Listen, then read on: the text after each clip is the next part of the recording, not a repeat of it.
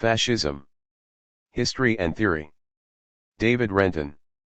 Introduction, The Anti-Fascist Wager. The purpose of this book is to explain why fascism was such a destructive form of politics, first as a movement and then in power. There are countless examples in history of subversive parties being tamed once they were in government. With the rare honorable exception, the electoral history of the socialist movement, the Greens, the various digital parties of this century one can each be fitted into this pattern. But, unlike these examples, the fascists became more radical in office. Whether you were a worker, a socialist or one of the fascists' racial enemies, life was unmistakably different and worse in 1939 than it had been before the fascists took power in 1921 or 1933. How did fascism continue to radicalize? This book derives an answer from those interwar writers who accurately predicted fascism's cruelty. They were overwhelmingly located on the far left of politics and among the group of people who were fascism's oldest and most irreconcilable adversaries, the Italian and German Marxists. From the pamphlets and newspaper articles written by these leftists and from their speeches, a coherent theory of fascism emerges.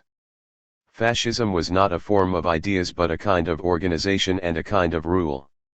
Indeed, it was essentially the same politics wherever it occurred. Fascism, these writers argued, should not be understood as an ideology, but as a specific form of reactionary mass movement.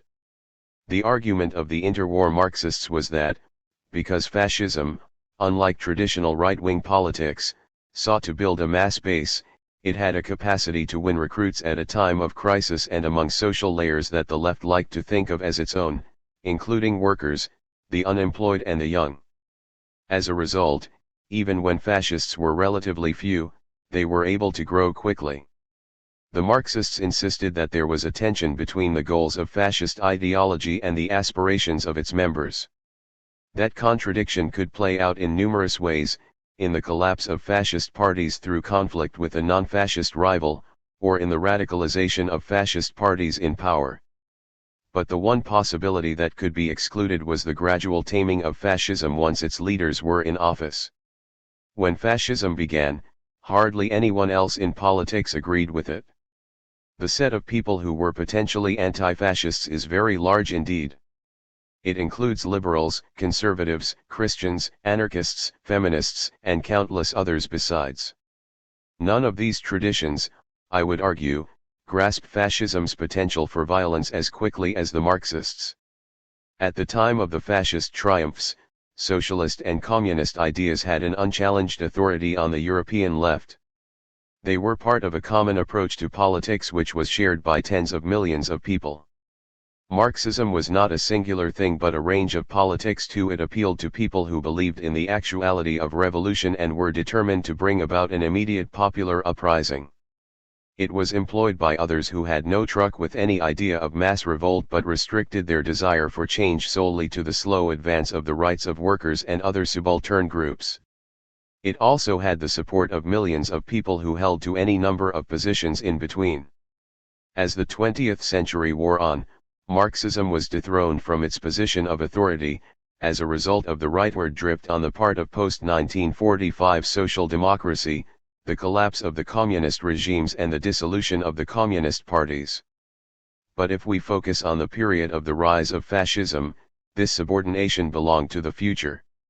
So you will find in the pages of this book Marxism being used as a shared means for understanding and resisting fascism by the likes of Clara Zetkin, who had been for 25 years the editor of the German socialist women's newspaper Die Gleichheit, Equality, and a sponsor of the resolution which led to the establishment of today's International Women's Day, Leon Trotsky, the former leader of the Bolshevik Red Army, and Daniel Guérin, who lived into the 1970s when he was an anarchist, a member of the Homosexual Front for Revolutionary Action in France and one of the leading figures of the gay liberation movement. 3 In the Europe of the 1920s and 1930s, and in the face of fascism, they shared a common language and had essentially the same approach for resisting the rise of Hitler.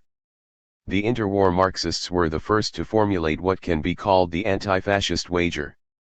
This is the belief that fascism is an especially violent and destructive form of right-wing politics, that it has the capacity to grow rapidly in times of social crisis and if ignored will destroy the capacity of the left to organize and set back by decades the demands of workers and other dispossessed groups for change.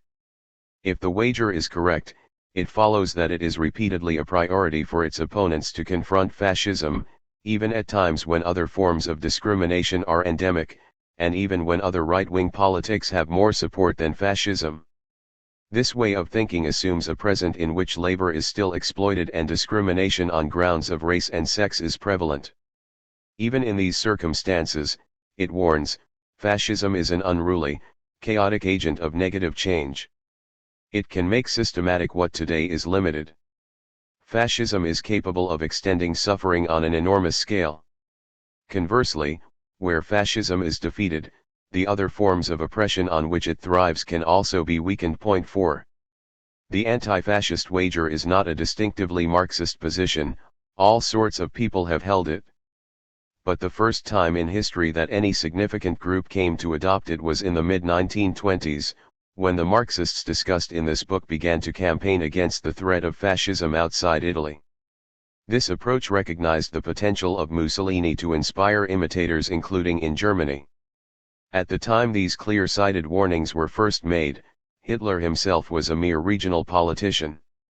Any electoral success he had enjoyed had been modest, and he faced a series of competitors in a space between fascism and conservatism, several of whom were better funded, had easier access to the media and their own means to employ paramilitary violence against their rivals. To say that fascism, despite all Hitler's weaknesses, was the most threatening opponent facing the German left was to make a prediction about how fascism would grow and what it would do in power. It is worth listening to the people who grasped that risk, at a time when almost everyone else on the right and center of European politics disagreed with them. In writing this book, I trust that their approach will be of interest to others facing the different right of our own times. This is the second edition of this book. Point 5. The original spoke in some detail about the revival of fascism after 1945, but I have cut that material almost entirely from this edition. The reason I have removed it was not because I am blind to the danger of fascism's re-emergence but because I have long been preoccupied with it. There are countless examples of journalists and contemporary historians taking a strong and understandable dislike to political figures in the present day, reinterpreting fascism to mean whatever processes they reject in the present and then hunting for echoes of them in the past. But the contemporary right is in many ways unlike fascism. The temptation is there to define fascism in terms of some secondary characteristic, emphasizing perhaps not so much Mussolini's actual killing of his opponents but maybe his willingness to taunt them and threaten them with violence, or Hitler's support, say, for tariffs and economic protection as opposed to global institutions of free trade. Point 6. The risk is of chasing after some passing feature we dislike in the present and thereby softening our shared understanding of fascism, making the past fuzzier, blurred and less exact. Once you have a definition of fascism, then the extent of the analogy between different generations of reactionary mass politics legitimately arises, and this is something which I have explored in another recent book, The New Authoritarians 7, to which the study stands as a companion. But the analogy must be considered in relation to something of a fixed and definite meaning, which has been drawn up in order to be as accurate as possible to what happened 80 years ago rather than to keep up with the changing demands of the present. This book is an exploration of the Marxist theory of fascism, which is treated as if it was a single analysis of that politics.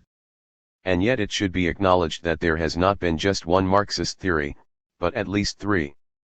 The first, which I have described as the left theory of fascism, has tended to explain fascism as a form of counter-revolution acting in the interests of capital.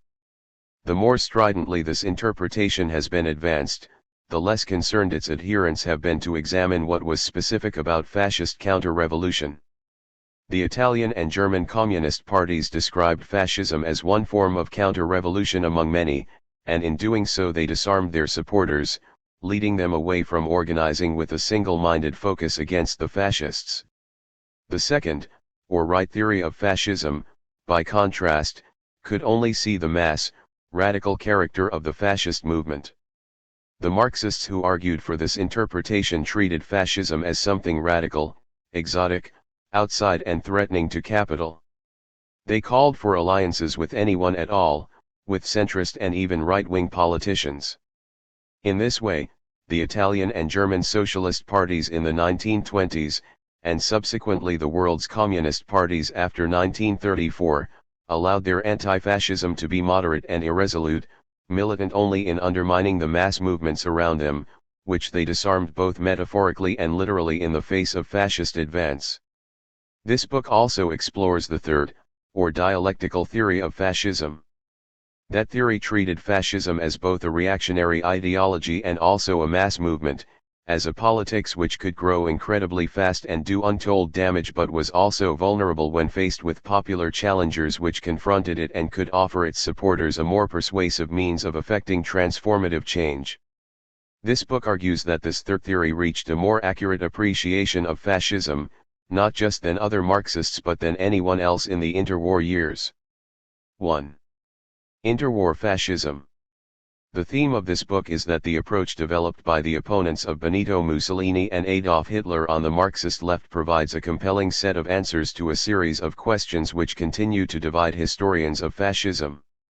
Subsequent chapters explain the Marxist theorists of the 1930s and summarize what they argued.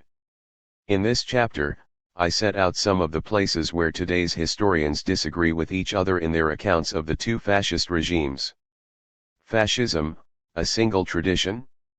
Even before Mussolini became Prime Minister of Italy on October 29, 1922, there were people outside Italy who wanted to copy his movement.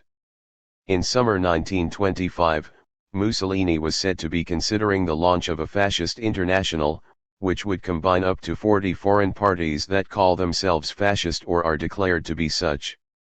Among groups considered for this alliance were the British Fascisti, founded on May 6, 1923 by former wartime ambulance driver Rotha Lintor-Norman during a moment of epiphany as she dug the weeds in her Somerset vegetable garden.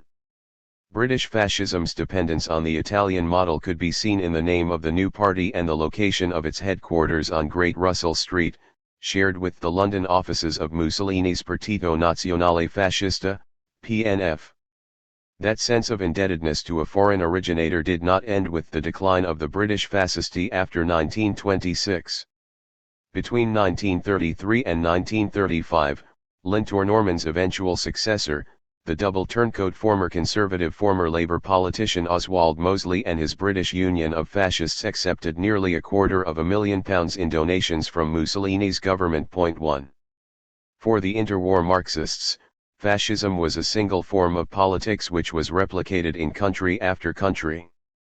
So, in November 1920, Antonio Gramsci, a young Italian supporter of the Russian Revolution and of the workers' movement in Turin too, characterized fascism as an international phenomenon, the illegal aspect of capitalist violence, a universal development. 3 In June 1923, in a speech to the Executive Committee of the Communist International, veteran German socialist feminist Clara Zetkin called for a struggle against fascism to be waged in Germany, Hungary, and the United States, arguing that fascism was already a global phenomenon, a question of survival for every ordinary worker. 4. Yet for many years after 1922, people rejected this idea of the international and unitary nature of fascism. On the center and the right of politics, there was a reluctance to treat fascism as more than a transitory phenomenon, or to acknowledge that fascism was a single force. The only people who seemed to have perceived fascism as an international one, and a dangerous one, were the far left, writes the historian of the British right, Richard Griffiths. Marxists, notes the biographer of Hitler, Ian Kershaw, produced the first serious attempt to explain fascism in theoretical terms. 5 Roger Griffin, the most influential theorist behind today's new consensus theory of fascism, concurs, initially. Fascism referred specifically to Mussolini's new movement, and it was left-wing Italian intellectuals, convinced of its repressive and reactionary nature as a violent assault on the working class movement, who made the first attempt to interpret it as a more substantive and general political phenomenon. 6. Many at the center and on the right of politics refused to see fascism in this way. They had all sorts of reasons, both bad and good, for their reluctance. They saw the communists as the dynamic force in global politics and hoped to entice some of the fascists into an anti-communist alliance. To such mainstream politicians and to those who took a lead from them, it made sense to stress the competing interests beneath fascism and its incoherent nature. Britain's wartime Prime Minister Winston Churchill is celebrated in popular memory for the determination with which he warned against the rise of Adolf Hitler, and for his principled anti-fascism which was unusual among conservatives before 1940. Yet even in his anti-Nazi period, Churchill was effusive in his praise for Mussolini, urging one British audience in February 1933 to distinguish between Hitler's pernicious intentions and the statesmanlike and anti-Bolshevik instincts of Mussolini, the Roman genius, the greatest lawgiver among living men. 7 In the United States, the likes of Wilbur Carr, Under-Secretary of State to Roosevelt, and Breckinridge Long, ambassador to Italy, praised Mussolini in glowing terms and recommended the acceptance of his occupation of Ethiopia. Italy was a valuable ally and Mussolini her country's only one first-class mind. It was better, it followed, to focus on the country's geopolitical significance than the destructive ideology of its rulers. 8. More generous explanations can also be given other than mere anti-communist realpolitik. There is a long-standing controversy, discussed below, as to the extent to which racism played an equal role within Italian and German fascism. There were indeed other differences between the fascist parties. The Iron Guard in Romania, founded by Corneliu Codreanu after he claimed to have been visited by the Archangel Michael while in prison, portrayed the clergy as an essential force in the transformation of society, so much so that in that country's 1937 elections, some 33 of its 103 candidates were Orthodox priests. 9 Mussolini depended on the Vatican for support, which was reciprocated. Hitler, meanwhile, despised both the Protestant and Catholic churches. 10. Fascism was a project for nationalist rule. Accordingly, many of its leaders called for independence or the expansion of the borders of their own nation, potentially at the expense of other fascist states. At one point in 1942 a concentration camp in Germany held the leading personalities of each of Austrian, Romanian, and Ukrainian fascism, Kurt Schuschnigg, Horia Sima, and Stepan Bandera. 11 In Romania, Hitler preferred to negotiate with authoritarian conservatives rather than his own ideological admirers. Meanwhile Bandera's mistake was to demand an independent Ukrainian state when Hitler preferred to keep the country under direct German rule. The more successful fascism was in Italy and Germany, the more that fascists outside were faced with a choice: were they accountable to their own aggrieved middle classes, or to the leaders of the two main fascist states? To characterize fascism as a single international tradition is not to deny the possibility of conflict between fascists. This book has already referred, in passing, to the New Consensus School. This is now the most influential approach in political science for understanding fascism. It is a series of arguments associated with the British writers Roger Griffin and Roger Eatwell, the American historian of Spanish fascism Stanley Payne, and the Israeli historian of French fascism Zeev Sternhell. Eatwell argues that fascism must be seen primarily as a set of ideas. Fascism is best defined as an ideology. Fascism, he adds, cannot be viewed as a form of regime, because there were only two. Moreover, fascism cannot be defined as a species of political movement, because such movements exhibit time and context-specific features which draw attention away from the decisive heart of fascist ideas. Fascism was an ideology that strives to forge rebirth on a holistic national radical third way, though in practice fascism has tended to stress style, especially action, and the charismatic leader, more than detailed program, and to engage in a Manichean demonization of its enemies. 12. In numerous books and articles, Sternhell has argued that fascism emerged first in France in the 1880s and 1890s. It was born in the minds of writers and artists. Fascism began as a rejection of the idea that reason could be used to understand society. It resulted, Sternhell argues, in the formation of a new generation of intellectuals which rose violently against the rationalist individualism of liberal society. Various French intellectuals absorbed and then synthesized socialism and nationalism and thus created a new ideology, a socialism without the proletariat, which became fascism. 13. One of the small ironies of this approach is that, while it is a main way in which politics students are taught to understand fascism, several of its advocates express a deep uncertainty as to whether the various fascist parties can usefully be treated as belonging to the same tradition at all.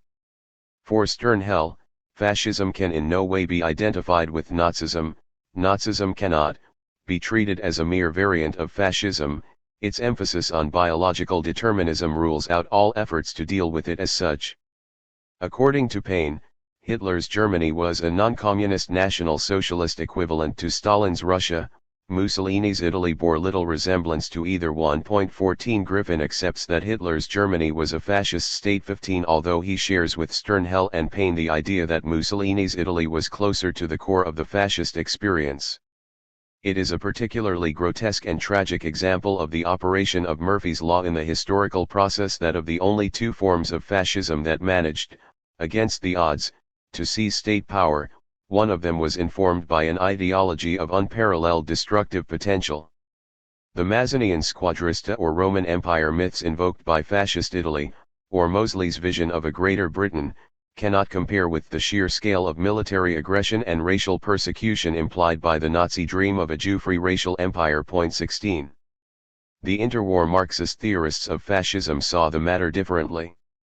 As long ago as the early 1920s they insisted on seeing fascism in Italy, Germany, and Hungary as local variations on the same theme. One advantage of seeing fascism as a single form of politics is that it enables you to explain the common politics which persisted despite these groups' undoubted differences. When fascists took power, their systems of government were highly similar, in the way they curtailed the liberty of their subjects and attacked their racial and political enemies. They promoted the same groups of people while subordinating the same enemies. Ian Kershaw lists the similarities between German and Italian fascist rule. Extreme chauvinistic nationalism with pronounced imperialistic expansionist tendencies. An anti-socialist, anti-Marxist thrust aimed at the destruction of working-class organizations and their Marxist political philosophy.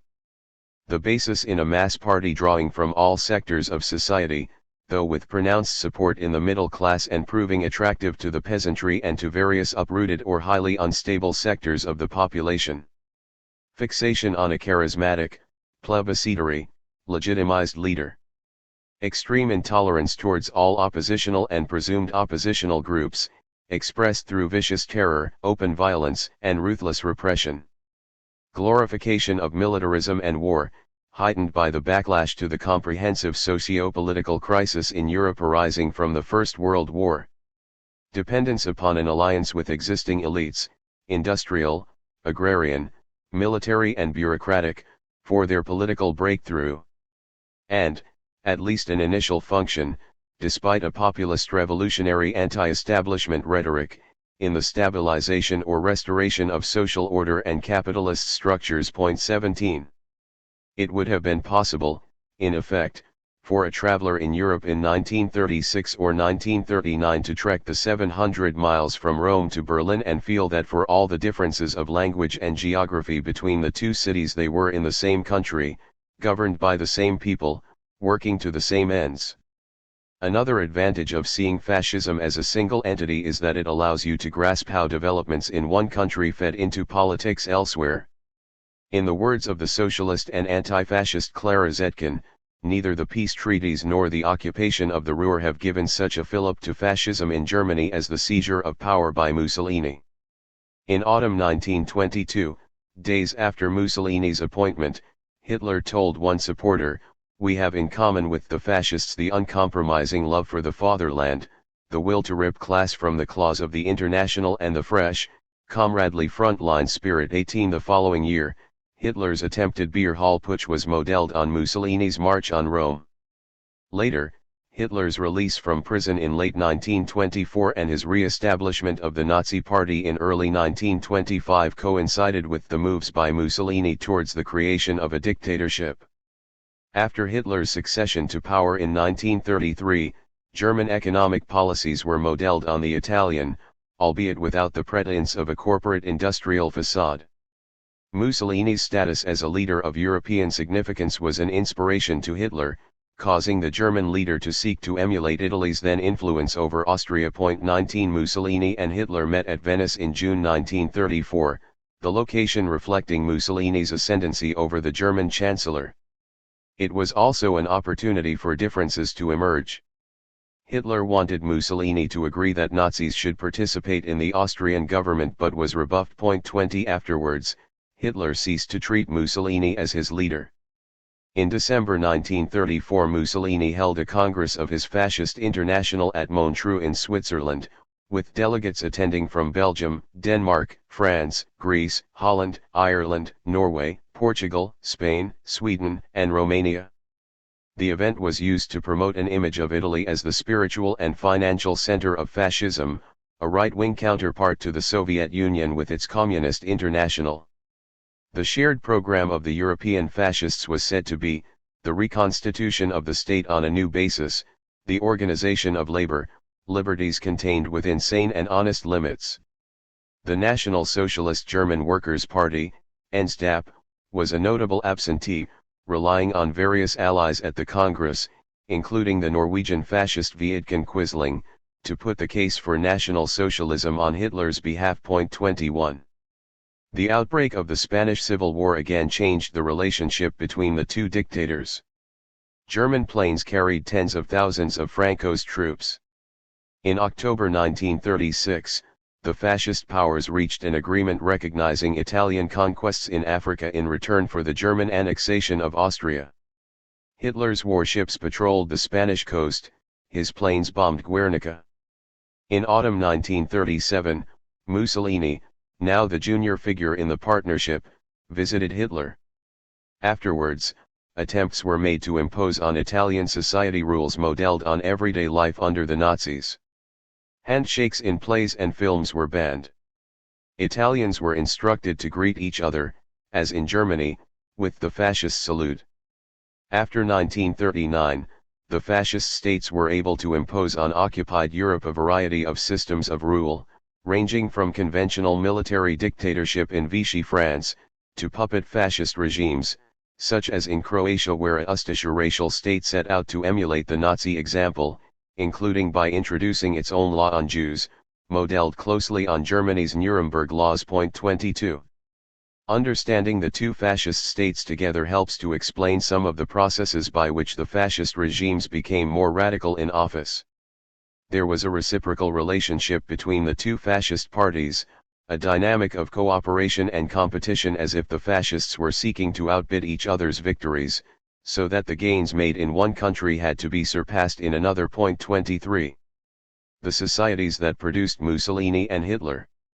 Both Italy and Germany were industrial capitalist societies, in which production was for the market and the majority worked in someone else's factory or on someone else's land.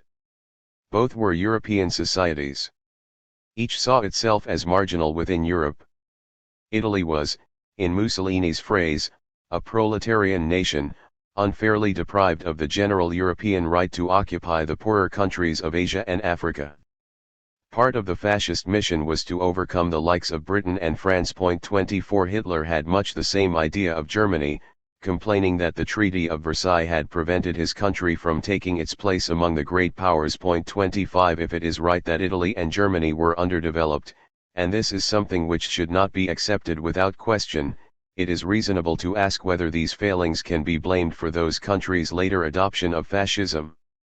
One of the first attempts to use underdevelopment to explain the rise of fascism was made by a writer who is discussed in several later chapters of this book, the Italian communist writer and parliamentarian Antonio Gramsci, who was born in Sardinia in the Italian south and died in captivity in 1937 after 10 years of imprisonment at the hands of Mussolini.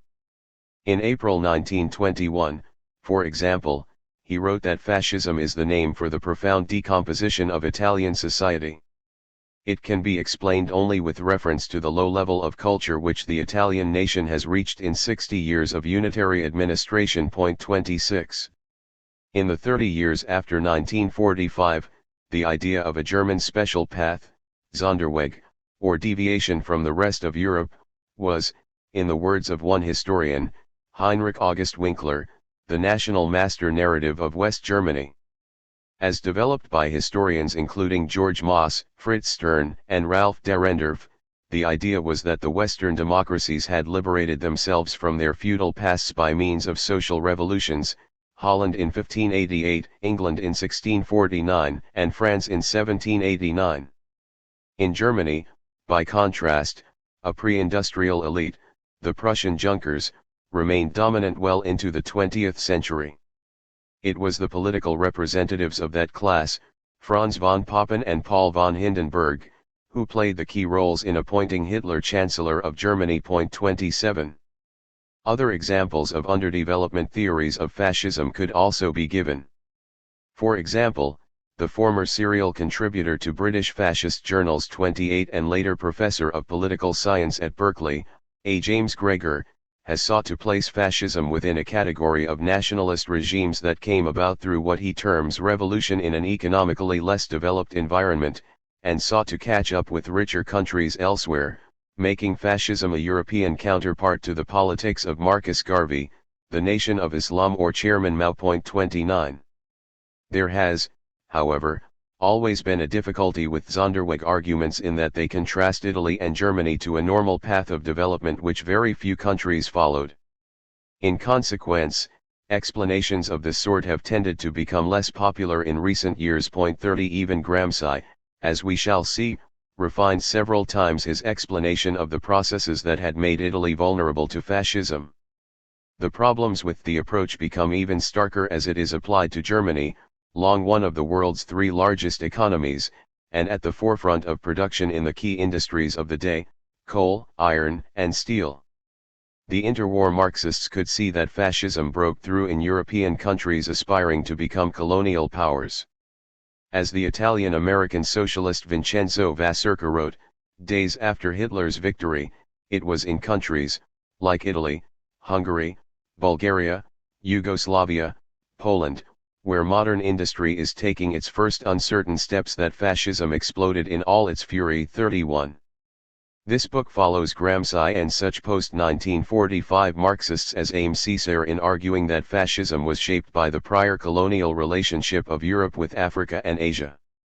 The politics of Hitler and Mussolini is often reduced to their capacity to treat racial outsiders as non-human, but the fascists were not the first people to treat their opponents in this way. On his return from revolutionary Spain, the British journalist and, briefly, enthusiast for a Marxism poised between socialism and communism, George Orwell, grasped this, writing in 1939. What we always forget is that the overwhelming bulk of the British proletariat does not live in Britain, but in Africa and Asia. It is not in Hitler's power, for instance, to make a penny an hour a normal industrial wage. It is perfectly normal in India, and we are at great pains to keep it so. One gets some idea of the real relationship of England and India when one reflects that the per capita income in England is something over £80, and in India about £7. It is quite common for an Indian coolie's leg to be thinner than the average Englishman's arm. 32. As fascism became an idea to be emulated, prospective military dictators all over the world chose to declare that they too were fascists. But when this happened, the aspirant fascists of the developing world found to their humiliation that neither Mussolini nor Hitler were interested in them. When given a choice between loyalty to fellow right-wing ideologues and loyalty to existing colonial structures, the fascist leaders repeatedly chose the latter. 33. Fascism extended existing practices of colonial rule. Italian generals ordered the use of mustard gas against Libyan rebels in 1930. In 1923, the nomadic population of Jabal al-Akhdar was forced into concentration camps in the desert and neglected so thoroughly that half of the prisoners died. 34 In Ethiopia following the 1935 invasion, The Italian Empire operated minutely worked-out policies of racial zoning, segregation in shops, cinemas, and restaurants, the banning of mixed unions, and the use of criminal laws to prevent the parents of mixed-race children from providing for them. Its policies of racial segregation were more extensive than any other European power in Africa at that time. 35. The historian Jürgen Zimmerer writes that Hitler and the leaders of the NSDAP learned from previous instances of colonial killing, and events such as the massacre of the Hereros in German-ruled Namibia in 1904-36, grasping that similar techniques might be employed in Europe. One key moment in the massacre of the Hereros was an order given by General Lothar von Trotha. He commanded his troops to fire directly on any Herero men they saw, but to shoot into the air above Herero women and children. This was not an act of kindness. The idea was to force the survivors into the desert where they would die of thirst. Trotha's acts were well known in Germany. Hermann Göring's father served as a colonial administrator in Southwest Africa. Franz Ritter von Epp participated in the genocide and was later a member of the NSDAP in the 1920s.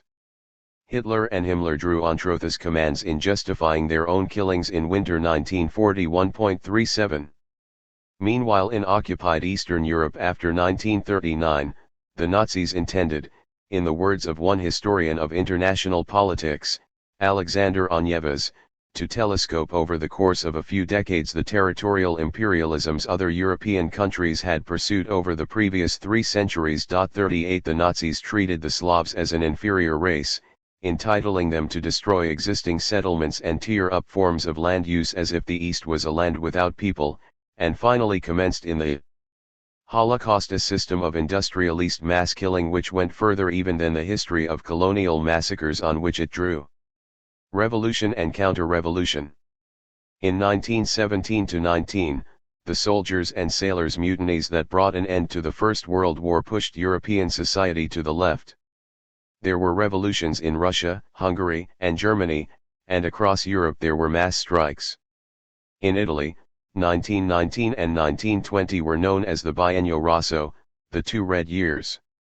In Turin, armed workers set up factory councils. In September 1920, when engineering employers called a lockout, 500,000 workers took control of their factories. 39 Without appreciating the extent of the revolutionary fervor of 1919-20, it is impossible to understand how it was that fascism could grow afterwards. 40. In Germany, as in Italy, the end of the war was followed by a period of revolution. Throughout 1918, there were repeated mutinies in the German armed forces. In November 1918, a revolt in the naval barracks at Kiel sparked the formation of sailors, soldiers, and workers' councils, which spread through the northern ports and inland to Berlin. On November 9, this mass movement forced the Kaiser to abdicate. In January 1919, there was a failed revolt in Berlin, the Spartacist Days. In April, Bavarian leftists formed a Soviet republic, although it was crushed the following month. In 1920, a general strike in Berlin stopped an attempted coup led by Wolfgang Kapp, a civil servant and right-wing journalist. In summer 1923, as the mark collapsed, miners, steel workers, Berlin metal workers and printers all took part in huge political strikes against the government. Workers formed proletarian hundreds, armed guards, as the first step towards a left-wing insurrection. The Communist Party vacillated and then shelved its plans. Thus, as it had been in Italy, the opportunity was lost. 41. The question of the relationship between fascism and counter-revolution has repeatedly divided historians. It was posed starkly during the German historians' controversy, Historiker Streit, of 1986-7, in which a key part was played by Ernst Nolte, a historian of ideas, who had worked for many years on questions of politics and philosophy before becoming a historian. Nolte's previous 1963 book, Der Fascismus in seiner Epoche, published in English as Three Faces of Fascism, had been a considerable publishing success and is of lasting value. It sought to interpret fascism through the works of the left liberal novelist Thomas Mann, and through Mann's insight that the 1930s had been an age of fascism in which powerful historical forces had converted the authoritarian right into fascism. 20 years later, as Nolte had become older and more partisan, he was looking for a rhetorical device which could liberate Germans, and especially German conservatives, from their association with Hitler's atrocities. Nolte's solution was to argue that Nazism had been a response to the revolutionary excesses of the political left. Had it not been for the threat of a German revolution, there would have been no counter-revolution. It followed that the people who deserved the blame for the Holocaust were not the Nazis, nor the conservative politicians who invited them into power, but the Russian revolutionaries who had diverted interwar Europe from its likely path of peace and social calm. 42. Nolte himself was widely criticized during the Historikerstreit, and there have been very few writers who have followed him since. But one premise of his approach which has been attractive to a wider group of historians is the idea that fascism was a politics of counter-revolution, the revenge in other words of those who had been defeated during the 1917–18 revolutions in Russia and Germany. The Marxist writers of the interwar years come close to this insight. The speed with which Italy went over from revolution to fascism makes this approach, or something like it, almost inevitable. But, even in Germany, the dynamics were different. The spirit of revolution had been at its height in 1919 or 1923, it had been waning for years by the time of Hitler's victory. For the interwar Marxists, the most obvious forms of counter-revolution could be seen in those post-war countries where a revolution had been defeated but otherwise society continued along previous lines. Fascism, Zetkin explained, had a different program. It mobilized different people to more ambitious ends. Zetkin cautioned against comparing the fascists to such forces as the Horthy regime in Hungary. That had been a military response to that country's Soviet republic. It was anti-liberal, and had an uneasy alliance with right-wing paramilitaries. Elections were held, albeit communists were banned and trade unions subject to police supervision. 43 Horthy's government was established, Zetkin wrote, after the short-lived revolution of the proletariat had been suppressed and was the expression of vengeance of the bourgeoisie. Fascism, by contrast, is not the revenge of the bourgeoisie. The fascist leaders are not a small and exclusive caste, they extend deeply into wider elements of the population. 44. Was fascism part of the left or opposed to it? For the interwar Marxists, fascism was a new enemy whose threat was expressed in the willingness of Mussolini and Hitler to use violence against socialists and communists, to criminalize the unions and the socialist parties and to defeat the social gains won by workers over the previous half-century. While not reducible to the old political right or the capitalist class, fascism was, in its practical effect, the most violently anti-socialist of all the right-wing parties. It was, in Zetkin's phase, the concentrated expression of the general offensive undertaken by the world bourgeoisie against the proletariat. Or, as the exiled Russian revolutionary Leon Trotsky wrote before Hitler's victory, leaders and institutions can retreat. Individual persons can hide. But the working class will have no place to retreat to in the face of fascism, and no place to hide. 45. The historians of the New Consensus School, by contrast, maintain that fascism originated in ideas drawn from both the left and the right of pre-1918 European politics, it belonged to the realm of ideas, and was above such divisions as class. Sternhell describes fascism as a synthesis of organic nationalism and anti-Marxist socialism, a revolutionary ideology based on a simultaneous rejection of liberalism, Marxism, and democracy.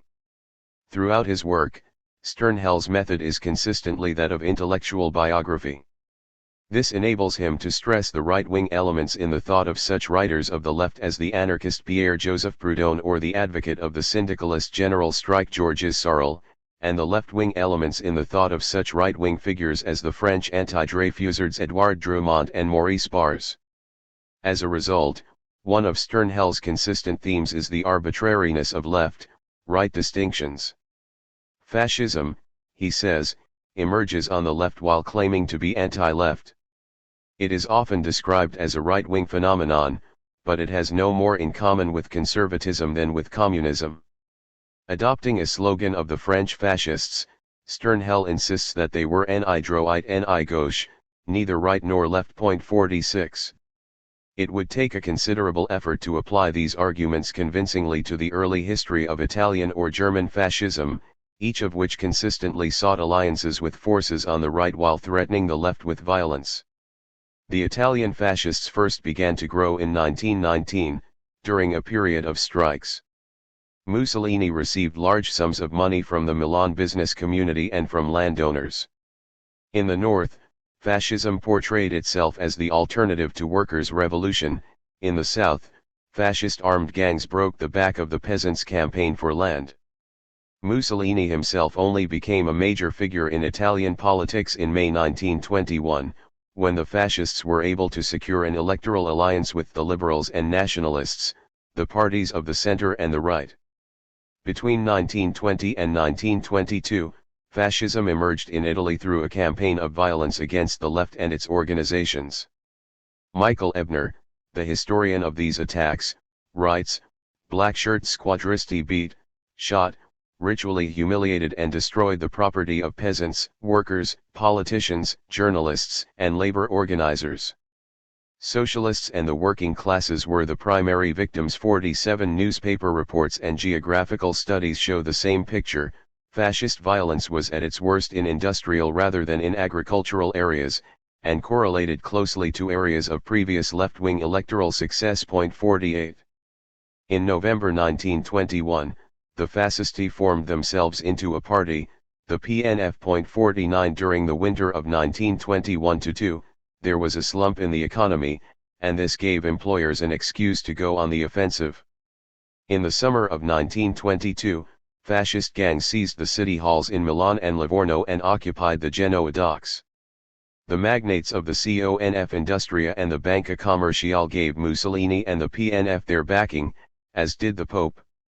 The roots of German fascism can be traced back to a series of moves from 1914 onwards, carried out by wealthy German conservatives, including the industrialist Alfred Hugenberg, Admiral Tirpitz, and Wolfgang Kapp, to enlist support for the war by financing patriotic working-class parties.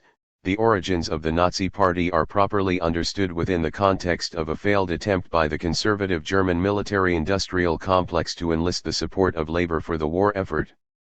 The German Workers' Party, later the National Socialist German Workers' Party, NSDAP, had fewer than 50 members when Hitler joined it as an army spy in 1919.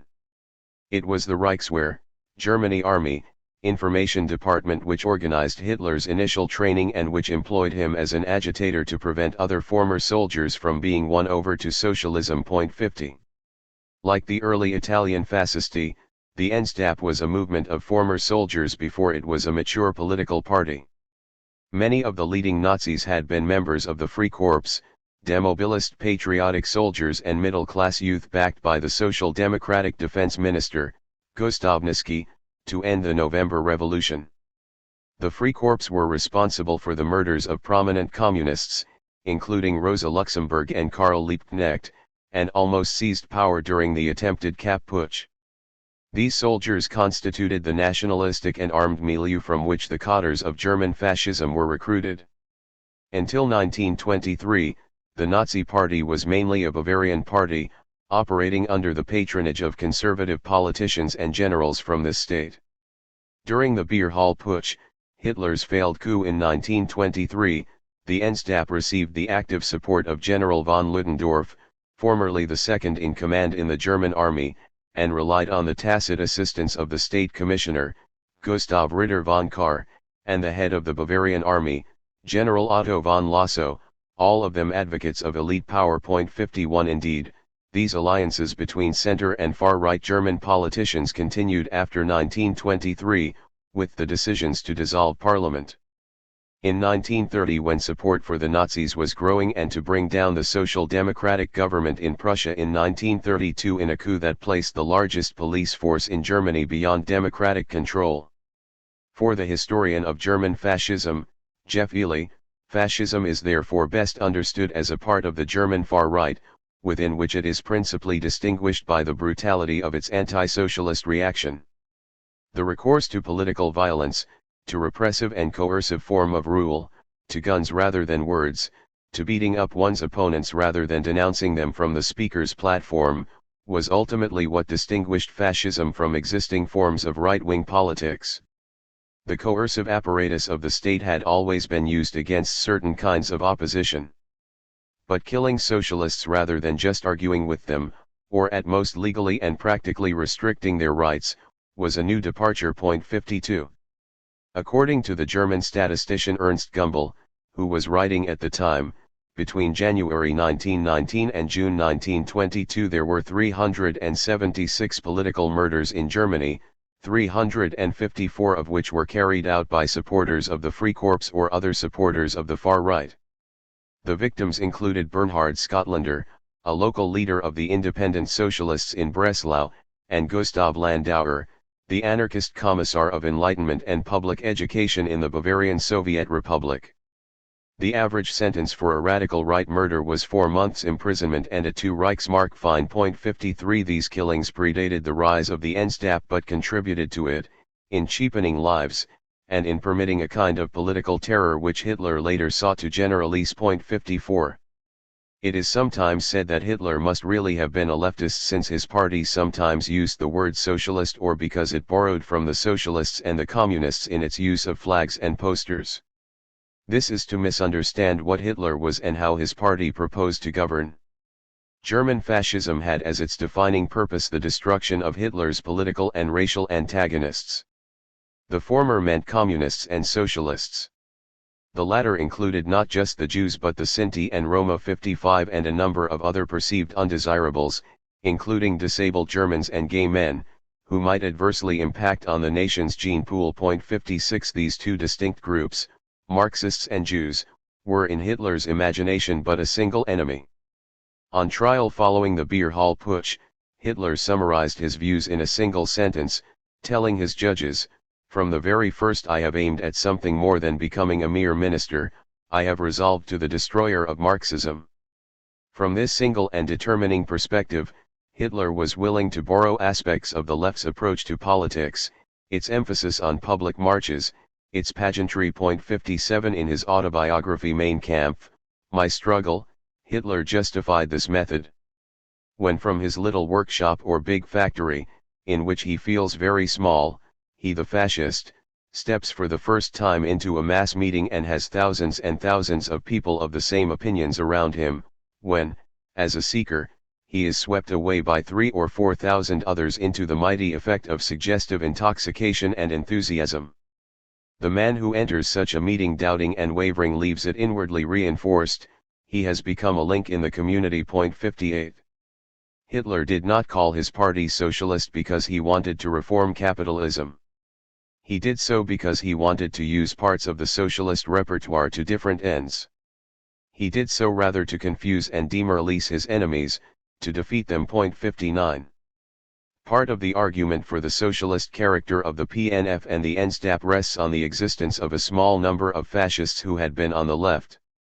This was more notable within Italy, as Mussolini had spent several years as a socialist before breaking with that party over its unwillingness to support Italian involvement in the First World War, and his leadership attracted former revolutionary trade unionists who had abandoned a belief in class struggle for the idea that the competition between nations was the driving force of history. The former leftists included Edmond de Rossini, who had been a member of the Socialist Party between 1900 and 1907 and then a supporter of syndicalism, the belief that workers' strikes could grow in number until the trade unions were a revolutionary alternative to capitalism. In America in 1910, he was a supporter of the industrial workers of the world. In 1914, he called for Italy to join the war, and on his return to Italy he worked through a union federation, the Unione Italiana del Lavoro, UIL, which vacillated between nationalism and syndicalism. In January 1922, Rossini accepted an offer to quit the UIL to become the General Secretary of the Confederazione dei Sindacati Nazionali, a fascist party organization but one which grew rapidly, reaching a peak of 1.8 million members in 1924 which, even allowing for some paper membership, was still significantly larger than the fascist party itself, whose claimed membership was just 650,000 people. 60. In a position of seeming importance, Rossini had to weigh the discontents of the workers he was supposedly leading against the hostility of the factory owners who were determined to resist any possibility of Italy's recently turbulent industrial relations reasserting themselves, even under the protection of fascist rule. The arbiter between the two sides, Mussolini, had no more interest than the industrialists in a fascist socialism. Removed from his union position in 1928, Rossini went on to hold several junior posts before, in 1935-9, being promoted again to the middle-ranking position of Minister of Agriculture and Forestry. 61. Another former syndicalist who played a role in the literary defense of the regime was Sergio Panunzio, an academic lawyer and philosopher who had argued for the ideas of revolutionary syndicalism prior to 1910. Like Rossini, he had later called for a fusion of nationalism and revolutionary syndicalism. He wrote for Mussolini's papers during the First World War but remained aloof from the fascists and only joined them in 1921. From 1924, he served in the Chamber of Deputies and later as Undersecretary in the Ministry of Communications. Panunzio was appointed to an academic post as the head of Fascist Faculty of Political Sciences at Perugia University in 1928, the first specifically fascist institution of higher education, and wrote a number of books for fascist publishers maintaining that the regime was in continuity with the radical theories of the pre-war Italian left, and an alternative to the universal decadence of liberalism. 62. In the case of Germany, the existence of a fascist left narrows to the figures of Gregor and Otto Strasser.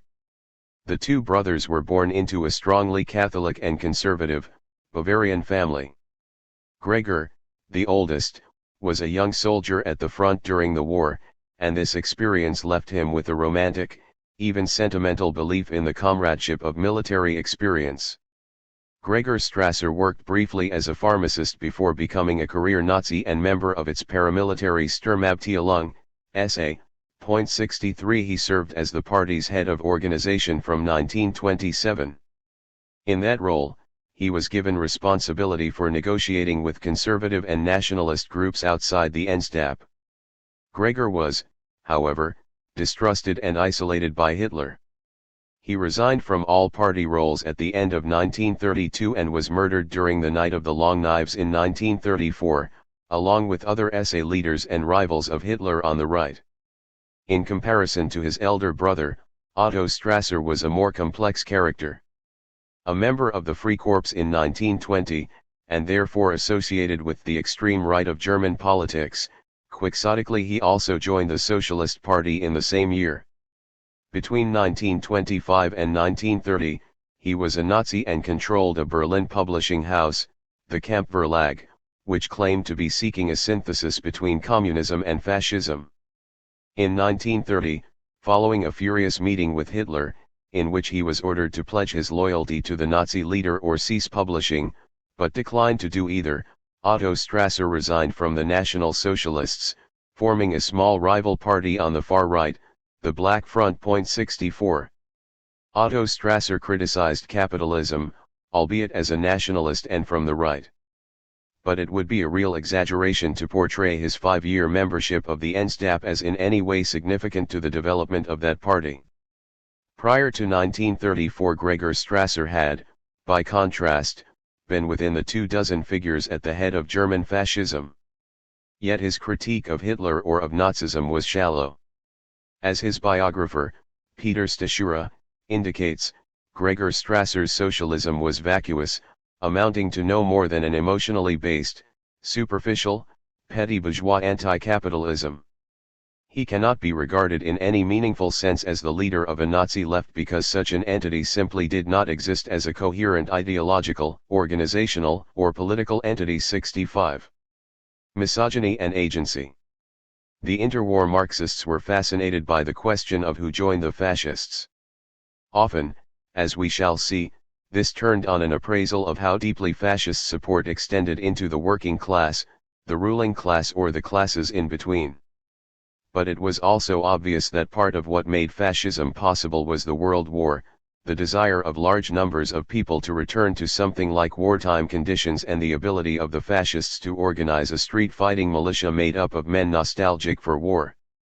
In the words of one historical sociologist, Michael Mann, Italian fascism triumphed more through violence than the ballot box. 66 The interwar Marxists would have agreed with him, and it is possible to find any number of passages commenting on the success of the Italian or the German fascists in recruiting a private army of street fighters to be employed against the left.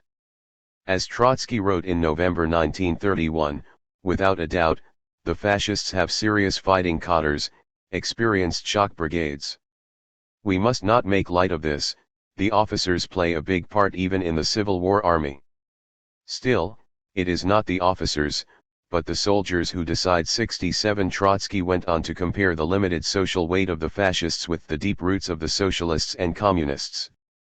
Although interwar Marxists were keenly aware of the importance of private militia to fascism, relatively few socialists or communists commented on the ways in which the recruitment of former soldiers, who were all men, or those who aspired to be soldiers, shaped the demographics of the early fascist parties. The largest study of a fascist party at the stage when it existed as a movement, was a report carried out by the PNF in November 1921. This provided basic data on some 151,644 fascists, or around half the party's then membership. Fewer than 2% of members were women. More than half were military veterans. 68. Various lists have been kept of the membership of the German National Socialists in the same period, including one from 1919 comprising 94% of those who had joined the party that year. The most detailed study, by American historian Paul Madden, found that just 8% of the Nazis' recruits between 1919 and 1923 were women. 18% were aged between 17 and 20, around double the presence of this age group within Germany as a whole. 69. One trend in the historical literature is to insist on the large number of women who joined the fascist parties once they were in power, and the willingness of the fascist states to allow women to play leadership roles, albeit only within particular women's campaigns. Young women were offered roles in mass organizations, where they were to be socialized into a fascist mindset. Middle-aged women contributed to the colonization of Africa and Eastern Europe. Older women were told that if they sacrificed their independence in favor of the development of future generations, they would be playing a heroic role. There were, undoubtedly, many hundreds of thousands of women who gave themselves willingly to the regime. The women who followed Hitler, writes one historian, Claudia Coens, like the men, did so from conviction, opportunism, and active choice. 70. Yet part of what enabled fascist parties to grow after 1918 was also that women's equality had made significant advances over the past 50 years. In that context, fascism was the opponent of women's agency. In an epoch of reform, women had won greater access to education, had been employed during the war in well-paid occupations that had previously been reserved for men. 71 And had enjoyed a post-war breakthrough, in Germany but not in Italy, in winning the franchise. Fascism was, in this sense, a backlash movement. Part of the fascist appeal was the promise it made to right-wing men that it would subordinate a generation of red women. As we shall see, the diaries and memoirs of the earliest fascists thrill in a promise of sadistic violence against women. Once fascism was in power, these ideas continued, and were expressed in the determination with which fascism demanded control of women's reproductive capacities. The regime's policy was for women to be mothers, while any deemed unfit were to be forcibly sterilised.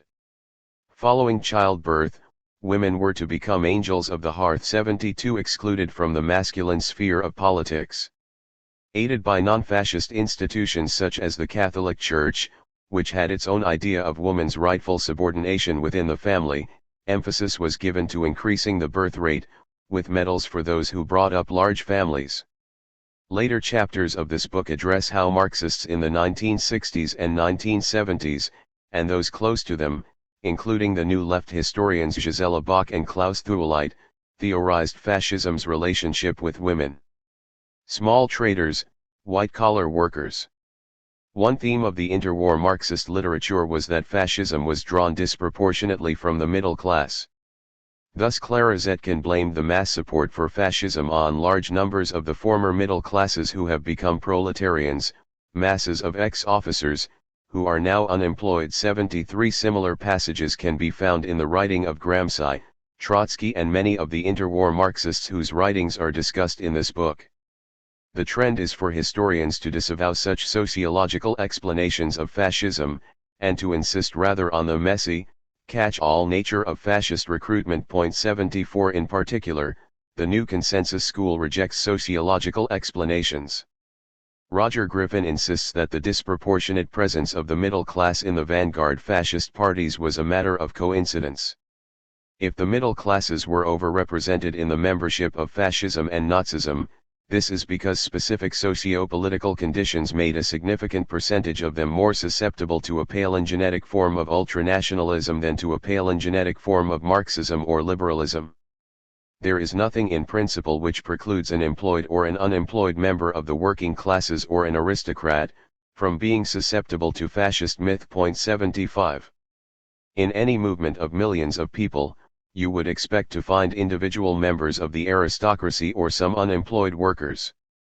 The question, really, is whether the overrepresentation of the middle class within interwar fascism is better understood as a consequence of what Griffin terms specific socio-political conditions, i.e. the tradition of a workers' movement which to some extent protected its supporters against fascism, or as something essential and recurring.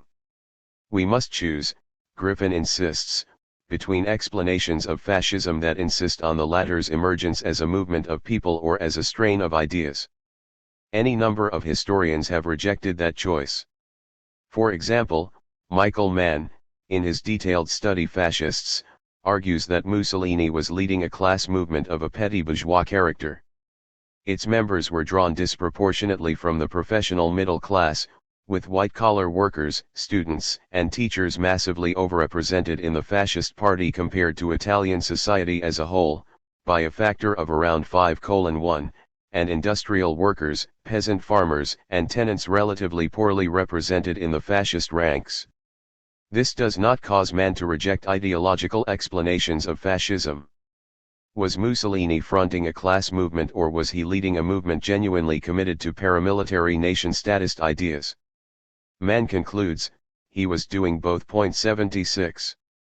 In Genoa, fascists initially recruited among a layer of working-class syndicalists who had supported Italian intervention in the war. However, these groups opposed the strikes of 1920 and lost support, they withered and died. The Genoa fascists had to be reconstituted entirely, based on a different, more respectable support. The fascist party which emerged in that city was a relatively homogeneous organization. It did not really recruit much from the working class but had a good base among the white-collar workers and the petty bourgeoisie and the less prosperous professional classes. This pattern is not unusual. Mussolini claimed that many of his supporters were workers.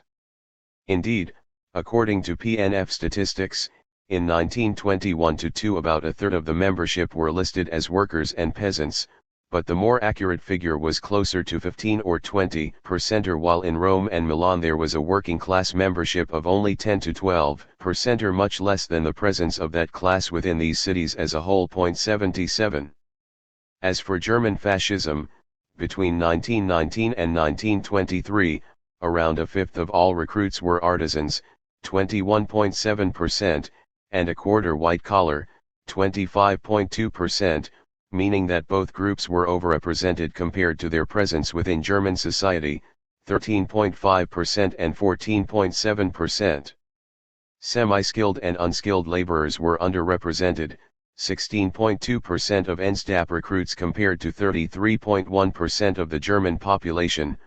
78 The most proletarian element of the Nazi movement was the SA, which recruited a number of young unemployed workers. The SA mobilized the politically unaffiliated, jobless, young workers and some salaried staff in the towns and the countryside. 79 Many of these, however, were drawn from rural areas. The Nazis achieved their first electoral breakthrough in rural northern Germany in the 1928 elections, and later it was the rural Prussian elite who would hand power to Hitler. Although workers made up 46.3% of the population in January 1933, only 29.7% of Nazi Party members were officially classified as workers, and even this estimate may have been too generous. In 1931, less than 5% of the party's nearly 1 million members were also members of its workers' organization, the National Socialist Factory Cell Organization. Meanwhile, although 20.7% of the population were peasants, only 9% of Nazis were peasants. Over half the members of the Nazi Party were white-collar workers, civil servants, or self-employed. Leading members of the Nazi Party were drawn from this layer, not only Hitler, but Bormann, Frick, Himmler, Röhm, Rosenberg, and others. 80. There was more to fascist success among the middle class than a simple accident of fate. The Italian and German working classes had been courted over the preceding 30 years by first socialist and then communist parties, which retained a significant, albeit by 1921 or 1933 diminished, infrastructure of supportive organizations, unions, workers' sporting clubs, tenants' associations. These organizations trained their members in left-wing politics. This helps to explain why, for example, even after the Nazi electoral breakthrough in 1930, the party did extremely poorly in works council elections, winning just 1.7% of the vote in elections in the metal industry in 1931.81. Nazi propaganda repeatedly stressed ideas of status. It appealed to small men, self-employed producers, artisans, and petty owners, incorporating the mood and grievances of this class into its daily agitation. The best example of this method is Mein Kampf, where Hitler wrote that the basis of his movement would be former members of the working class who had dragged themselves out of that position. For people of modest situation who have once risen above that social level, it is unendurable to fall back into it even momentarily. 82 The connection between Nazi agitation and the middle class can also be seen in the work of the National Socialist Party's Middle Stand Office, later known as the Combat League of Middle-Class Tradespeople. The Middle Stand Office attacks specific large businesses, especially Jewish firms and the large department stores. Nazi propaganda among the middle classes earned the NSDAP its earliest successes, which it achieved among the student unions and artisan associations. 83.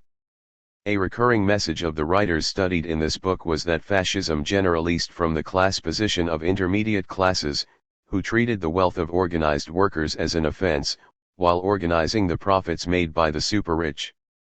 To the small self-employed the NSDAP offered an ideological framework in which they could be militant and conservative, anti-capitalist, and anti-socialist at one and the same time. 84 Anti-Semitism told the members of the middle class that the workers who undermined them by demanding high wages, and the large companies and the banks above them, constituted a single, Jewish, enemy. Did fascism rule from the left or the right? For the interwar Marxists, the characterization of the fascist regimes was straightforward. While these writers were willing to acknowledge that fascism had made various promises to subaltern groups, the reality of its rule had been to disappoint workers, peasants, and anyone else who had expectations of it. Clara Zetkin's 1923 speech gave numerous examples of Mussolini promising reforms and failing to deliver on them. Out of office, she explained, the fascists had promised to reduce the working day to a legal maximum of 8 hours. In power, this pledge was forgotten. Fascism had committed to introduce old age and sickness insurance. In power, it had done nothing of the sort. Promises of higher taxes for the rich had been transformed into tax cuts. When we compare the fascist program with its fulfillment, she concluded, somewhat optimistically, we can foresee already today the complete ideological collapse of fascism in Italy. 85. One advantage of this approach is that it points the way towards any number of more recent non-Marxist writers, who have emphasized the convergence between fascism and conservatism. In the movement stage of fascism, the largest single group of fascists were former conservatives, whose ideas fused with fascism as fascism became a mass force, During the fascist accession to power, which in both Italy and Germany was at the invitation of conservatives, and during the period of fascist rule where fascists and conservatives worked together as allies. In the words of Martin Blinkhorn, the historian of this relationship, not merely was a boundary between fascists and authoritarian conservatives never drawn with total clarity, but it became more blurred with every year that passed. 86. Different classes had widely different experiences of fascism in power. For workers, Italian fascism was a brutal dictatorship. In 1925, all remaining independent trade unions were closed. Wage rates were decided by the employer unchecked by any union. Between 1927 and 1932, according to official statistics, nominal wages were cut by 50%. In 1935, the government placed all workers connected directly or indirectly with war production under military discipline. All other workers were subject to the decisions of the labor court. Strikers were punished with imprisonment. For the petty bourgeoisie too, fascism brought relatively few benefits. Decrees regulated retail prices. After prices rose by 41% between 1934 and 1938, shops were ordered to carry out price cuts. Small manufacturers were not allowed to have any separate organization to represent them. They were subsumed within the fascist-run Federation of Commercial Associations. Farm laborers also suffered from harsh wage cuts. As for small peasants, in 1922 the fascists had promised to confiscate and share out the larger estates, but this redistribution never happened. 87. The class which benefited most from fascist rule was the layer of big industrialists. Capital gains tax was abolished, as was inheritance tax, and the tax on war profits. The government intervened time and again to save failing companies, especially the commercial and the Catholic banks, many of whom were on the verge of collapse after the Wall Street crash. Between 1934 and 1938, war industries benefited from 36 billion lire of extraordinary expenses. As Mussolini put it, the corporative economy respects the principles of private property. Private property completes the human personality. 88. Adrian Littleton, a historian of Italian fascism, describes some of the contradictions of fascism in its relationship to the factory owners. At first sight, the advanced program and ex-revolutionary leadership of the fascist movement might seem to be unattractive to capitalist backers, and indeed some of the more short-sighted, or honest, were discouraged. But these same factors also meant that it could offer more, and it was the only instrument which might serve to channel the reactionary forces into the national camp. While fascism as a political movement originally gave expression to the revolt against the emergent forces of organized capitalism, fascism as a regime furthered its development and provided it with a theoretical justification. 89. The story was little different in Germany.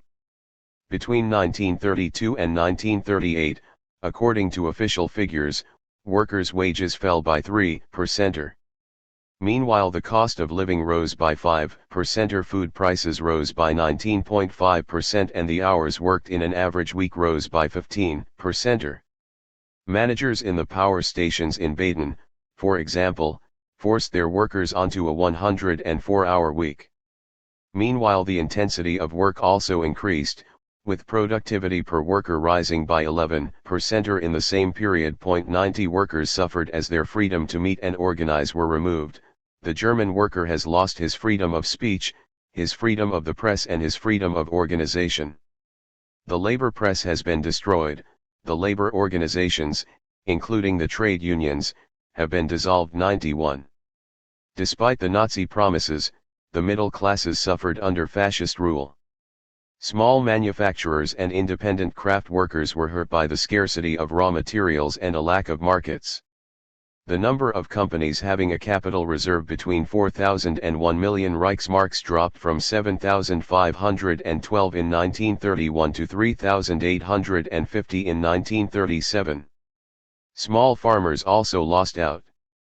Hereditary farms were declared inalienable under the Reich's entailed farm law.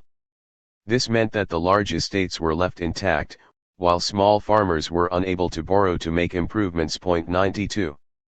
Between 1932 and 1938, the income of employers rose, on average, by 148% 93. Between 1933 and the end of 1936, average profits rose by 433%. The profits of IG Farben increased from 74 million Reichsmarks in 1933 to 240 million in 1939. Meanwhile, the company's contributions to the Endstab rose from 3.6 million Reichsmarks to 7.5 million. The largest combines, IG Farben, AEG, Daimler-Benz, Krups, and Allianz, benefited from the war and the Holocaust. 94. You might think of fascism as a uniquely stable form of capitalist rule. The fascist parties had unchallenged control of the state, and the workers and peasants were spied on and isolated. And yet, fascism was in other ways insecure.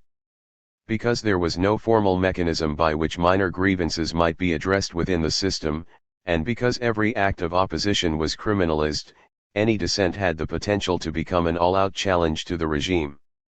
A later chapter describes some of the ways in which post-war Marxist historians have studied the conflict between workers and bosses after the fascist seizure of power. It draws in particular on the writings of the New Left historian Tim Mason and his argument that the National Socialist regime was weaker than it appeared from outside, and that its leaders were terrified by the memory of social revolution. 95. Change, cultural, political, and social. One criticism that might be made of the interwar Marxists is that they assumed that any revolution worthy of the name would be a social revolution, that is, it would need to see the replacement of an old ruling class, and its replacement either by a new ruling class recruited from former peasants and the urban poor, or indeed by the abolition of class altogether and the equalization of social opportunity. But surely there have been many instances in the history of revolutions which followed a different and lesser path? As it happens, one of the most significant theorists of revolution in the last 100 years was a member of this generation of interwar Marxists, Antonio Gramsci. In his prison writings, Gramsci sought to develop an idea of how fascism ruled. He reached for an analogy in the processes which had led to the formation of Italy as a nation-state 50 years before. At the heart of the Sonderweg theory of German and Italian fascism, as we have seen, was the idea that modern societies should, in any healthy case, have followed the model of the transition to capitalism in England, France, or America, and reached their mature condition as a result of a political revolution. Gramsci's approach, in common with Sonderweg theories, began from the failure of Italy to follow this model. If in Italy, Gramsci reasoned, there had been a revolution of sorts, the unification of the country in 1861, this change had been one in which most of the people had been passive bystanders. Such a passive revolution had made possible Italy's delay in modernizing, which meant she could take advantage of the economic changes which had already taken place elsewhere in Europe, and the willingness of Italy's pre-1861 ruling class to compromise with the new post-unification rulers. Gramsci's arguments will be further explored in subsequent chapters. It is enough to note here that the word revolution was now being pulled in at least two different directions.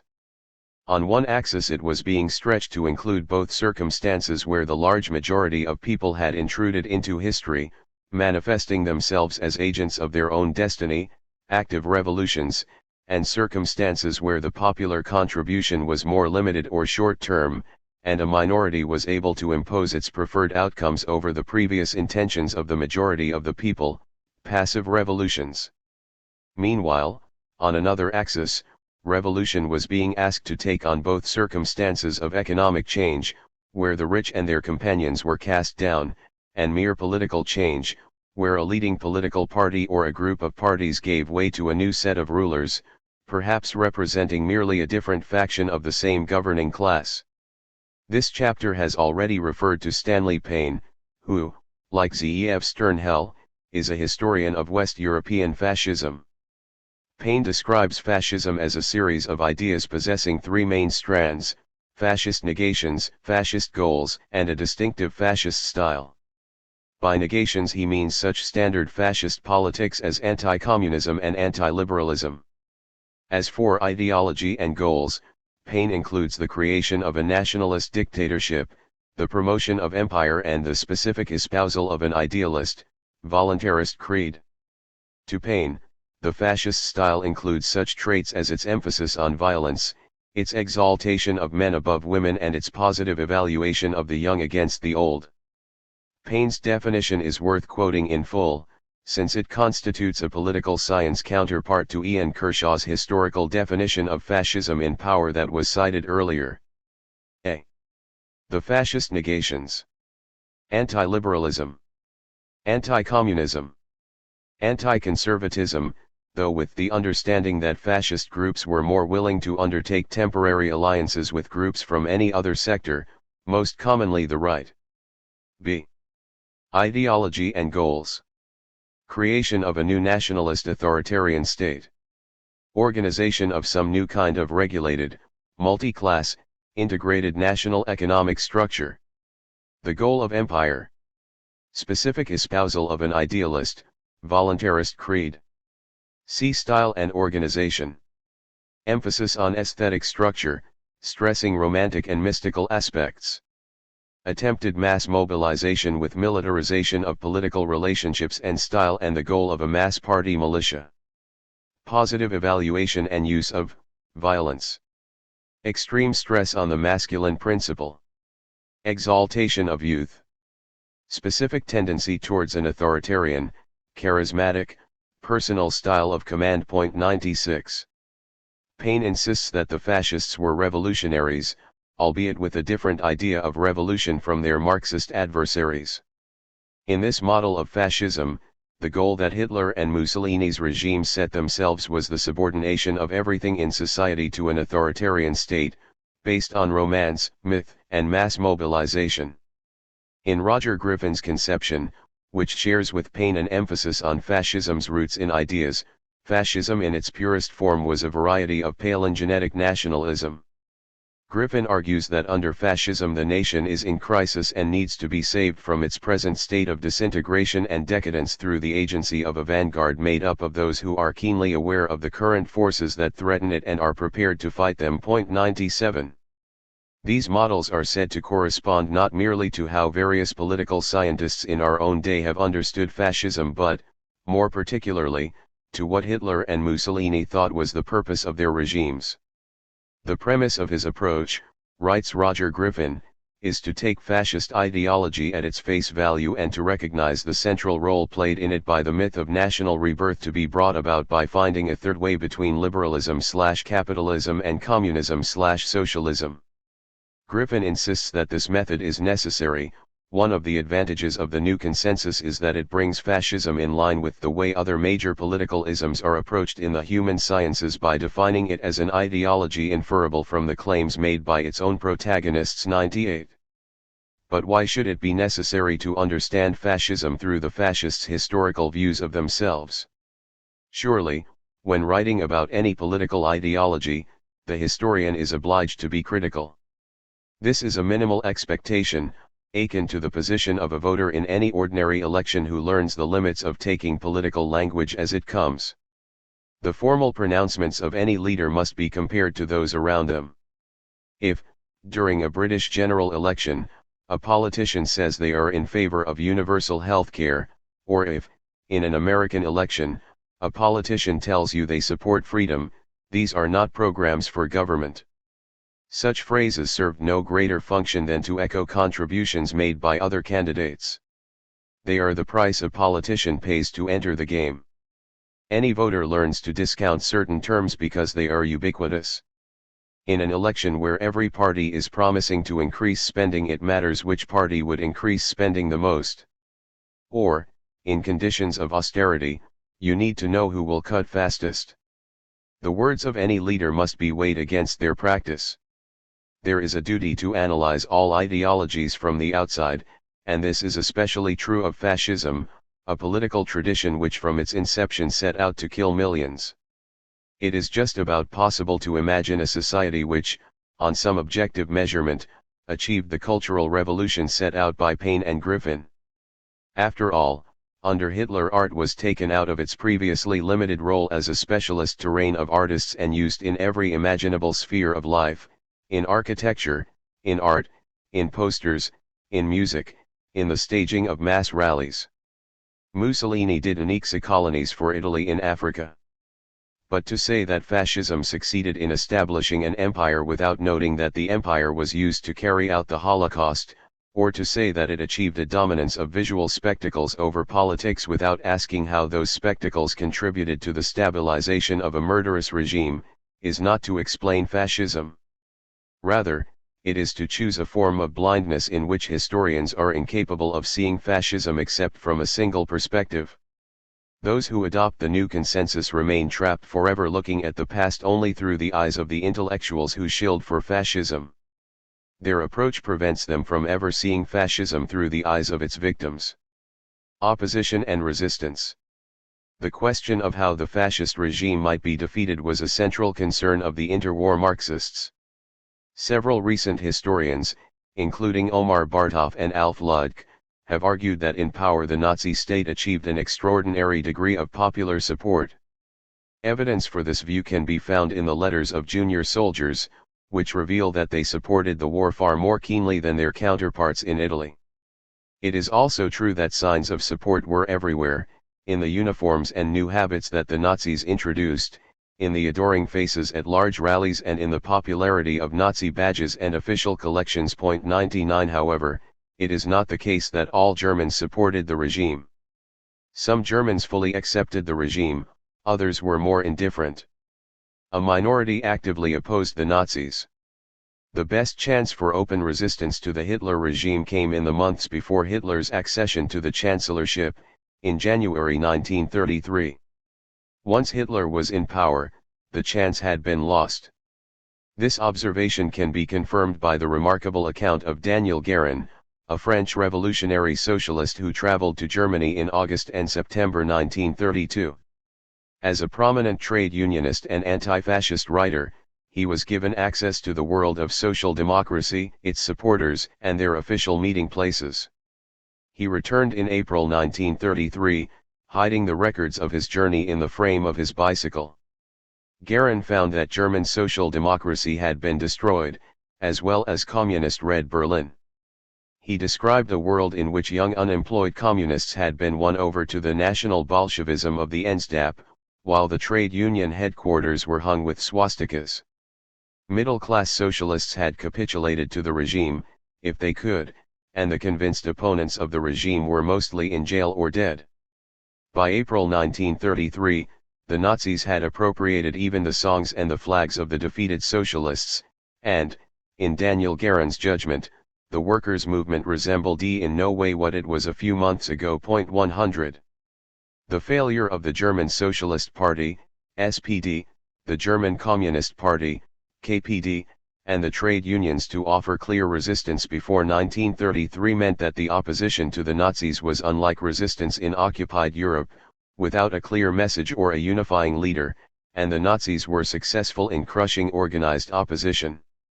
In power, the Nazi Party was also able to use the authority it had gained from its pact with the traditional elites, in the process of coordinating existing state institutions. The second generation of opposition groups, active from 1936 onwards, were opposed by a plethora of state agencies. Having to survive denunciations and infiltrations at home, they also received little help from foreign governments. They organized in a society where any institutions which might have been a base for resistance were crushed. Despite these constraints, there was opposition, which existed at several different levels. First, there was organized resistance, acts against the regime with the conscious aim of replacing it. Examples include Communist Party members, especially in 1933-6, who attempted to build an illegal mass organization with the aim of overthrowing Hitler through insurrection. In large factories and in solid working class areas, acts of resistance, including leafleting and slogan painting, continued through the Nazi period. The category of resistance would also include the White Rose Group, active in Munich in 1942-3. These latter were students, who distributed leaflets, calling for sabotage and passive resistance. The same spirit of resistance could be seen even in the concentration camps, in the revolts of the prisoners who disarmed the jailers at Flossenburg in May 1944 and Mauthausen in January 1945. It could be seen in Treblinka in August 1943, with an escape in which 300 prisoners killed 11 Schutzstaffel, SS, men and fled, with dozens of the participants retaining their freedom and surviving the war. It was visible 2 months later at Sobibor when 750 prisoners rose up and fought their guards. It could be seen even in Auschwitz in October 1944, when 450 Jews set fire to one of the crematoria, succeeded in cutting through the fences in which they were trapped and reaching the outside of the camp before being killed. 101. Then, there was opposition, often partial or limited, but still conscious and openly hostile to at least the decisions taken by the regime. This category included individual workers, who attempted to break the fuses in their factories, who disabled transformers or who sabotaged wartime production. This kind of protest also included groups like the Edelweiss Pirates 102, many of whom came from working class or communist backgrounds, and who attacked and fought members of the Hitler Youth.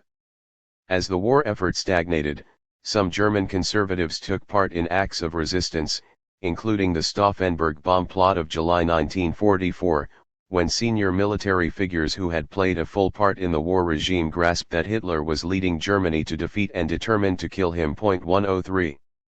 Finally, there was dissent, softer expressions of disagreement.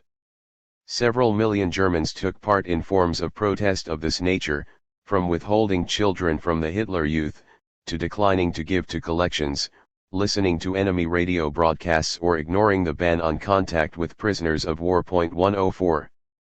Similar dynamics can be listed in Italy, although their resistance began earlier, went far deeper and in 1943 benefited from a crisis in the ruling group which enabled resistance to emerge on a mass scale. 105.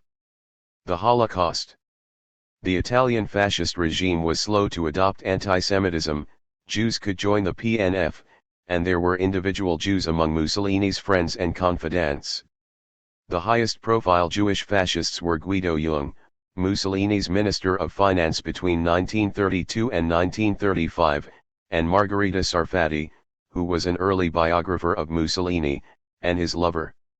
Both Jung and Sarfatti converted to Christianity after Mussolini's fascist dictatorship became established. 106. As late as December 1934, at the Montreux Conference referred to earlier, the Italian fascists argued for their sister parties to adopt a racial theory of history without anti-Semitism. 107. By this point, attacks on Jews had already begun in the Italian fascist press.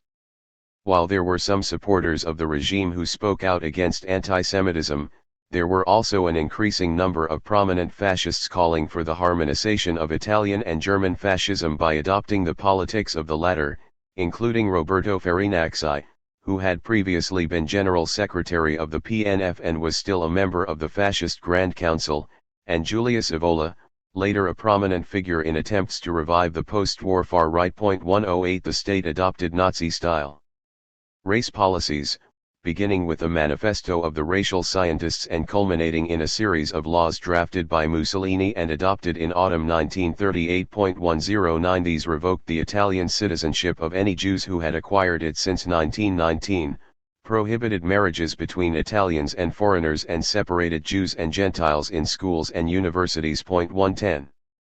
Moreover, the fact that there was little official anti-Semitism before 1938 does not mean to say that Italy was free of racism.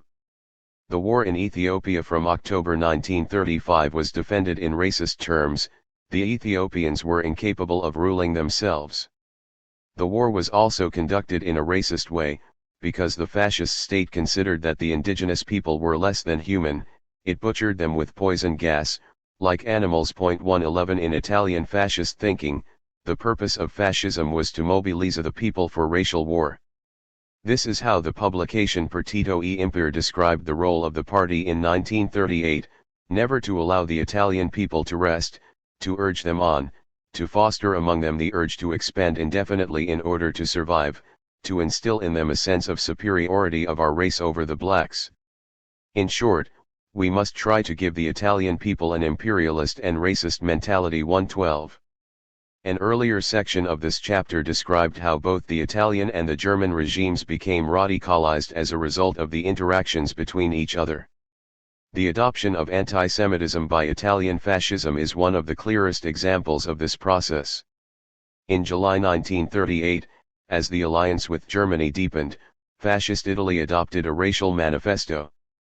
On November 9, 1938, Nazi activists set homes and synagogues on fire and killed more than 1,000 Jews, in the night of Kristallnacht. Italy's race laws were introduced the very next day. From September 1943, Italy was divided in two, with the south controlled by the Allies and the north occupied by Germany. On the German annexation of the north, the Nazis permitted Mussolini's remaining supporters to establish an Italian social republic, the simulacrum of an extreme radical revolutionary form of fascism, but in reality a German puppet regime, while Mussolini himself was kept at Lake Garda under house arrest. 113 The Nazis and their Italian allies hunted actively for Jews, who were deported to camps including Auschwitz. Between 8,500 and 15,000 Italian Jews died in the Holocaust. The Nazis used the methods of industrial killing, systematically murdering their victims in factories of death which replicated the structures of everyday life under capitalism. 114 Although many historians have attempted to understand the murders, there is no single, accepted answer that explains why it took place. Often the debate has focused on the question of whether the Holocaust should be seen as a definite regime policy, or as a response to events. 115 So, for intentionalist historians, such as Klaus Hildebrand, Lucy Davidovich, and more recently Daniel Goldhagen, Hitler was an extreme anti-Semite who had long threatened violence against the Jews. As early as September 1919 he demanded the removal of Jews from Germany, and by 1920 he was speaking of their annihilation. If there is no single order in which the Holocaust was begun, this was because the leader of the Nazis was obsessed with secrecy and all public discussion of the topic was prohibited. As SS Commander Heinrich Himmler said, in a 1943 speech, the genocide of the Jews was an unwritten, never to be written page of glory in our history.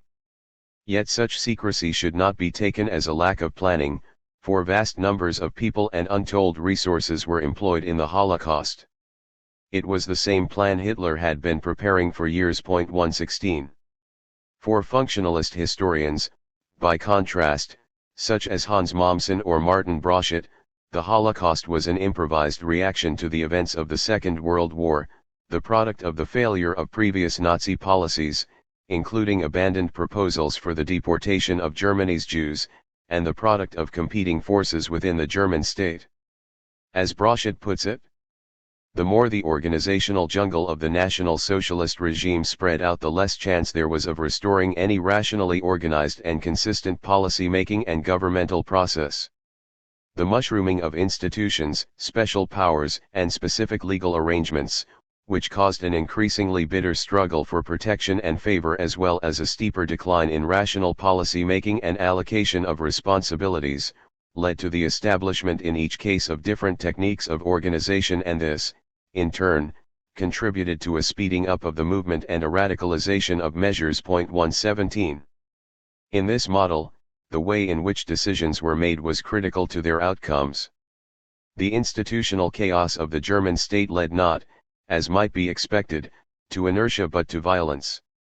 Junior officials improvised a policy of mass killing, which was then taken up and radicalized by the leaders of the Gestapo. 118 The trend in recent years has been for historians to accept a partial version of the functionalist theory. 119 But whichever approach is followed, the Wannsee Conference of January 20, 1942 was the point at which the Nazis determined to accelerate a process of killing which had already begun in piecemeal form. Plans were drawn up to deport up to 11 million European Jews to camps in Eastern Europe, where they would meet their mass death. 120 The majority of the killings took place within a short space of time, between spring 1942 and November 1944.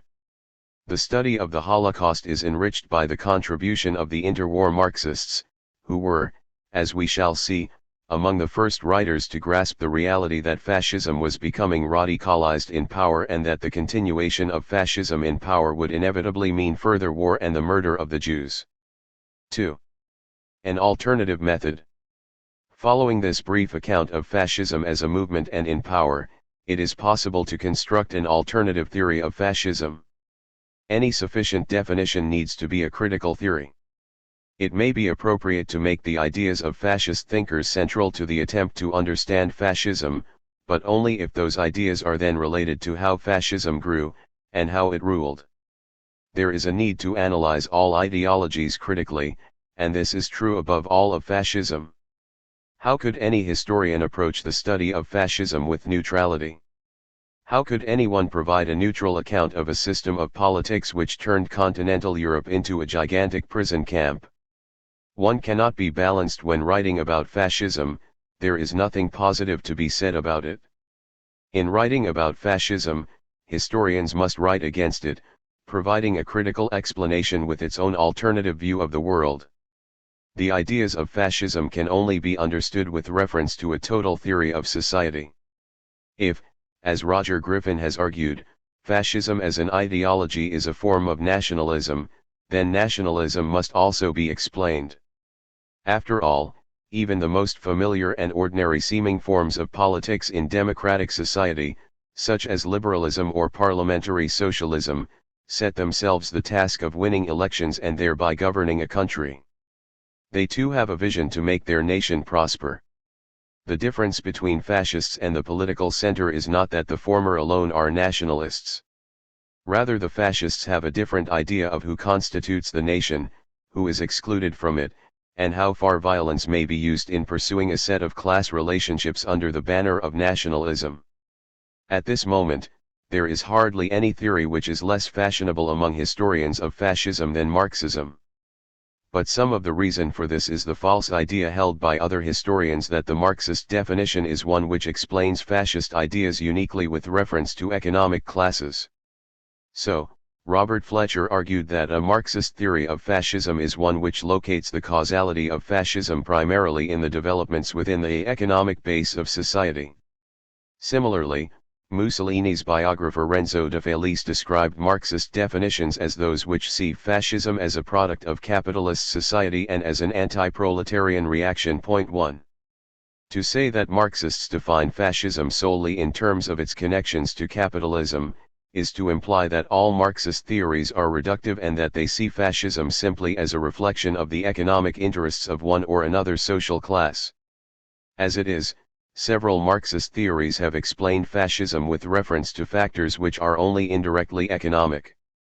These factors include social psychology, as in the case of the Frankfurt School, the extent to which revolutionary movements have met or overstepped the bounds of historical possibility, a key factor in Giovanni Zabordi's explanation of fascism, or the success or failure of the ruling class in promoting a dominant ideology, as with Antonio Gramsci. 2. In other words, the most compelling Marxist theories of fascism start by interpreting the societies in which fascism originated, and continue by explaining fascism with reference to the relationships within capitalism as a system of class rule. They have used insights drawn from the history of ideas and from social psychology with economic theories, seeing fascism as an integrated whole. From this, it is possible to see some of the problems with which any Marxist definition is likely to be concerned. Capitalism is an economic category.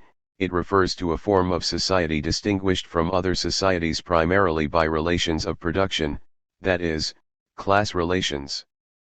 The capitalist economy can also be distinguished by its accumulative dynamic, the competition between blocks of capital.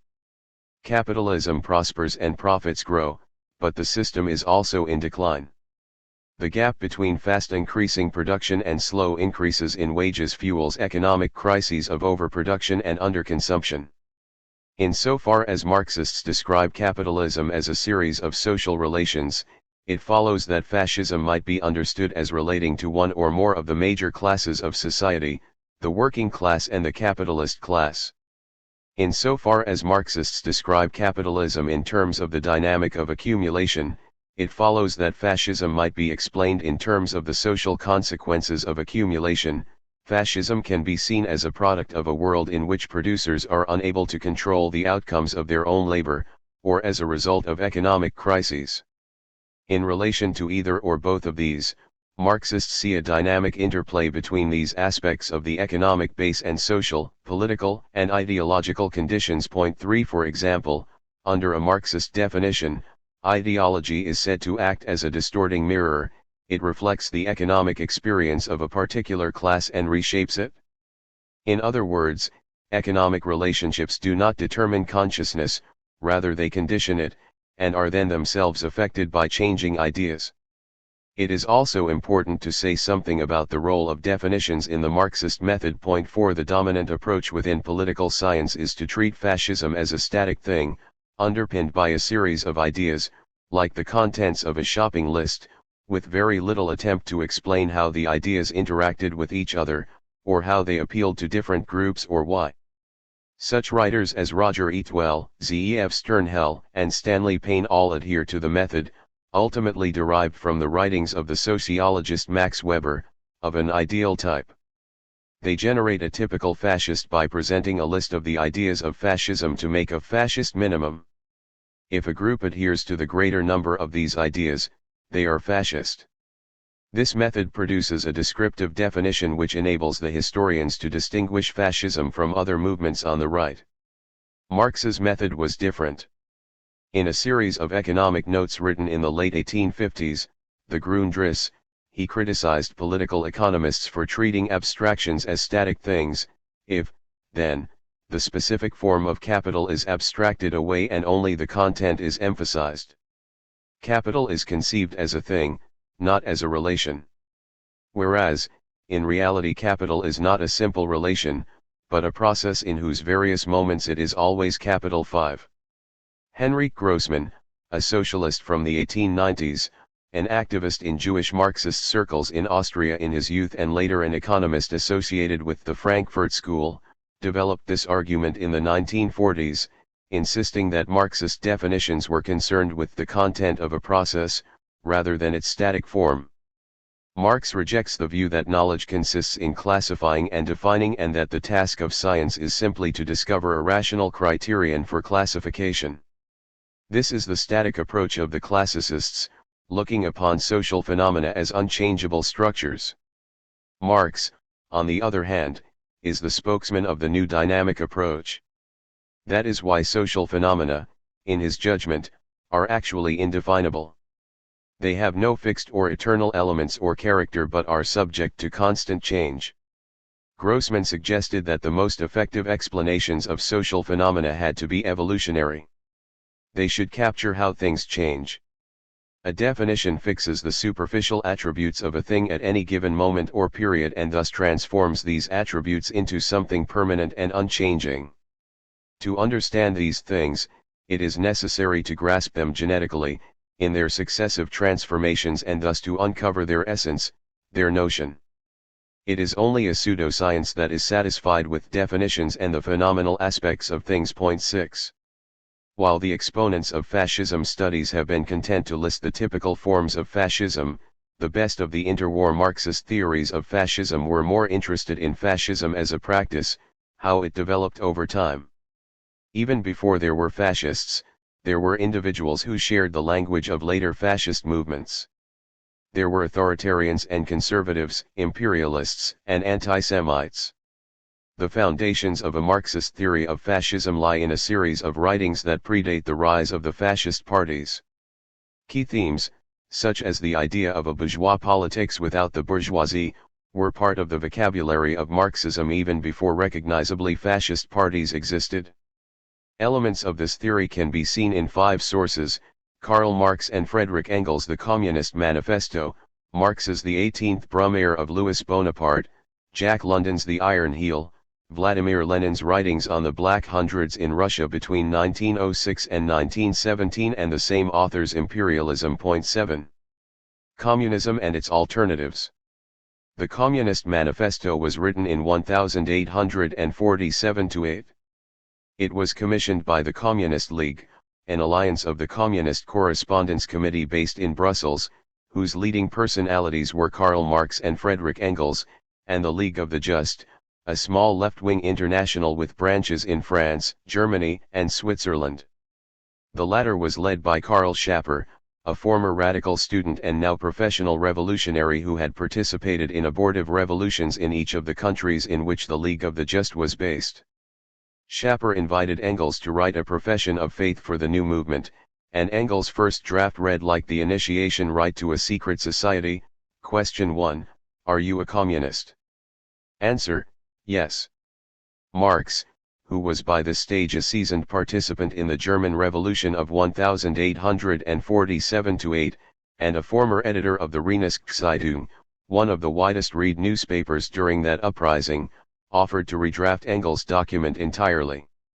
The resulting text sets out not merely the immediate tasks facing the German Revolution but, in a brief and accessible form, the theory of history which underpinned Marx's revolutionary politics. Point 8. The Communist Manifesto was to become the most accessible document of an emerging movement of international revolutionary socialism. In vivid language, it declared that all human history had been a story of class conflict, a story which was being simplified ever more clearly into a two-sided war between the modern industrial working class and its factory-owning enemy, the bourgeoisie. The advance of industry, whose involuntary promoter is the bourgeoisie, replaces the isolation of the laborers, due to competition, by the revolutionary combination, due to association. The development of modern industry, therefore, cuts from under its feet the very foundation on which the bourgeoisie produces and appropriates products. What the bourgeoisie therefore produces, above all, are its own grave diggers. Its fall and the victory of the proletariat are equally inevitable. Point 9. Marx and Engels analyzed the various socialisms of their rivals. They called on communists to reject what they termed reactionary socialism. They were thinking of those writers who sought to bind the proletariat to those classes that were in the process of being destroyed by capitalism. Hence the great landowners, for example, sought to link their interests to those of the working class and argued for a feudal socialism. Marx and Engels were vague about who held these ideas but referred in passing to French legitimists, i.e. those who sought the restoration of the Bourbon monarchy which had been defeated in 1789 and 1830, and Young England, i.e. the literary movement associated with the novelist and Tory politician Benjamin Disraeli. The aristocracy, Marx and Engels wrote, in order to rally the people to them, waved the proletarian alms bag in front for a banner. But the people, so often as it joined them, saw on their hindquarters the old feudal coats of arms, and deserted with loud and irreverent laughter. 10. This idea of reactionary socialism would be of relevance to later theories of fascism in three ways. First, it stressed the link between political ideas and economic interests. Earlier, in the Communist Manifesto, Marx and Engels portrayed ideology as being conditioned by the sum of relations in society. What else does the history of ideas prove, than that intellectual production changes in character in proportion as material production is changed? 11. In speaking of feudal socialism, they were mapping simple relationships, two classes in relationship with each other, with one rising and one falling, and with the declining social layer seeking to yoke the rising class to its own plans to rule. Second, the passage included one of Marx and Engels' earliest descriptions of the petty bourgeoisie, the social layer that many later Marxists would identify as providing the bulk of the membership of several fascist parties. In countries where modern civilization has become fully developed, a new class of petty bourgeois has been formed, fluctuating between proletariat and bourgeoisie and ever renewing itself as a supplementary part of bourgeois society. The individual members of this class, however, are being constantly hurled down into the proletariat by the action of competition, and as modern industry develops, they even see the moment approaching when they will completely disappear as an independent section of modern society, to be replaced in manufactures, agriculture and commerce, by overlookers, bailiffs and shopmen. 12. We will see in future chapters the interwar Marxists returning repeatedly to this prediction that the petty bourgeoisie would either be too few to play an independent role in politics, or too weak, as a result of their intermediate social position, and incapable of shaping society in their own image. Third, Marx and Engels described certain ideas as reactionary. They meant that these ideas sought to recreate the social relations that dominated in an earlier period. So petty bourgeois socialism sought to recreate an age of small property. It aspires either to restoring the old means of production and exchange and with them the old property relations and the old society, or to cramping the modern means of production and of exchange, within the framework of the old property relations that have been and were bound to be, exploded by those means. In either case, it is both reactionary and utopian. Point 13. The most important idea here is that of a class being doomed to play a reactionary political role. Marx and Engels' notion of social and political reaction was repeatedly used by interwar Marxists. It should be noted therefore that in the Communist Manifesto, the two authors used the term to refer to several phenomena that were in fact quite distinct and can be separated. From the perspective of 1848, the phase restoring the old means of production and exchange might mean something like the ideas of the Tory novelists of mid-Victorian England. Such figures as Walter Scott or Benjamin Disraeli held a romantic view of the relations between great landowners and peasants in the Europe of the Middle Ages. In novels such as Disraeli's Sybil or Scott's Ivanhoe, they idealized these two classes and the bonds of deference and moral obligation which held the two groups together. Landed society, it followed, was simply better than the new world of manufacture and industry. Its dominance over new groups, the factor owners, ought to be sustained for as long as possible. The political expression of this worldview, in the British politics of the 1840s, was support for the Corn Laws, i.e. tariffs on grain imports, which protected the owners of the great Victorian agricultural estates, while increasing the cost of grain at the expense of workers and employers in the cities. The term cramping the modern means of production and of exchange can mean, however, something rather different. For, in fact, the whole history of politics both on the left and the right since 1848 is a story of how to limit free market capitalism. Since 1848, in Europe, vanishingly few people have held in any serious way that capitalism should never be cramped. Indeed, several of the Marxists in this book made it their business to limit capitalism, rather than as Marx and Engels would have preferred, to demand its abolition. From the perspective of the second half of the 19th century, there were several different ways in which capitalism could be constrained. So, in Marx's native Germany, the eventual approach of the Prussian state under Chancellor Bismarck was to introduce pensions and to make other social reforms as a way of reconciling the workers to the existing German state. As far as Marx was concerned, the working class and heavy industry were the classes who would shape the future. Reforms to benefit industrial workers may have had an unwelcome conservative intent behind them, but they were not reactionary. When Marx and Engels spoke of the backward-looking cramping of industry, what they had in mind was measures to support declining social classes who predated the modern ruling class and its working class antagonist. Measures to support the landed rich or the clergy were reactionary in this way. Within this category, Marx and Engels also included their anarchist contemporary Pierre-Joseph Proudhon, whose ideas Marx criticized as a generalization of the interest of a declining class of artisanal small producers, and whose program, the right to own property, and fair exchange between producers based on the equal valuation of the time given to their labor, Marx and Engels considered to be reactionary in relation to modern industrial capitalism. Point 15. If small producers were a backward-looking class, from the perspective of Europe in 1848, they were so in a different way to the great feudal landowners who had dominated Europe for centuries and were only now beginning to lose their power. The small propertied had never been a ruling class. They were propertied in the sense of owning their own means of production, but they were not propertied in the same way as either the rural or the urban rich, i.e. in owning the means of other people's production and the ability to control and dominate other people's lives. They were, moreover, an urban class. If, From the perspective of 1848, the future was likely to be one of huge factories and mass production. You might call their situation backward-looking. But, as Marx and Engels acknowledged, even if the class of small producers was likely to shrink in number, there would always be middle layers of one sort or another, long into any conceivable future. If not small producers, they would be overlookers, bailiffs, and shopmen, i.e. managers, debt collectors, and shopkeepers. Even in 1848, therefore, Marx and Engels were using the term reactionary in several different ways. They did not reserve it only for schemes they actively disliked, but also for those they thought were merely misguided. They used the term mainly against writers on the right of European politics, but also on occasion those associated with the left.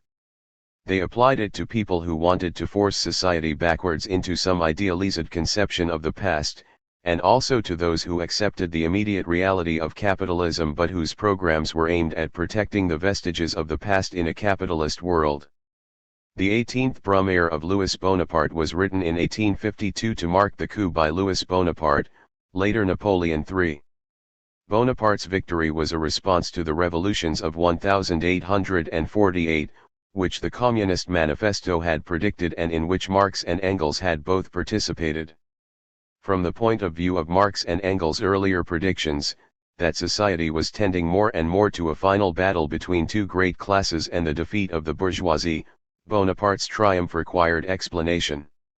In Marx's work, Bonapartism is portrayed as a movement, a political force shaped by changing social relations, and a means of taking control of the state. In the 18th Brumaire, Marx describes a conservative and revolutionary movement after it achieved state power. Those Marxists who have used the 18th Brumaire to explain aspects of fascism have found it useful for several reasons. Bonapartism provides an example of how a social force that represents just a small group within society can seize power. In this case, it was the result of a series of developments in French society. The first was the formation of a narrow social layer, the lumpenproletariat, brothel keepers, porters, literati, tinkers, beggars. These people had no stake in production and little social power, but they supported Bonaparte, the chief of the lumpenproletariat, as the only figure who articulated their grievances. The second factor was the inability of the peasantry to form itself into a single, self-conscious class. The great mass of the French nation is formed by simple addition of homologous multitudes, much as potatoes in a sack form a sack of potatoes. Because peasants could not govern in their own right, they supported Bonapartism, whose ideology offered them strong and unlimited government. The key factor, however, was the relationship between the two classes with the power to dominate French society, the working class and the bourgeoisie. The working class had failed to seize power during the Second Revolt, of June 1848, and this defeat meant that the bourgeois republic triumphed. However, the bourgeoisie was too timid to take power into its own hands. The scale of the June revolts told the bourgeoisie that there was too great a danger even from its own rule. The bourgeoisie had a true insight into the fact that all the weapons which it had forged against feudalism were turned against itself. 16. Marx explained the seeming paradox that the bourgeoisie, the class which had used revolutionary methods to overthrow the feudal aristocracy, could then oppose the same methods when used by the working class. His explanation was that the bourgeoisie was prepared to do anything, even give up its own rule, in order to prevent the rule of the working class.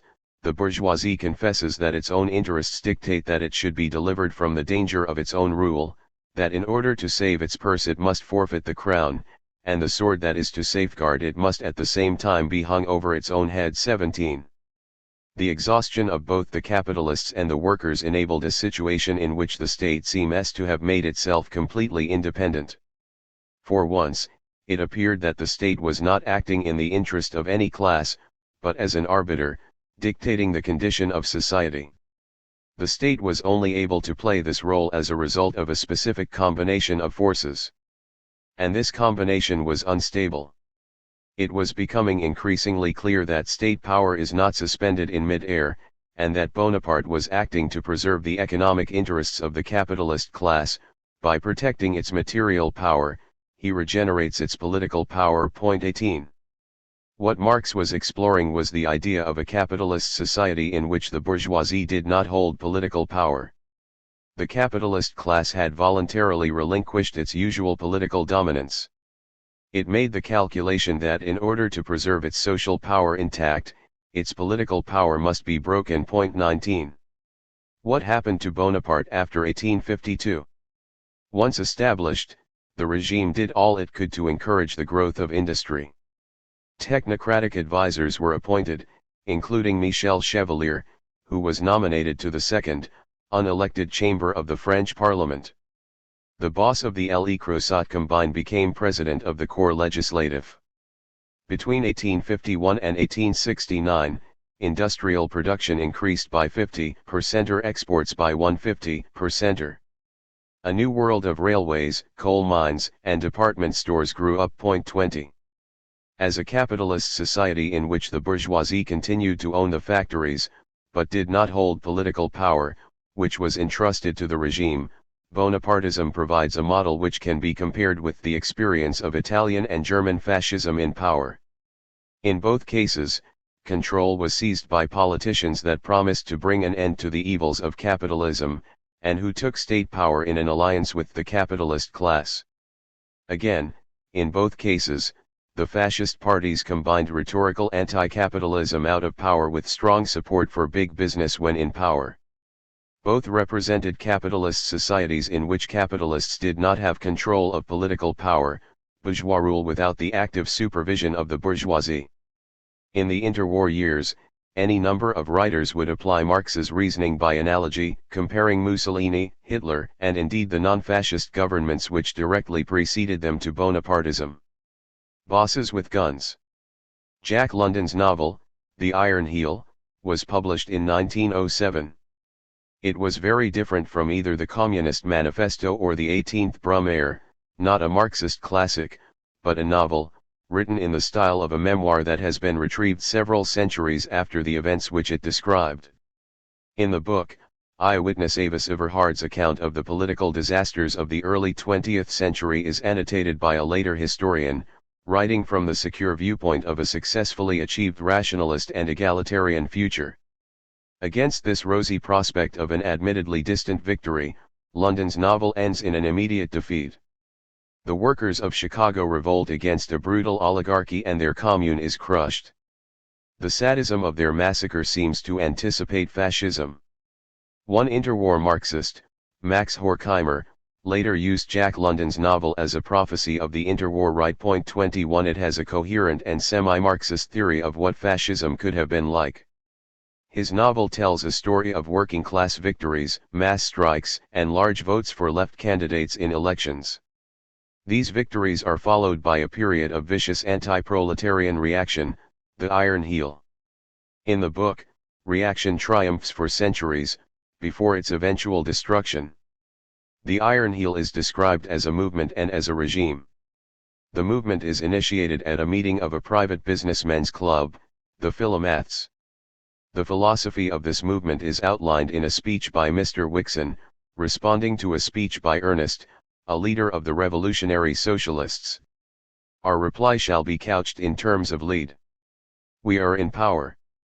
Nobody will deny it. By virtue of that power, we shall remain in power. We will grind you revolutionists down under our heel and we shall walk upon your faces. The world is ours, we are its lords and ours it shall remain. 22. The oligarchs are not reactionary in either of the senses that Marx and Engels used the word in the Communist Manifesto. They do not want to sustain pre-capitalist relations of production, nor do they want to tame capitalism in the name of a declining class. However, they are reactionary in another sense, in that they want to establish the absolute domination of the state over the working class, and hence, because the workers are the majority, over everyone else. Under the oligarchs, the only form of resistance that is possible is a kind of underground guerrilla warfare. 23. The working class as an independent class has been crushed. There are two problems with this book as an example of the Marxist theory of fascism. First, although London came from a working-class background, had been a member of the Socialist Labour Party and then the Socialist Party, and stood to be mayor of Oakland on a socialist ticket, he does not seem to have been either a consistent Marxist or even a very thoroughgoing socialist. George Orwell, for this reason, argued that London could foresee fascism because he had a fascist streak in himself. 24 Many of London's fictional heroes were shaped by a Nietzschean struggle between their own values and those of society. Pat Glendon the strongman in London's novella, The Abysmal Brute, Percival Stultz the scientific genius and dictator in his story Goliath, the sled dog Buck in The Call of the Wild. 25. The Iron Heel has none of the political sophistication of interwar Marxism. There is, for example, an awkward chapter in which the heroine's father sets out to prove that all academics are in the pay of capitalism. In response, the capitalists destroy the father's book, take away his job and remove all his possessions. 26 The chapter is unconvincing, because the capitalists are seen carrying out this work in person. Jack London was unable to convey in his fiction that political control could ever be subtle or carried out at second hand.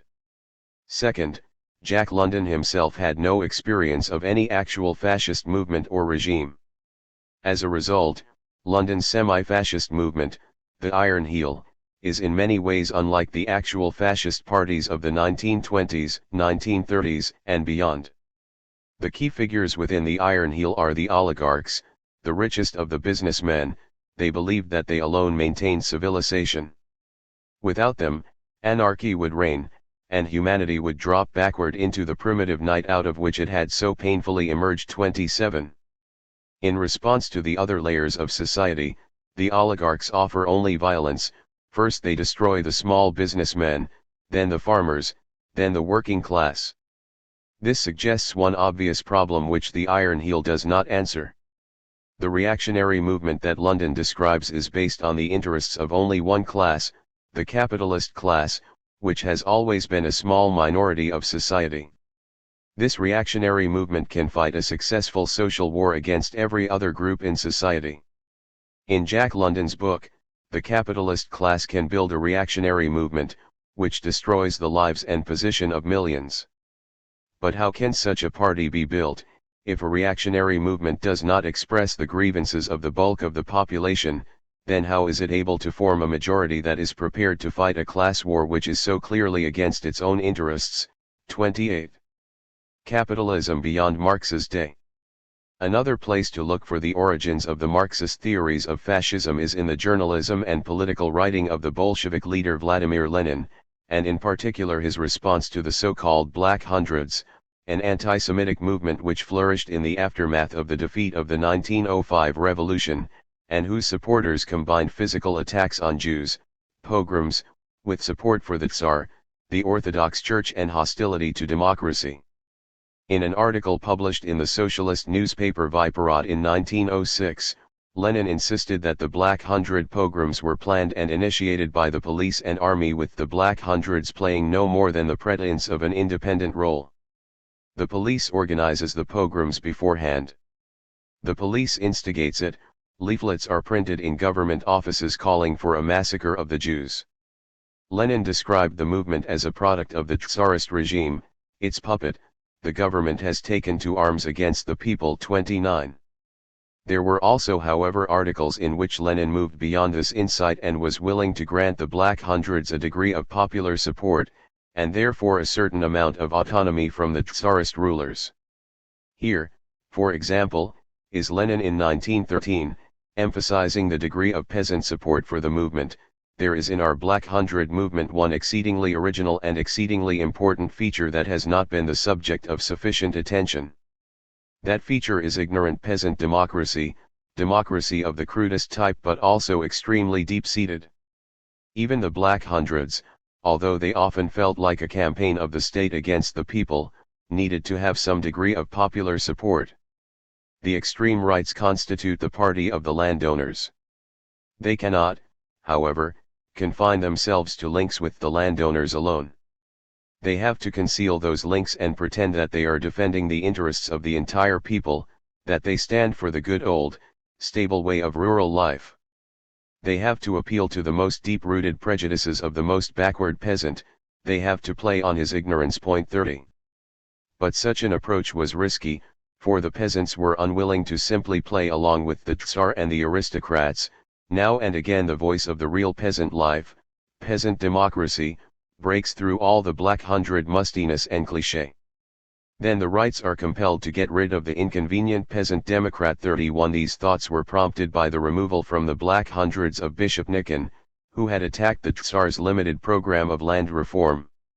The black hundreds predated fascism and were reactionary in a different way to it.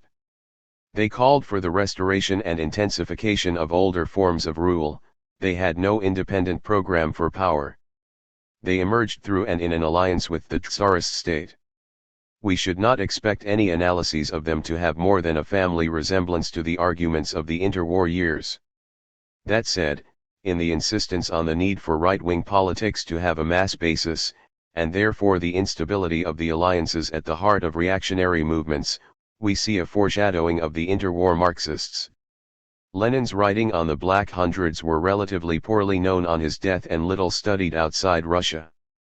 His book, Imperialism, was much more widely read. Written in the first 6 months of 1916 while the First World War was at its murderous worst, Lenin's book acquired almost canonical authority in the various communist parties and was a direct influence on several of the Marxists who wrote against fascism, including Richard Lowenthal and Palmiro Togliatti. 32. The Communist Manifesto simplified all human history to 3 modes of production: the capitalist present, the immediate past of feudalism, and the distant past of Greek and Roman slave society. There were clear limitations with this scheme. What about the rest of the world other than Europe? What about the period before Greece or Rome? Even in Europe, what happened in the nearly 1,000 years between the peak of the Roman Empire and the ascendancy of feudalism? By the time of Marx and Engels' death, Engels in particular had attempted to answer these questions. 33. At various other points, particularly in Marx's economic writings, they had also begun to consider that perhaps capitalism had a history, so that the initial stage of capital accumulation associated with the conquest of South America, and the rise of the slave trade, was in key respects different from the mercantile capitalism of the 17th and 18th centuries or the industrial capitalism of the 19th century. Lenin argued that capitalism had changed in his lifetime, and these changes were the force driving the world's descent into war. Capitalism in Marx's day was still a localized system of social relations, limited to Britain, America, and parts of Northern Europe. By 1900, however, it was a world system. Many Marxists had commented on this transformation, including Rosa Luxemburg and Nikolai Bukharin. Lenin saw one purpose of his work as being to give a popular outline of debates that were already taking place. In this new period of capitalism, he argued, the private capital of the mid-19th century was increasingly transformed into monopoly capital. Imperialism is capitalism in that stage of development in which the dominance of monopolies and finance capital has acquired pronounced importance, in which the division of the world among the international trusts has begun, in which the division of all territories of the globe among the great capitalist powers has been completed. 34. Beneath this idea of the dominance of monopoly capital were a series of economic processes, including the merger of businesses to form larger and larger industrial units, the merger of different types of business, including banks and industry, and the tendency for companies to outgrow their previous domestic limits. Towards the end of his book, Lenin provided a summary of these changes. 1. The concentration of production and capital has developed to such a high stage that it has created monopolies which play a decisive role in economic life. 2. The merging of bank capital with industrial capital, and the creation, on the basis of this finance capital, of a financial oligarchy. 3. The export of capital as distinguished from the export of commodities acquires exceptional importance. 4.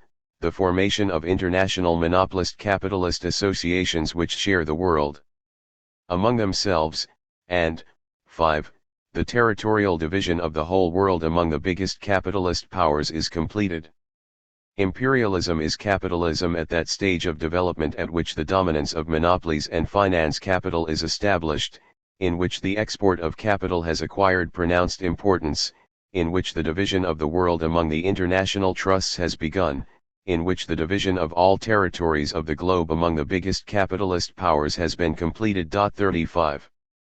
Monopoly-fueled political reaction, the striving for domination instead of the striving for liberty, the exploitation of an increasing number of small or weak nations by an extremely small group of the richest or most powerful nations. 36.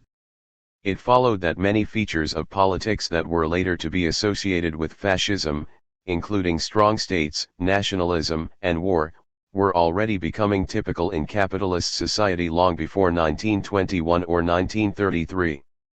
Imperialist capital was more brutal and bloodier than the private capitalism which had preceded it. The tendency towards the domination of the world by a few superpowers would give rise to many kinds of political authoritarianism and not just fascism. 3. Marxists against Mussolini and Hitler. Faced with the rise of Italian fascism, Mussolini was widely derided as a buffoon. 1 Critics emphasized the temporary nature of his movement, and its marginality within Italy as a whole.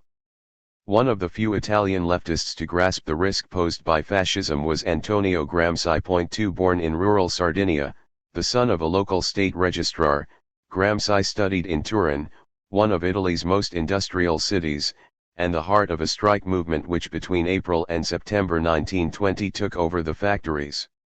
A supporter of the Workers' Council's 3 Gramsci was elected onto the Central Committee of the Communist Party at its founding conference in January 1921. Through the International he came to know Victor Serge, who describes his comrade. Gramsci fitted awkwardly into the humdrum of day-to-day existence, losing his way at night in familiar streets, taking the wrong train, indifferent to the comfort of his lodgings.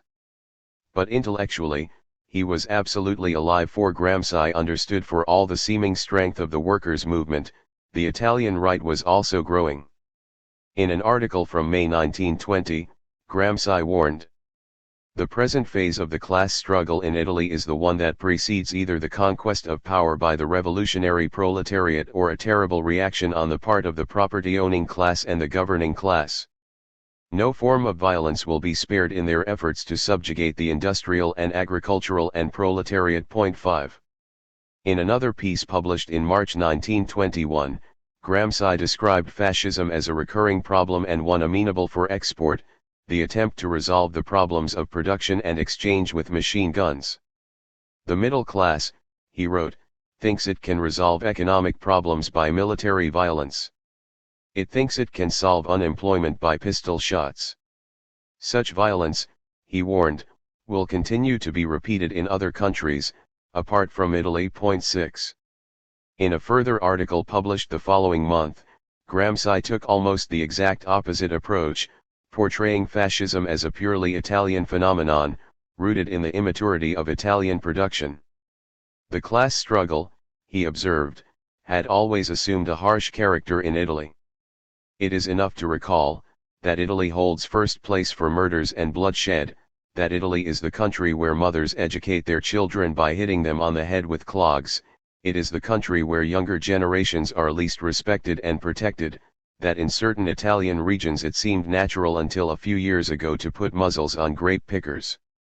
Fascism," he concluded, "was a broad movement without a base in just one particular class, a movement of political forces that is not conscious of a real aim." 7. By June, Gramsci's attention had turned to what he called Mussolini's reactionary subversiveness, in other words, the fascist leader's determination to dredge up moments from his socialist past, even while offering his service to the Italian capitalists as the man who would destroy the left. This combination, Gramsci insisted, was a pose. Mussolini had no intention whatsoever to return to his radical past. Referring to the ideas of Louis Blanqui, a hero of the French revolutionaries in the 1830s who had been repeatedly jailed for participating in uprisings, Gramsci wrote, "Mussolini took over only the superficial aspects of Blanquism. Or rather, he himself made it into something superficial, reducing it to the materiality of the dominant minority and the use of arms in a violent attack. 8. In another piece published that August, Gramsci presented fascism as a white guard of capitalism based on the rural landowners and their resistance to any attempts by the peasants to organize. Taking note of the splits between the various wings of fascism, Gramsci predicted that Mussolini would side with his moderates, forcing a split with the most violent advocates of rural terror. 9. The next chapter will describe Gramsci's later contribution to the Marxist theory of fascism, which is significant. His earlier articles, while bursting with insight, are also fleeting, overdetermined by the need to explain changing events. Over time, Marxists did generate systematic analyses of Italian fascism. Indeed, it is possible to speak of three separate and enduring schools of thought. The first was a left theory of fascism, which was often linked to the left faction within the Italian Communist Party. It was originally associated with the maximalist communist Amadeo Bordiga. Another was a right theory of fascism, espoused by members of the Italian Socialist Party including Giovanni Zabordi. The third theory of fascism was a more nuanced theory, which saw the disparities between the two Marxist theories as being linked to several contradictions at the heart of fascism itself. It combined the insights of the other two analyses and thus reached a more accurate description of what fascism was about. 10. Fascism, a puppet of the wealthy? The left theory saw fascism as a trick in the hands of the capitalist ruling class. Fascism was a form of state coercion, achieved by the bourgeoisie. It was an elite movement, defined by its goal, which was to smash the workers' movement. Fascism was described by the left Marxists as a function of bourgeois society, or as a violent action by the set of the bourgeoisie. 11 This equation, fascism equals reaction equals bourgeoisie, represented a continuation of the analysis first presented in the Iron Heel.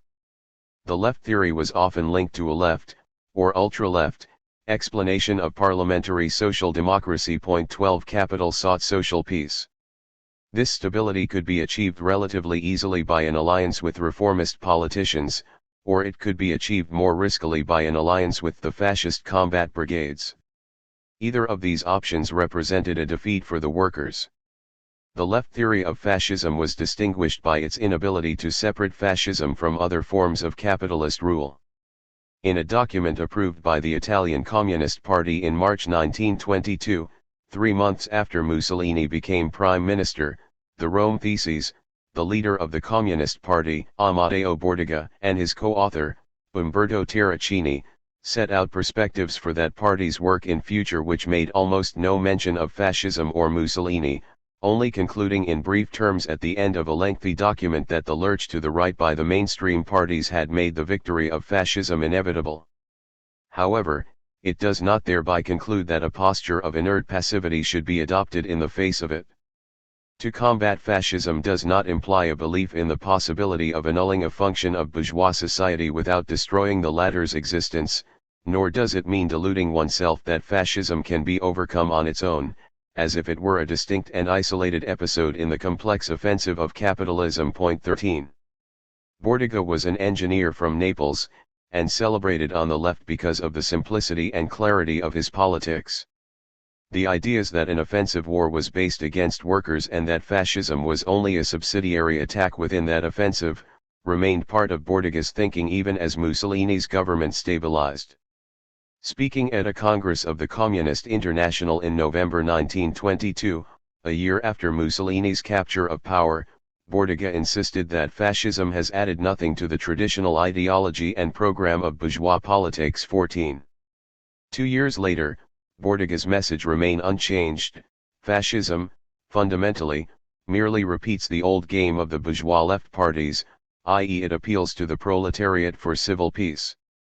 It attempts to achieve this aim by forming trade unions of industrial and agricultural workers, which it then leads into practical collaboration with the employers' organizations. 15 Elsewhere in Bordiga's speeches you find passages which point in the opposite direction, where he accepted the different composition of the fascists from Italy's high ruling class, or acknowledged Mussolini's political dexterity or demagogic adroitness.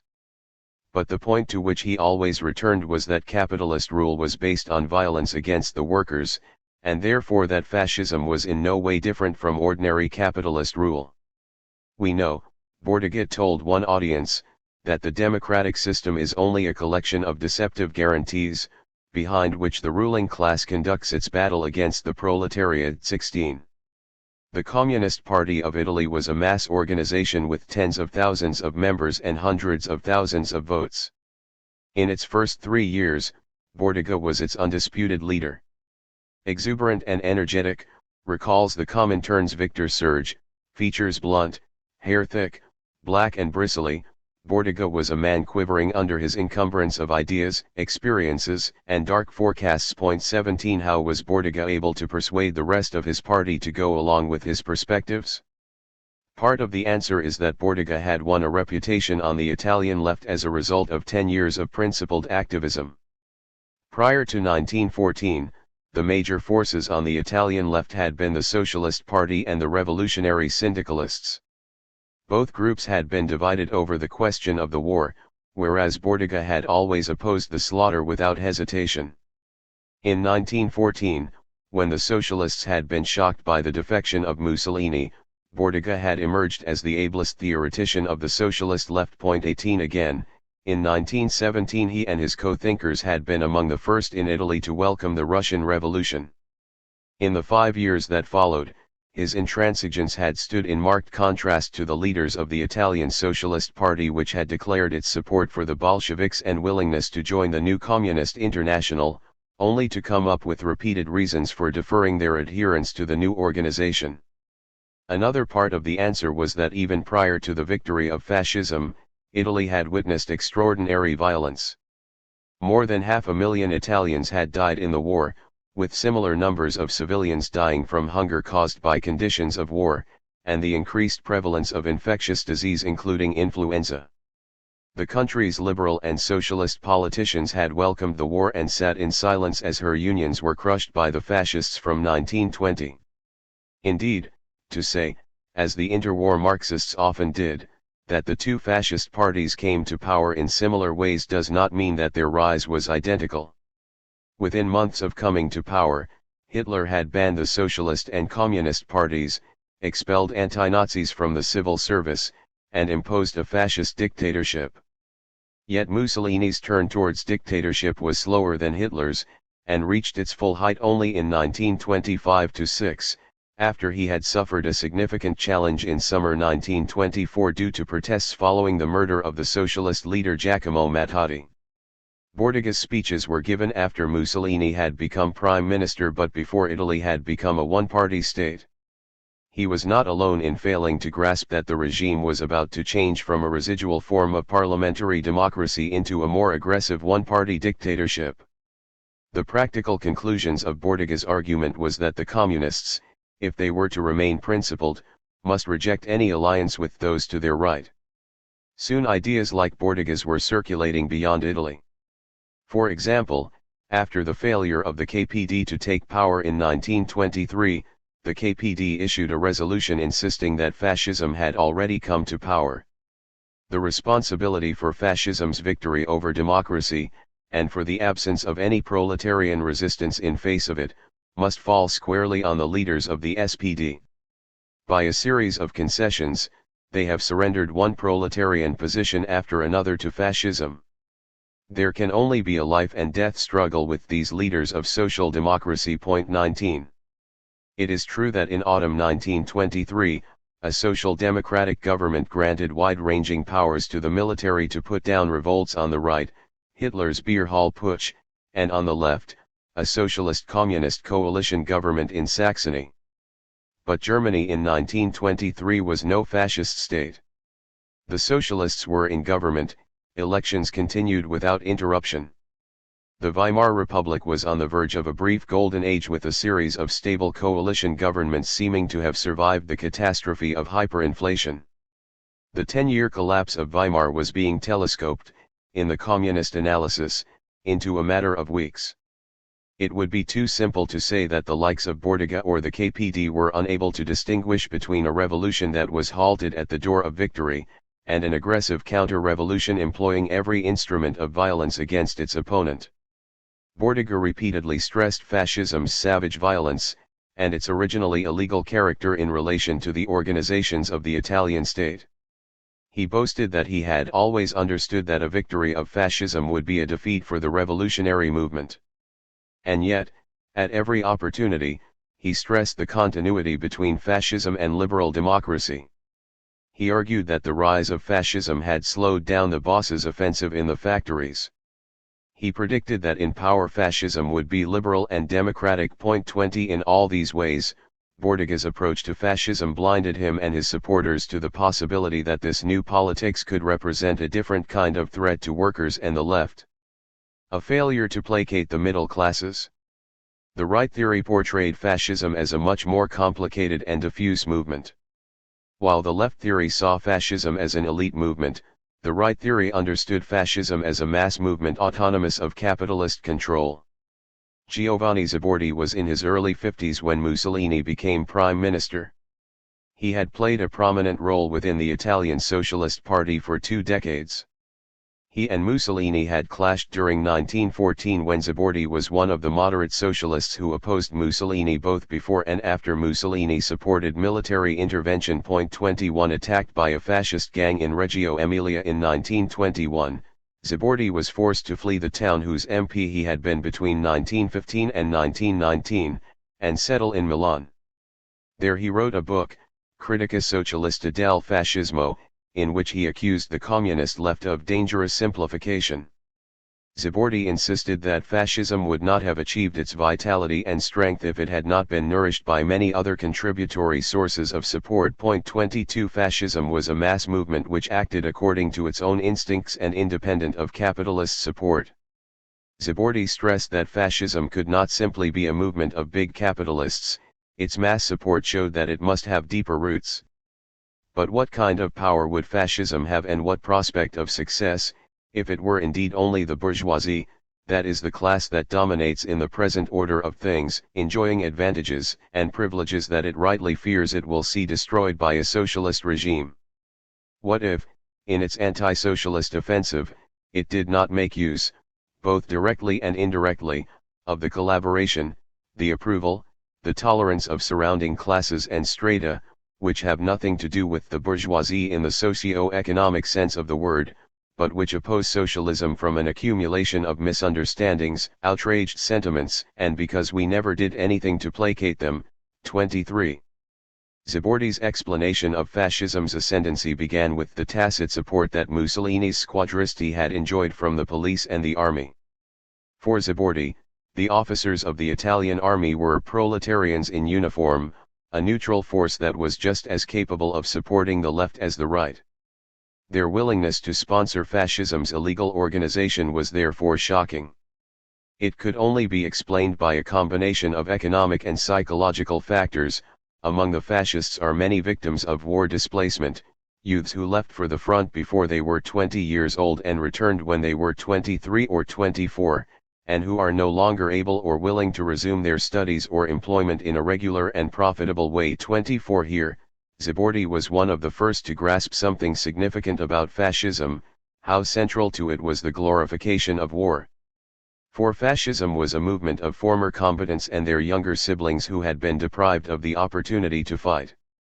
Fascists enjoyed both the memory and the prospect of war. They derived intense pleasure from the technology of military combat, from the din of shells, from the warmth of a fired gun. The fascists, Zabordi wrote, had discovered and developed aggressive qualities in the course of the war, becoming attached to the military profession with the exchange of fire, from a spirit of bravado and adventure as well as more dangerous impulses. They believed that those who had been at the front and suffered in the trenches to save Italy could do with the country whatever they pleased. 25. For Zabordi, the aggressive demands of the communists had terrified the petty bourgeoisie.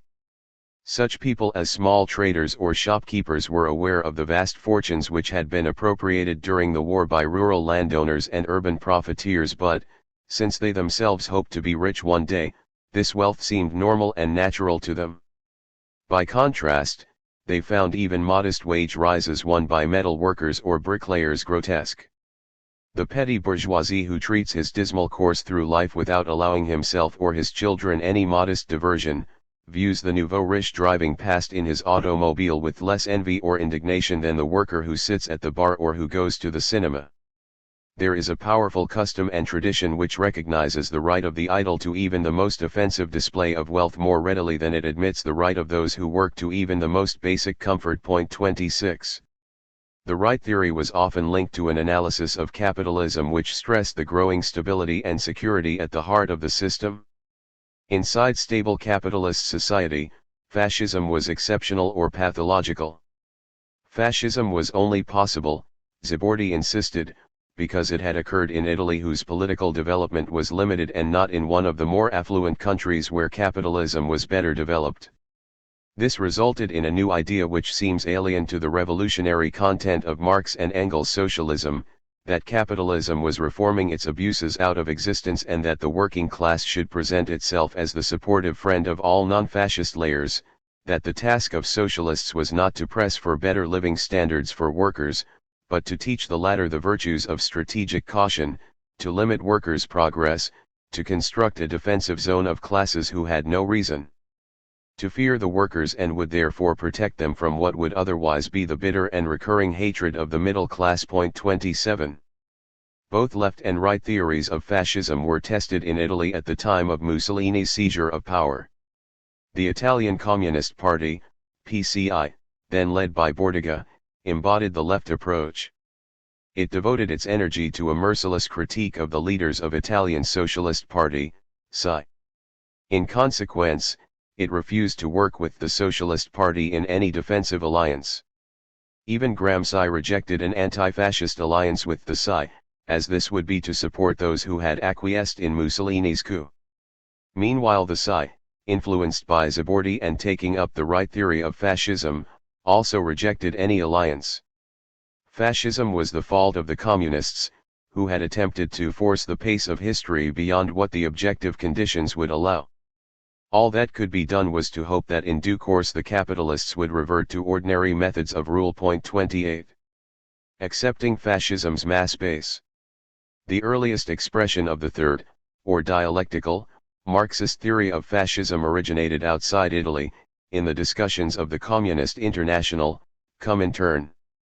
The third theory was developed in response to the Italian defeat. Originally, the Comintern failed to take fascism seriously. Thus at the Third Congress of the Communist International, in June and July 1921, the discussion on Italy was limited to calls for the formation of a united Communist Party.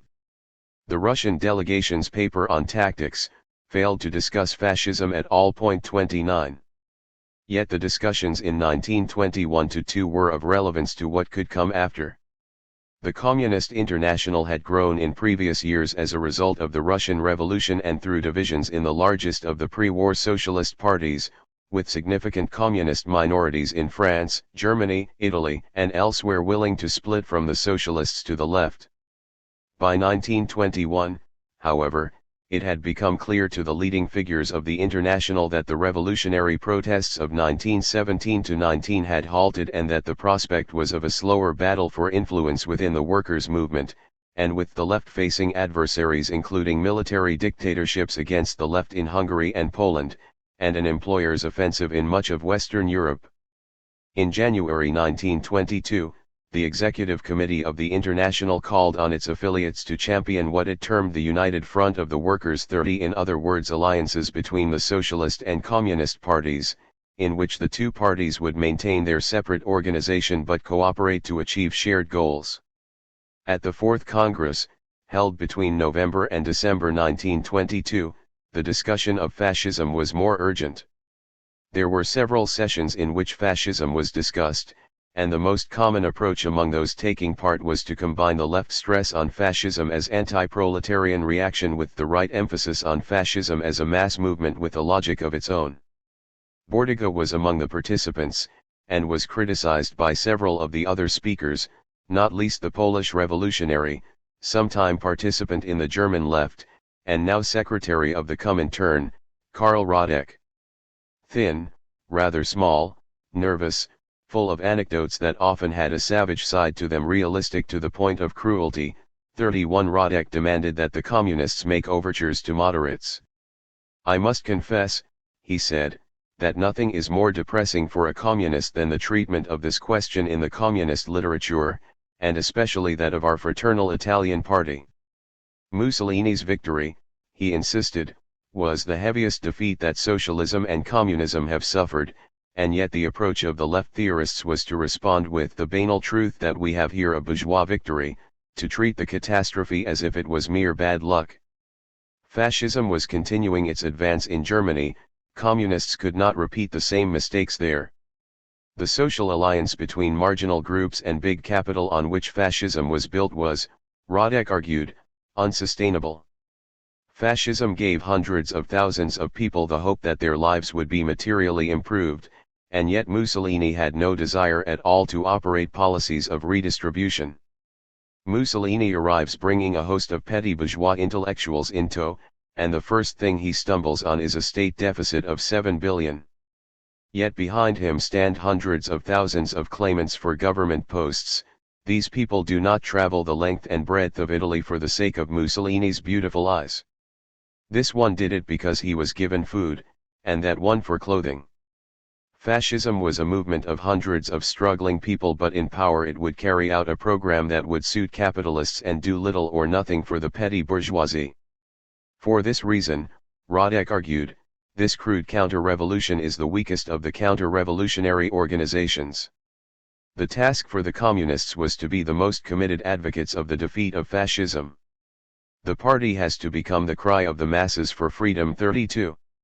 The debate between the PCI and the Comintern concerned whether fascism should be seen as simply a subordinate component of what was a much broader capitalist offensive against the workers who had supported revolutionary measures in 1917–18, this was the PCI's position, or whether fascism should be seen as something new and potentially worse than ordinary capitalist rule. If fascism was an independent force, and if it was going to destroy the organizations not merely of the communists but of the socialists, their trade unions and labor halls, if it was going to force such critics as Zabordi into a kind of internal exile, then a political response was needed. It was in both groups' interests to ally against fascism in a united front. Two sources from 1923 reveal a similar approach to Radek's analysis of fascism, Giulio Sass's book Der Fascismus in Italian and Clara Zetkin's speech to the Executive Committee of the Communist International. 33. Sass was a member of the Socialist Party and then the Communist Party in Austria and Hungary. Born Julius Spitz, he was a journalist who had lived in Italy but was expelled after Mussolini's coup, and by 1922–3 was in Berlin, where he worked for the Comintern's Department of Information and Statistics. He blamed the mutual oversimplifications of the left and right Marxist theories on the Italian Marxists' inability to look beyond the immediate situation. The Italian workers were in too close contact, he argued, to have a clear perspective. He linked the rise of fascism to a period of capitalist offensive, while stressing that this explanation alone was insufficient. He blamed the owners of heavy industrial companies for whom the rise of Mussolini offered the prospect of military expansion and therefore greater profits for their businesses. Sass married the theories of the left and the right Marxists, describing fascism as both a new form of capitalist dictatorship, which aimed to crush working-class organizations, and also a political movement which employed a language that combined socialist and nationalist terms and obtained mass support. 34 What followed from this analysis was that fascism was contradictory. Fascism as a specific historical force was shaped by the conflict between the reactionary goals of the movement and the mass base of support that the movement enjoyed. Zetkin had been a member of socialist parties for 40 years.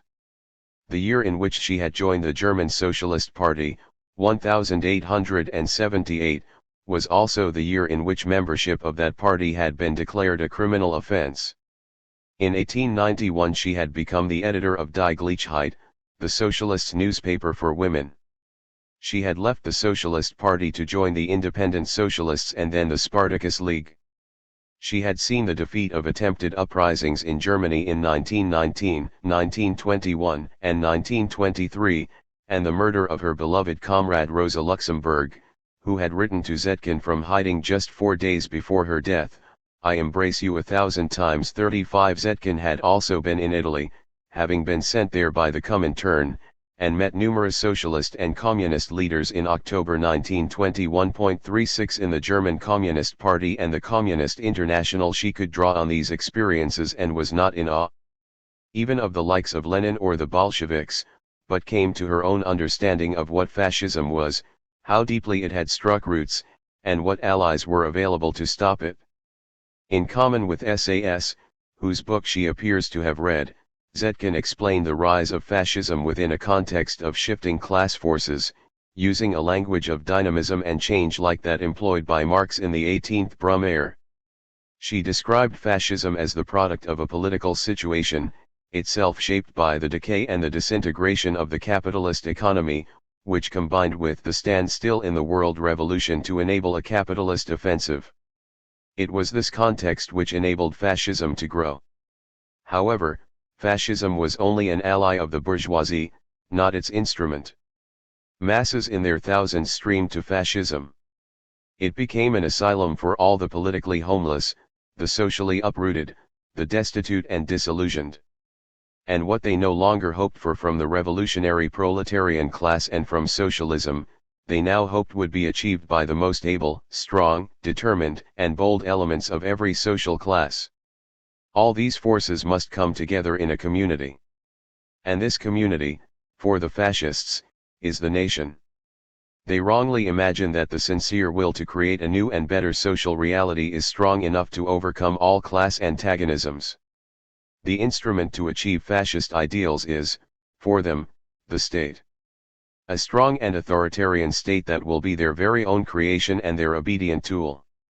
It is evident that in terms of the social composition of its troops, fascism encompasses forces that can be extremely uncomfortable and even dangerous for bourgeois society. 37.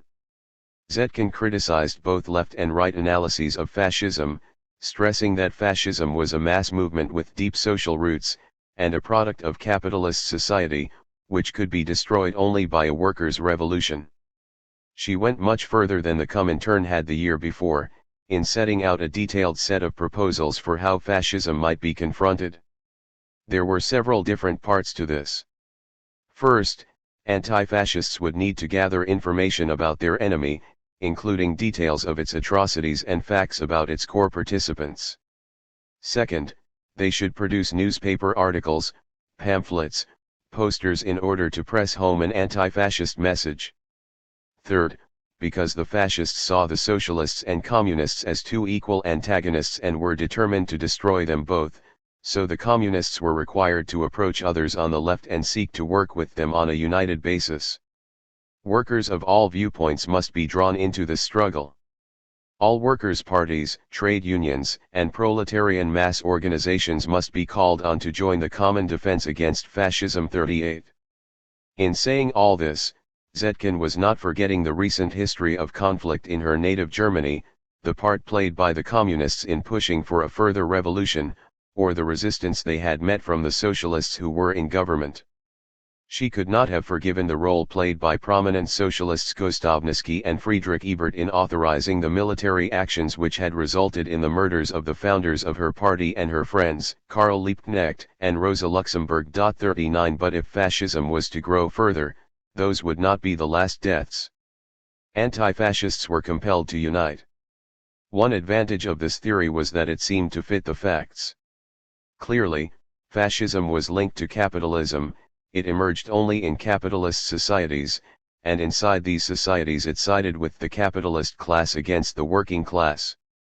However, fascism was also independent of both capitalist and pre-capitalist elites, thus even while allying itself with capitalism, it attacked the bourgeoisie as parasitical and put itself forwards as a force that would protect the little man against big business. Another advantage of this theory was that it suggested that fascism could be defeated.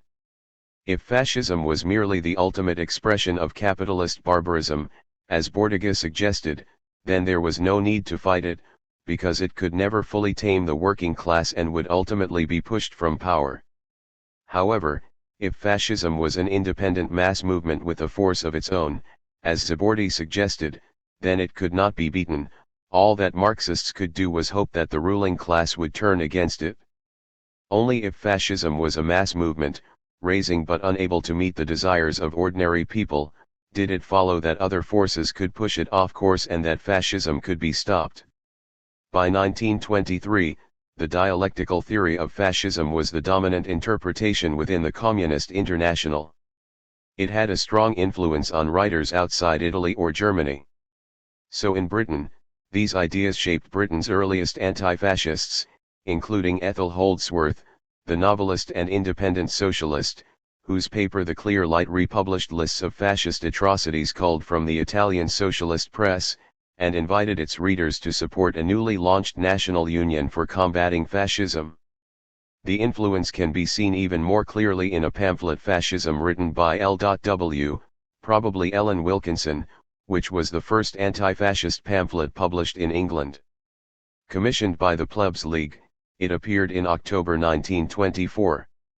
Fascism, the pamphlet argued following SAS, was a ramp of industrial capitalists, not the landowners, not the army, not the professions, but the employers of heavy industry.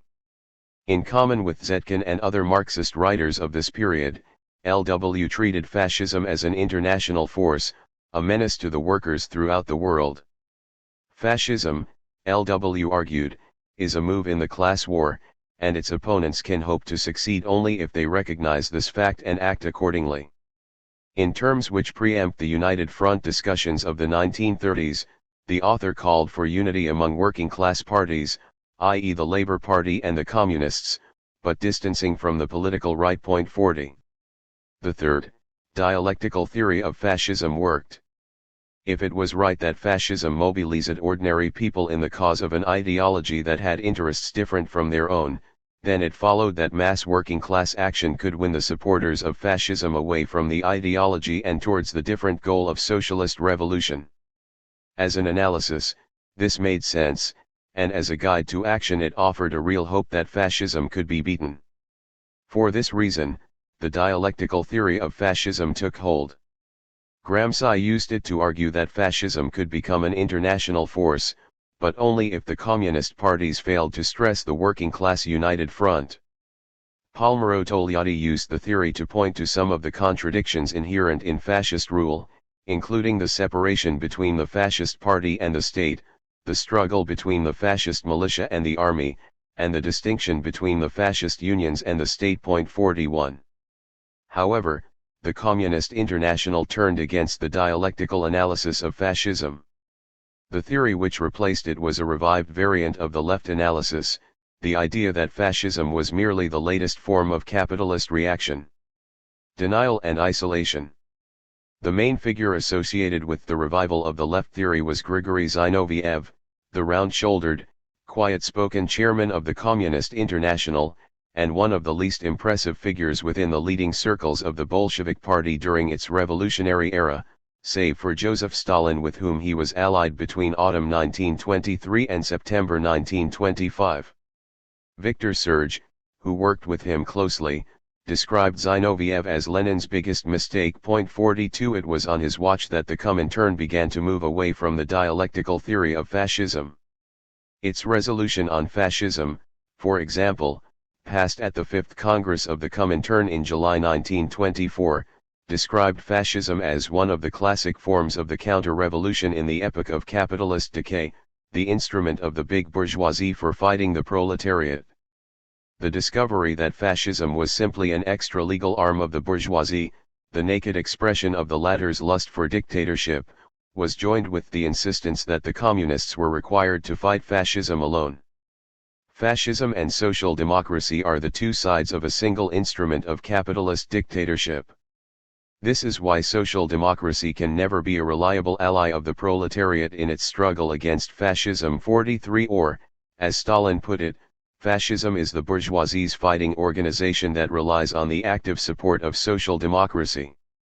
Fascism and social democracy are not antipodes but twins. 44. The 6th Congress of the Comintern in 1928 claimed that a new third period of capitalist crisis was at hand.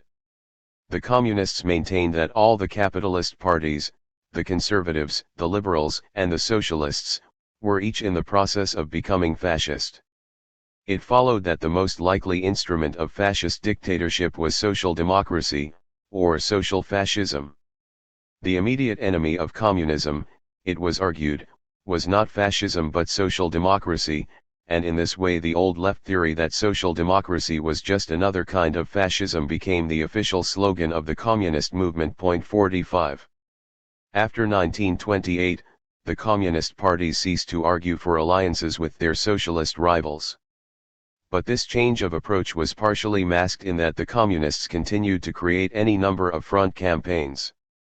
Some of these were party fronts, where the supposed alliance was simply the members of the Communist Party with a light veneer of fellow traveling supporters.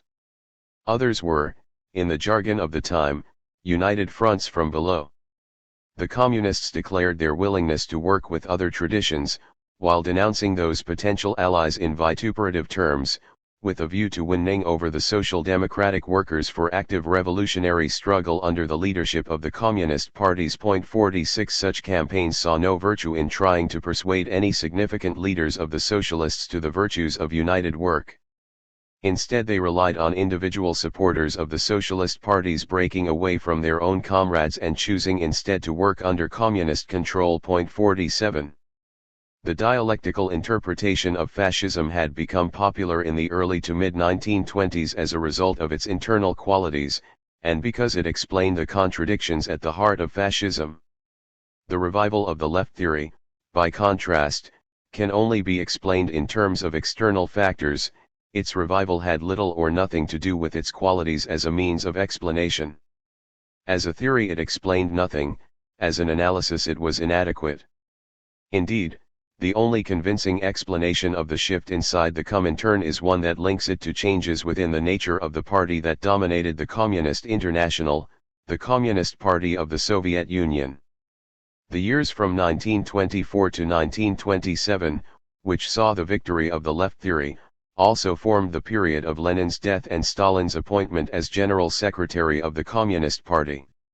Inside Russia, this was an era of bureaucratization. The last workers' councils were wound down, and the number of state officials multiplied, while the limits on communist salaries, which were supposed never to exceed a skilled worker's wage, were secretly ended. This was also a period of ideological reversal. The dominant idea in the first years of the revolution had been the message of international revolution, the idea that 1917 was part of a world revolution and that socialism could only succeed if the revolution spread. After 1924, the dominant ideology was increasingly Joseph Stalin's theory of socialism in one country, the notion that the revolution could only survive inside Russia, and therefore that the key to her survival was to turn all of Russia into a single military machine. 48. As for 1928, the year that the third period was announced, this was also the year that saw the beginnings of collectivization, the process by which the Russian peasantry was forced into collective farms, and hundreds of thousands who refused were punished with famine, when vast numbers streamed into the cities and the wages and living standards of urban workers fell catastrophically. Within the Soviet Union, power was increasingly in the hands of Stalin's clique. This change was accompanied by a change in the nature of the Communist International. It was no longer asked to act as a forum of world Marxism or as an instrument of revolutionary change. The International and the member parties that constituted it were now expected to follow a line set to fit the needs of Stalin's domestic and foreign policy. This degeneration of the International as a source of Marxist theory is something that even pro-Comintern historians have had to recognize. John Cammett, for example, writes that, after the Sixth World Congress of the Communist International and including the period of the Popular Front, the Comintern's work in this field of theories of fascism became less and less concrete and more adapted to mere political exigencies. 49. As with the Marxists of the Communist International, so with the Marxists inside the Socialist International, the late 1920s saw a decline in the quality of their theory. Among those that still called themselves Marxists, the dominant figures were the Marxists of the SPD, above all Karl Koski. Prior to 1914, Koskai had been the leading intellectual in European Marxism. He was Engels' former friend and disciple, and the author of standard textbooks which explained Marx's economic ideas. Until the socialist deputies voted to support the First World War, to which Koskai offered no opposition, he was an inspiration to socialists at all points within Marxism, even to such radicals as Luxemburg and Lenin. Although some of his previous authority had been lost by 1918, afterwards Koskai remained a significant figure within the SPD, which as late as winter 1932-3 remained the largest political party in Germany. Prior to 1914, Koskai had been won over to the idea that the growth of trusts and monopolies was leading to such a high level of centralization within the economy that it was becoming ever easier for the state to take over control of production, through democratic reforms rather than revolution. From this, he rejected the idea of revolutionary transformation through a popular uprising, which could be found in Marx and Engels' work at the time of the Communist Manifesto. Koskai's belief that capitalism was becoming increasingly stable led him to passivity in face of the declaration of war. A decade later, it encouraged him to see Italian fascism as a mere aberration in the face of history. Karl Koskai's The Materialist Conception of History, published in 1927, was intended to be his life's defining work.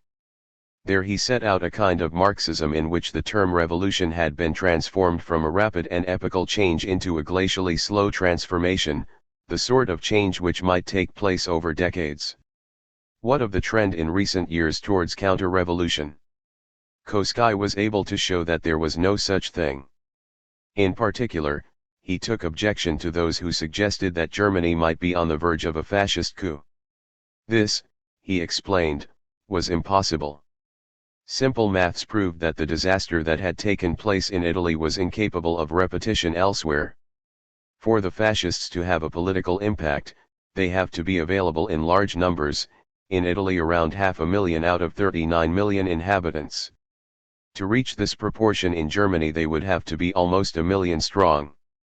In an industrial country such a large number of lumpen elements in the prime of life, just cannot be dredged up. 50. Mussolini's victory, Koskai explained, had been a fluke. It was the result of specific, Italian circumstances, including that country's underdevelopment. Koskai then cast around for a further proof that fascists could not prosper under capitalism. Now, he lighted on a second, unassailable, fact. All industrial classes had an interest in democracy, not just the workers, but everyone, even the factory owners and the rich. Capitalist production and accumulation is in the long run only possible under conditions of complete security for property and prosperity. The businessmen who dominated the great businesses of interwar Europe were intelligent people, with a keen sense of their own interests. Fascist rule would represent an intolerable risk for them. All the rise of fascism shows is that capital is already scared of the coming socialist victory, and that already in certain countries, where a favorable opportunity exists, reckless and short-sighted capitalist elements will take advantage of it to engineer an armed suppression of democracy. If this does not happen everywhere, it is because the opportunity is not altogether available, but also because the more far-sighted statesmen of the ruling classes realize that this method of saving capitalism is in fact to cast out Satan by Beelzebub. As far as Koskai and the generation of socialist activists who took a lead from him were concerned, fascism and capitalism were irreconcilable. 51.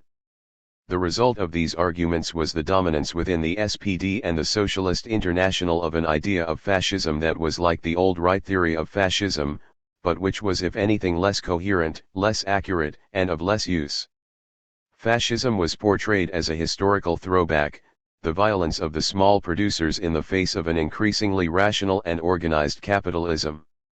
What this helped to create, then, was a situation in which both internationals faced the establishment of Mussolini's dictatorship and the rise of German fascism with an inadequate theory.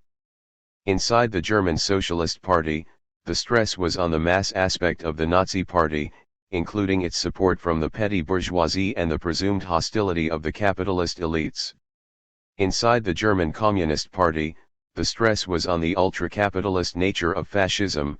There was no chance that fascism could seize power on its own account. These theories shared two things. They enjoyed a symmetry of antagonism. The SPD was as worried about the rise of the KPD as it was about the rise of the Nazi Party, while the KPD was as antagonistic towards so-called social fascism as it was to real fascism. 52. In both cases, inadequate theory led to inadequate practice. The KPD blamed the leaders of the SPD for the failure of the German Revolution and the murders of Rosa Luxemburg and Karl Liebknecht. The SPD blamed the KPD for its adventurous role in 1918-23, notably in the 1921 March action, when the KPD attempted to launch an insurrection, with no real support. From 1929, the Comintern argued for the theory of class against class, the notion that social democracy was simply another variant of fascism. Hitler could be resisted by the KPD alone. Meanwhile, the SPD maintained that Hitler could be resisted by President von Hindenburg and his allies. 53. Marching under their opposing banners, the millions that supported the German workers' movement were unable to offer any united resistance to the Nazis. Against their intention, they eased the way for Hitler's seizure of power. 4. Benjamin, Gramsci, Trotsky. Even before 1933, there were several Marxists who evolved theories which rejected the fallacies of the official left and right positions. In Britain, John Strachey had been a left-wing Labour MP. He resigned from Labour in 1931 to join what was presented as a vigorous, youthful alternative to establishment politics, the New Party. That organization then split, with Strachey moving back towards the left. However, the bulk of the New Party, including its leader, another former Labour MP, Sir Oswald Mosley, went on to form the British Union of Fascists in 1932. Strachey claimed to have witnessed the moment when Mosley turned to fascism. It was in 1931, during a by-election in Ashton-under-Lyme, when the new party was confronted by a hostile group of Labour supporters, and Mosley told his supporters, "That is the crowd that has prevented anyone doing anything in England since the war." Looking back on the incident later, Strachey wrote, "At that moment of passion, and of some personal danger, Mosley found himself symbolically aligned against the workers. 1 Having been caught with his hands too close to the fire, as it were, John Strachey became one of the most consistent voices in Britain warning of the threat posed by fascism." Strachey's The Coming Struggle for Power defined fascism as a popular mass movement for the protection of capitalism. Inside this left definition of fascism, Strachey stressed those elements of fascism which were normally noticed first by observers from the Marxist right. Thus, he described fascism as revolutionary, and argued that the chief characteristic of fascism was the creation of a mass party. Strachey also devoted space to describing in detail what he saw as the social base of fascism, a petty rentier class distinct from the traditional petty bourgeoisie. Unlike some of his contemporaries, he was keenly aware that the nature of the middle class was not fixed but changed as the nature of production developed. The fascists were neither artisans nor small capitalists, as they might have been 100 years previously, but shopkeepers and small traders, whose property depended on loans from the banks. According to Strachey, this petty rentier class was different from the petty bourgeoisie of Marx's day. They live, that is, not by enjoying small-scale production, but by enjoying a small participation in the profits of great monopolistic imperialist enterprises. Despite these moments of dissidence, Strachey's conclusions were those of the fellow traveling left: the war against fascism must begin by exposing social democracy. 2. Another unorthodox Marxist, Walter Benjamin, wrote an essay, Theories of German Fascism, in which he considered the far right's idealization of war. He was reviewing a collection of articles edited by a nationalist and authoritarian, the former soldier Ernst Jünger, who believed that war was the highest condition of human life, a glorious moment for men to display their best qualities. It was the prelude to a new society, the means to wall the world with borders, and to punish with fists and blood all those who disagreed with his revolutionary nationalism. The character of war, Benjamin responded, is not decided by martial valor, so much as the contradictions of capitalism. The harshest, most disastrous aspects of imperialist war are in part the result of the gaping discrepancy between the gigantic power of technology and the minuscule moral illumination it affords. The 1914-18 war may have started like a pageant, but it ended in death, murder, and revolt. These transformations become visible, Benjamin wrote, when one compares the vibrant, buoyant, enthusiastic faces of the soldiers of August 1914 with the fatally exhausted, haggard, implacably tensed faces of the 1918 veterans of machine warfare. Junger and his kind idealized a spirit which had died almost immediately. They had no understanding of the world or of war. 3. In this 1930 article, Benjamin referred in passing to Junger's romanticization of the technology of mass killing. 6 years later, in his essay, The Work of Art in the Age of Mechanical Reproduction, Benjamin returned to the question of the relationship between fascism as politics and fascism as myth. Fascism attempts to organize the newly created proletarian masses without affecting the property structure which the masses strive to eliminate.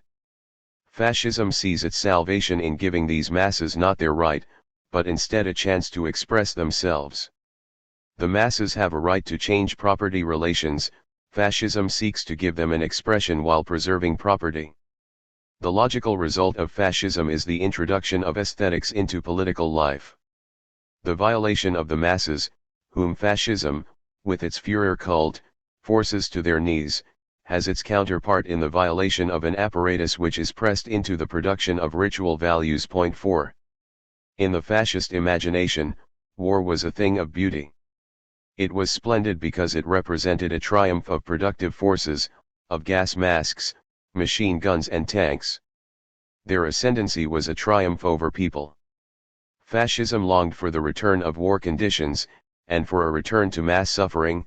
Mankind, which in Homer's time was an object of contemplation for the Olympian gods, is now one for itself. Its self-alienation has reached such a degree that it can experience its own destruction as aesthetic pleasure of the first order. This is the situation of politics which fascism is rendering aesthetic. 5.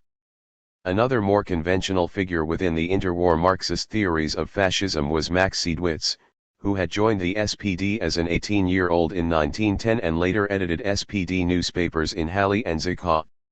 In 1930, the Nazis achieved their electoral breakthrough, winning 18% of the vote and 107 seats in the German Reichstag. Terrified by their rise, the SPD determined to vote for the existing center-right government led by Chancellor Brüning. Seidwitz was one of tens of thousands in the SPD who rejected this policy. He said that the socialists should be campaigning against the center parties and against fascism. The fascist movement is not an independent entity between the contending classes of bourgeoisie and proletariat, but, in the present phase of the class struggle, it constitutes a weapon, perhaps the most decisive weapon, in the hands of the big bourgeoisie for the prosecution of its socially reactionary demands.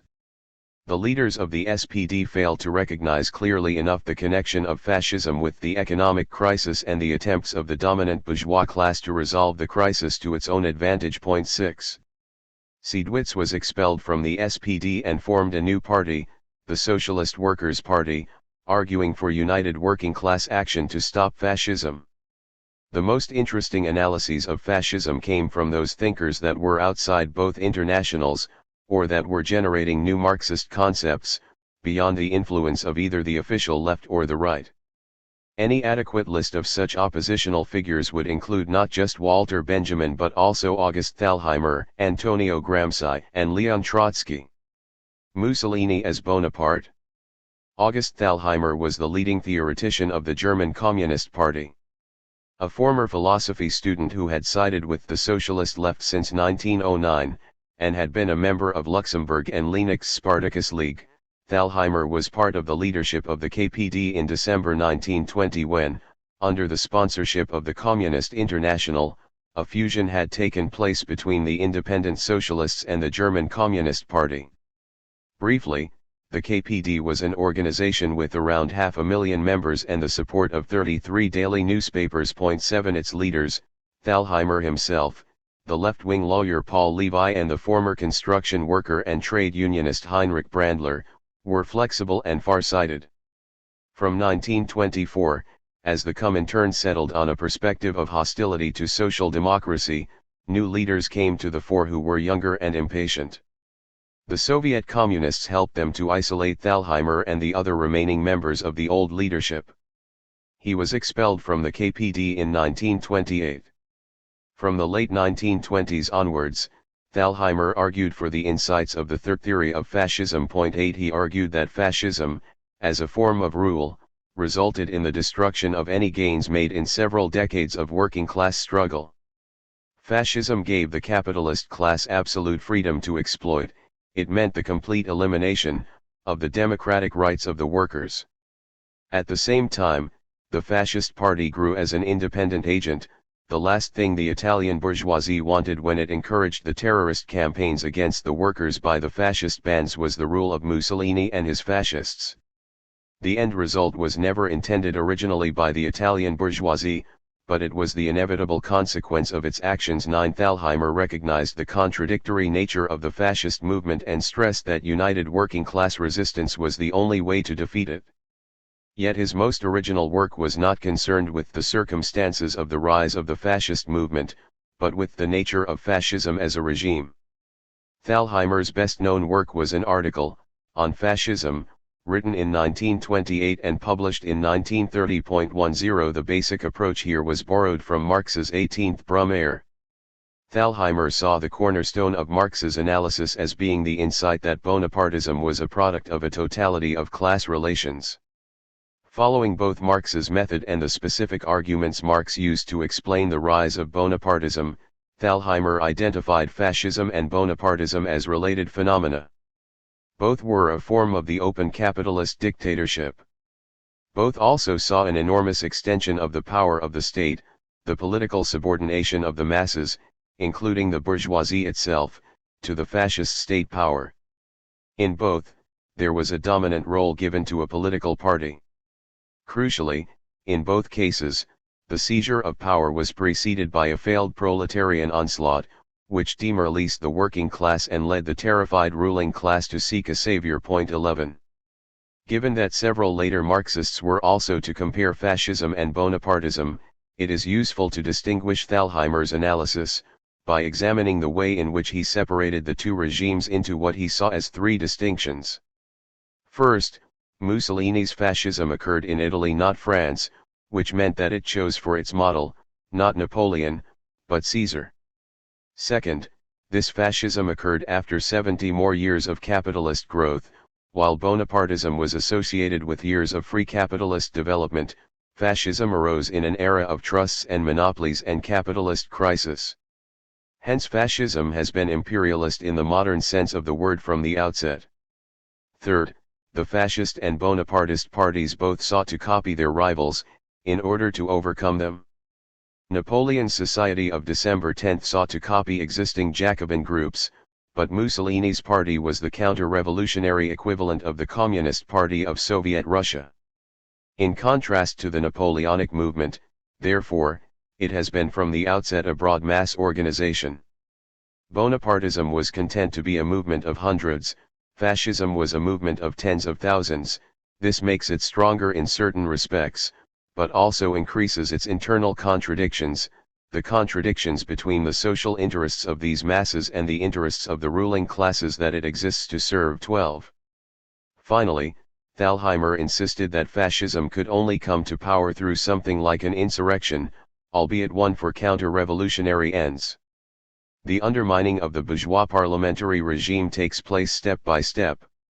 And the bourgeoisie itself is the main agent in this. Marx's 18th Brumaire describes this process precisely in its individual stages. The establishment of the open dictatorship itself can, however, only occur through a leap, a putsch, or a coup d'état, in which the bourgeoisie itself is the passive element. It is their task to create the conditions through which they can be saved socially and violated politically.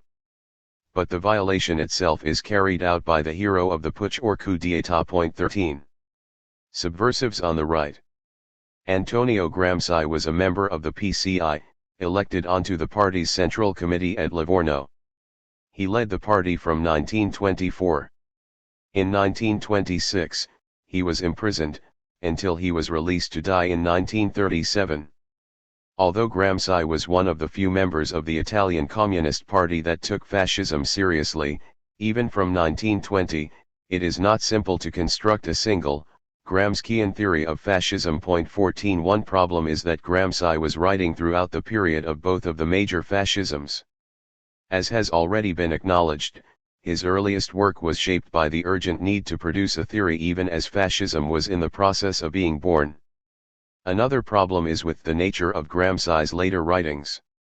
His most important work is contained within the prison notebooks, but these are collections of unfinished notes, written cryptically to confuse Gramsci's jailers.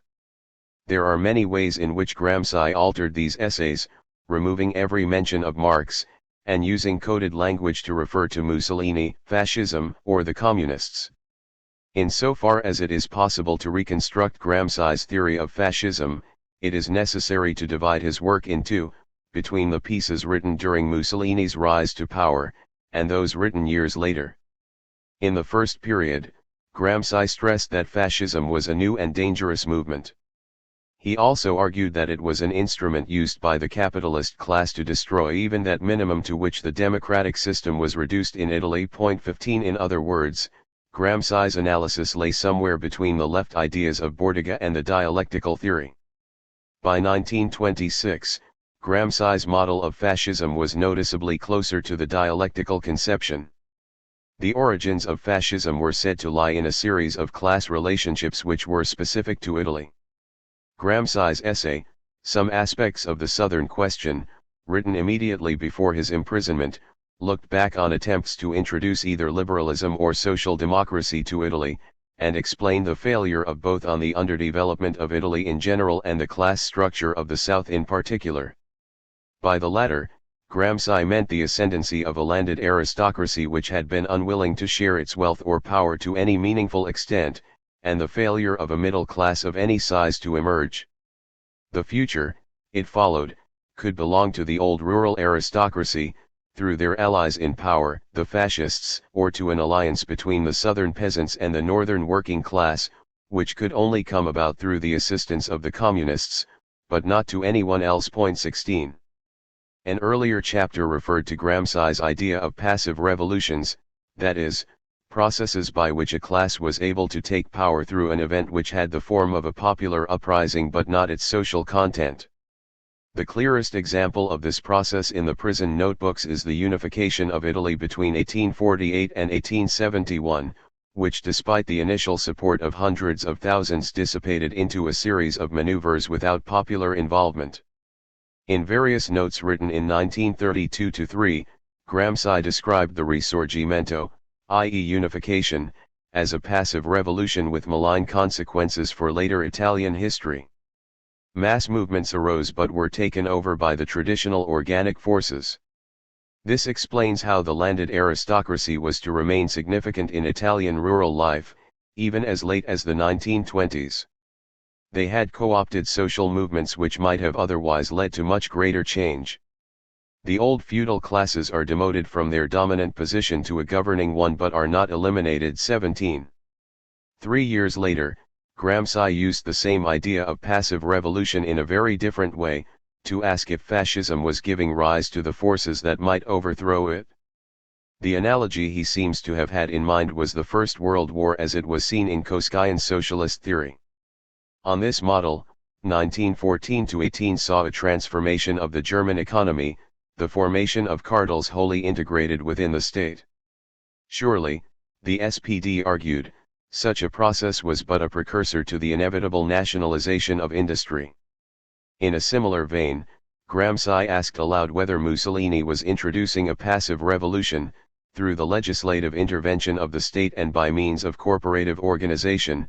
Socialization and cooperation in one sphere of production are being increased without however touching on, or at least going beyond the regulation and control of, individual and group appropriation of profit. Such optimism, Gramsci warned, was premature. The mass of people were waiting, rather, for wealth to reach them. growth reinforces the hegemonic system and the forces of military and civil coercion. 18. Elsewhere in the prison notebooks, Gramsci identified fascism's social base as the famished, morti de faim, who were made up of two layers, an impoverished rural petty bourgeoisie and a subproletariat. Both were subversive in the sense of being both oppressed and uprooted and hence susceptible to violent arguments, which hinted at the prospect of tumultuous change. But this was a negative rather than a positive class position. The people is aware that it has enemies, but only identifies them empirically as the so-called signori bosses. Contained in the concept of signori there is much of the old dislike of country for town. There is also dislike of officialdom, the only form in which the state is perceived. The peasant, and even the small farmer, hates the civil servant, he does not hate the state, for he does not understand it. 19.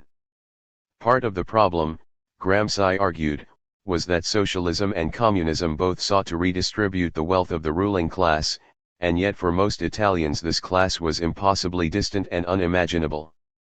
Not only does the people have no precise consciousness of its own historical identity, it is not even conscious of the historical identity or the exact limits of its adversary. The lower classes, historically on the defensive, can only achieve self-awareness via a series of negations, via their consciousness of the identity and class limits of their enemy, but it is precisely this process which has not yet come to the surface, at least not nationally. 20. So even though the fascists were recruited from struggling classes, the result of the fascist dictatorship was continued bourgeois rule. In this sense, fascism was a proxy ideology. It used the radicalism of oppressed layers against themselves. In Gramsci's description, fascism needed to have the support of a mass movement to solve the economic crisis but could not satisfy its supporters. Gramsci placed fascist rule within the category Caesarism, a term intended to convey both fascism and the Bonapartism considered by Marx. 21. Like Thalheimer, Gramsci saw the practical causes of the ascent of Napoleon III and Mussolini as similar. Following Thalheimer and Marx, he listed such factors as a crisis of the ruling class, the reciprocal failure of the proletariat, the atomization of a large peasantry and the presence of an adventurous layer, including both petty bourgeoisie and lumpenproletariat which was organized into a party. 22. There were, however, several points at which Gramsci's theory differed from August Thalheimer's. For one thing, Gramsci had a specific notion of the crisis of capitalism that preceded the rise of fascism, which was a crisis of hegemony. He was referring to the notion that the bourgeoisie rules primarily through consent rather than coercion. A crisis of hegemony, therefore, is a crisis of the dominant ideology. In addition, he had a strong sense of the link between fascism and the class psychology of given layers, including the morti de faim and the urban petty bourgeoisie, the layer from which the junior officers were drawn. Finally, fascism answered the crisis of hegemony. In Marx's 18th Brumaire, the exceptional character of Bonapartism declined, as it failed to meet the grievances of its supporters. An exceptional system of government tended to become just another form of class rule and, as it did, it became vulnerable. In Gramsci's account of Caesarism, such a society was capable of lasting for a longer period. It was able to do so if it was a mass movement enjoying the assistance of mass fascist trade unions and other mechanisms for popular involvement. In the modern world, with its great economic trade union and party political conditions, the mechanism of the Caesarist phenomenon is very different from what it was up to the time of Napoleon III. In the period up to Napoleon III, the regular military forces or soldiers of the line were a decisive element in the advent of Caesarism, and this came about through quite precise coups d'état, through military actions, etc. In the modern world, trade union and political forces, with the limitless financial means which may be at the disposal of small groups of citizens, complicate the problem. The functionaries of the parties and economic unions can be corrupted or terrorist, without any need for military action in the grand style, of the Caesar or 18 Brumaire type. 23. It was also able to survive if its opponents were weak and terrorist. In the modern world, Caesarism also has a certain margin, larger or smaller, depending on the country and its relative weight in the global context. For a social form always has marginal possibilities for further development and organizational improvement, and in particular can count on the relative weakness of the rival progressive force as a result of its specific character and way of life. 24. Reaction run amok. The former leader of the Petrograd Soviet during the revolutionary uprisings of 1905 and October 1917, Trotsky had served as Lenin's first commissar for foreign affairs, and then during the Civil War of 1918-20 had founded and led the Red Army, which had been crucial to the Bolshevik success. Expected to be Lenin's successor, Trotsky was however defeated by Stalin and forced into exile in Turkey, France, Norway, and finally Mexico. While other oppositional figures were writing in prison and without an audience, Gramsci, or before the period of Hitler's rise to power, Thalheimer, Trotsky's most important articles 25 were widely circulated in Germany in 1931 and 1932. They were turned into pamphlets which sold hundreds of thousands of copies. They were read, in other words, at exactly the moment when Hitler was most vulnerable. In the words of Trotsky's biographer, Isaac Deutscher, much earlier than anyone, he grasped the destructive delirium with which National Socialism was to burst upon the world. 26. Fascism would be an exceptionally violent form of class rule, Trotsky warned. The wiseacres who claim that they see no difference between Brüning and Hitler are in fact saying, it makes no difference whether our organizations exist or whether they are already destroyed. 27. Trotsky explained the differences between fascist dictatorship and the forms of capitalist rule that were typical at times of class peace. In circumstances of calm, the representatives of big business preferred a stable solution to social antagonisms. They want no convulsions, no long and severe civil war. But such forms of peaceful government were impossible in an atmosphere brought to white heat by war, defeat, reparations, inflation, occupation of the Ruhr, crisis, need and despair. 28. If the German elites were on the verge of appointing Hitler, it was because the depth of the crisis made the continuation of political democracy impossible. Trotsky described the anguish of the old rulers using a vivid metaphor which perhaps had even more force in the days before anesthetics were widely available. The big bourgeoisie likes fascism as little as any man with aching molars likes to have his teeth pulled. 29.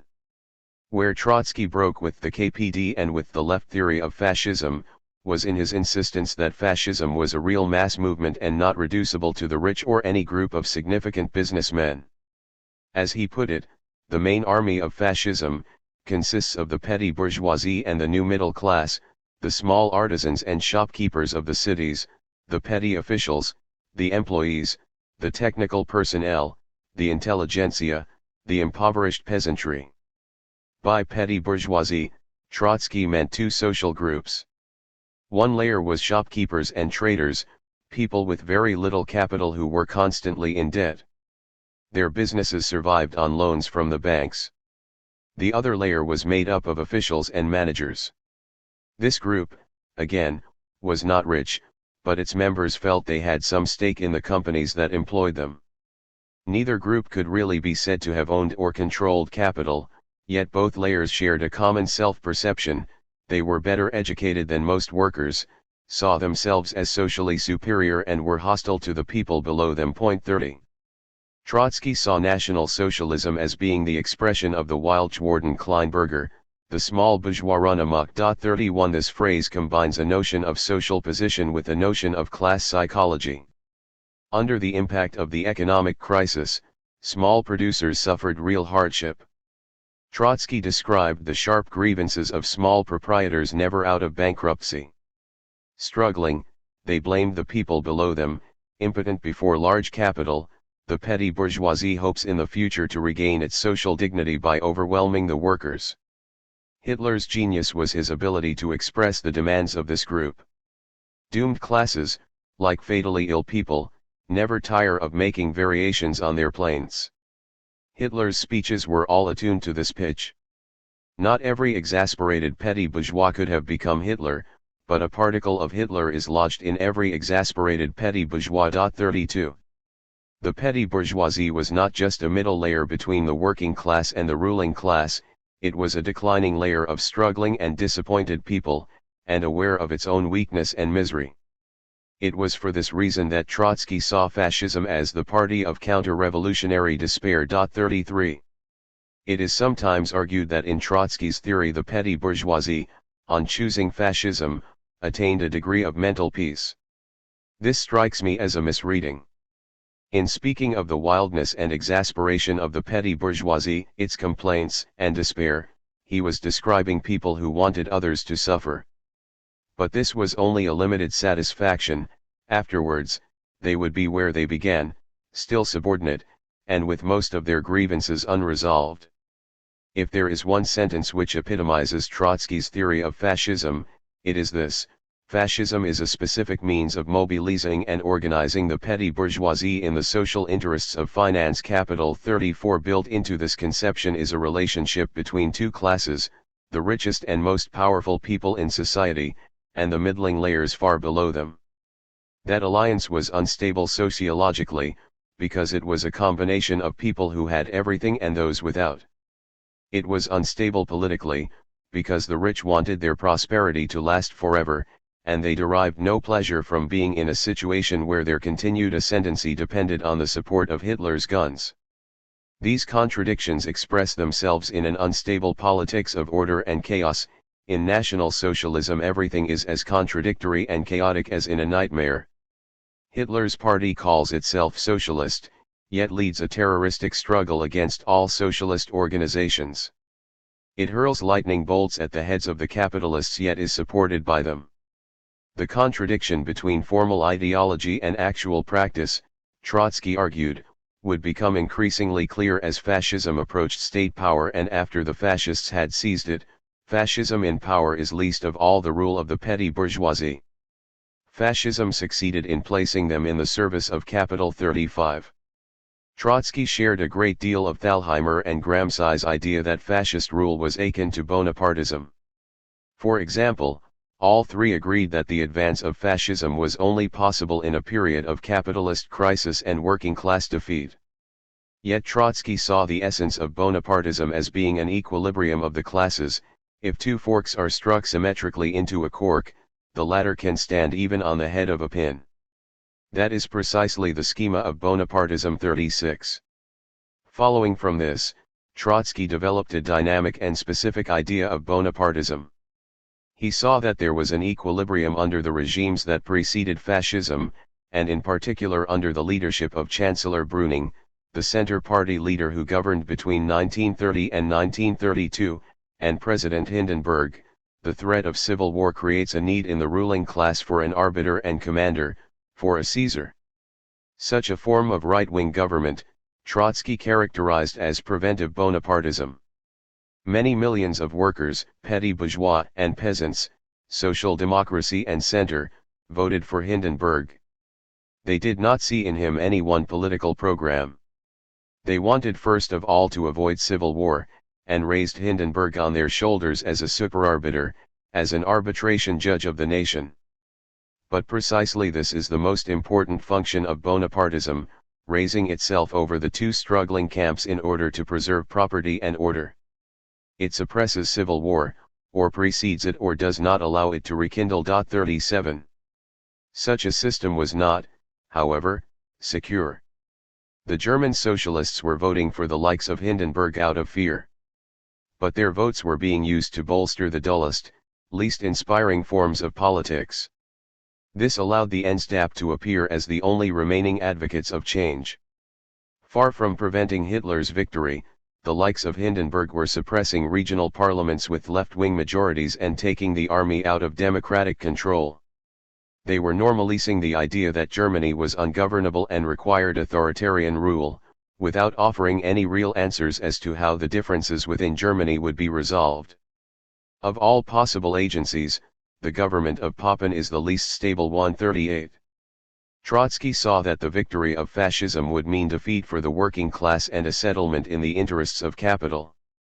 It would, in other words, temporarily end the equilibrium caused by the inability of either capital or labor to rule. Fascism would not satisfy the demands of the middle classes. Having arrived in power, the fascist chiefs are forced to muzzle the masses who follow them by means of the state apparatus. By the same token, they lose the support of broad masses of the petty bourgeoisie. 39. The defining feature of Trotsky's theory of fascism was his insistence on the contradictory nature of fascism. Fascism, he argued, was a product of barely compatible circumstances, of the tension between the crisis of the elites and the failure of the socialist parties. The fascist movement thrived on a discrepancy between the mass base of its support and the reactionary nature of its goals. The social bases of fascism were almost at war. The petty bourgeoisie asserted its anger against capital by crushing the one class that could defeat capitalism. From these insights, Trotsky derived a tactic to defeat fascism, the United Front.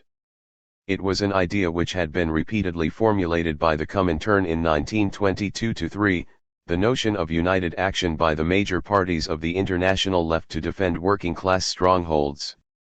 Where Trotsky went further than other Marxist thinkers, was in setting out the political content of the proposed relationship between the socialists and the communists in that alliance.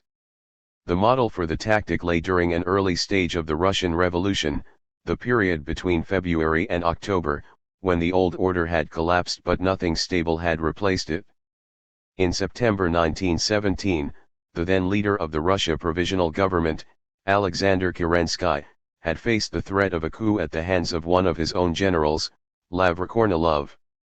The Bolsheviks had responded by declaring their support for the February Revolution, and the Petrograd Soviet, which they controlled, had taken up arms against him.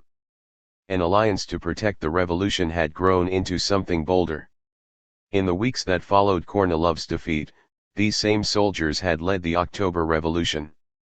In drawing on this analogy, Trotsky was able to set out a vision of socialist alliance which was especially attractive to the members of the KPD, who were a primary audience of his articles. You could be in a united front alliance with other socialists, Trotsky argued, without being dominated by your partners. In a genuine united front, the participants would maintain separate presses and organizational independence. They would be allowed to criticize one another, no common platform with the social democracy, or with the leaders of the German trade unions, no common publications, banners, placards. March separately, but strike together. Agree only how to strike, whom to strike, and when to strike. 40. Both wings of the German left should be entitled to shape the alliance, to argue the merits of their respective strategies. Those who participated in joint struggle would learn from the experience and be emboldened. They would see, for themselves, which strategies would best lead to further victories. Trotsky's advocacy of the tactic was also distinguished by his insistence on the relationship between the offensive and the defensive. The immediate priority was united self-defense in the face of the fascist threat. Must the tactics of the German Communist Party in the immediate period follow an offensive or defensive line? We answer, defensive. In this process, the socialist militants should take control of their own workplaces. Every factory council must become an anti-fascist bulwark, with its own commandants and its own battalions. The process of anti-fascist defense would therefore become a process of anti-fascist offense against the Nazis. The fascists are attempting to encircle the revolutionary strongholds. The encirclers must be encircled. The result would be the capture of positions which would enable a confident, effective struggle against the right. The smashing of fascism would open once more the possibility of socialist government. 41. But if the alliance could not be achieved, Trotsky warned, the result would be a horrific defeat for the German working class. Fascism is a particular governmental system based on the uprooting of all elements of proletarian democracy within bourgeois society.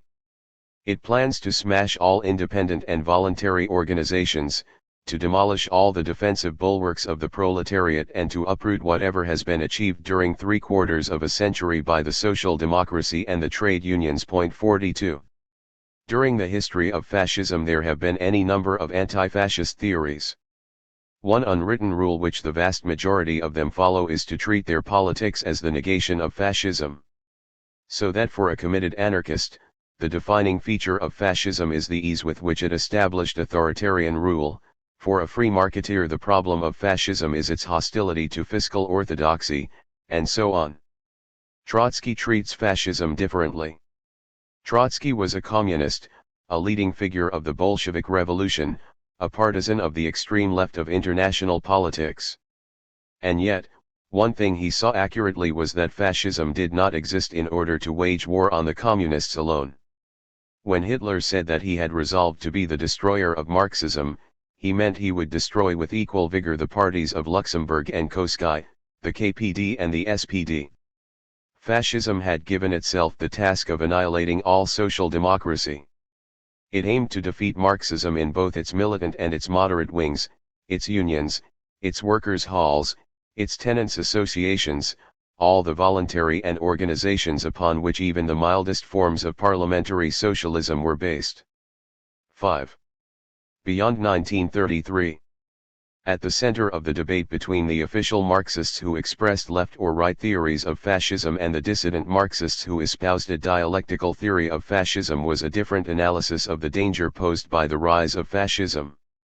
For the dissident Marxists, the danger was acute. What was needed was practical working class unity to stop fascism. The Marxist left and right disagreed. Fascism would be prevented either by the hostility of traditional elites, or by the inability of fascism to defeat the working class. The extreme paralysis of these parties represented, in effect, a boast before history. It amounted to saying, just let the Nazis try. The result was a catastrophic defeat.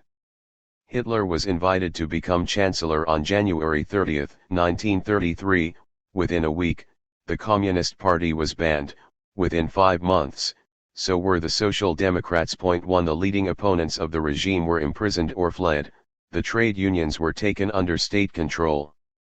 In the days immediately preceding Hitler's invitation to power, rumors were widespread that he would be resisted by a general strike led by the Communists. This idea was far from fanciful. In 1920, as we have seen, a previous attempt to create a right-wing dictatorship, the Kapp Putsch, had been defeated by workers' strikes. 13 years later, the KPD had 300,000 members. The organization could in addition call on the support of Red unions, organizations of school and university association, fellow travelers involved in Red sports clubs and in KPD-dominated anti-Nazi networks such as Anti-Faschistische Action or Kampfbund gegen den Faschismus, the latter claimed 100,000 members in summer 1932. In elections held in November 1932, the KPD was the largest party in the capital, Berlin, winning an impressive 37.7% of the votes cast in that city.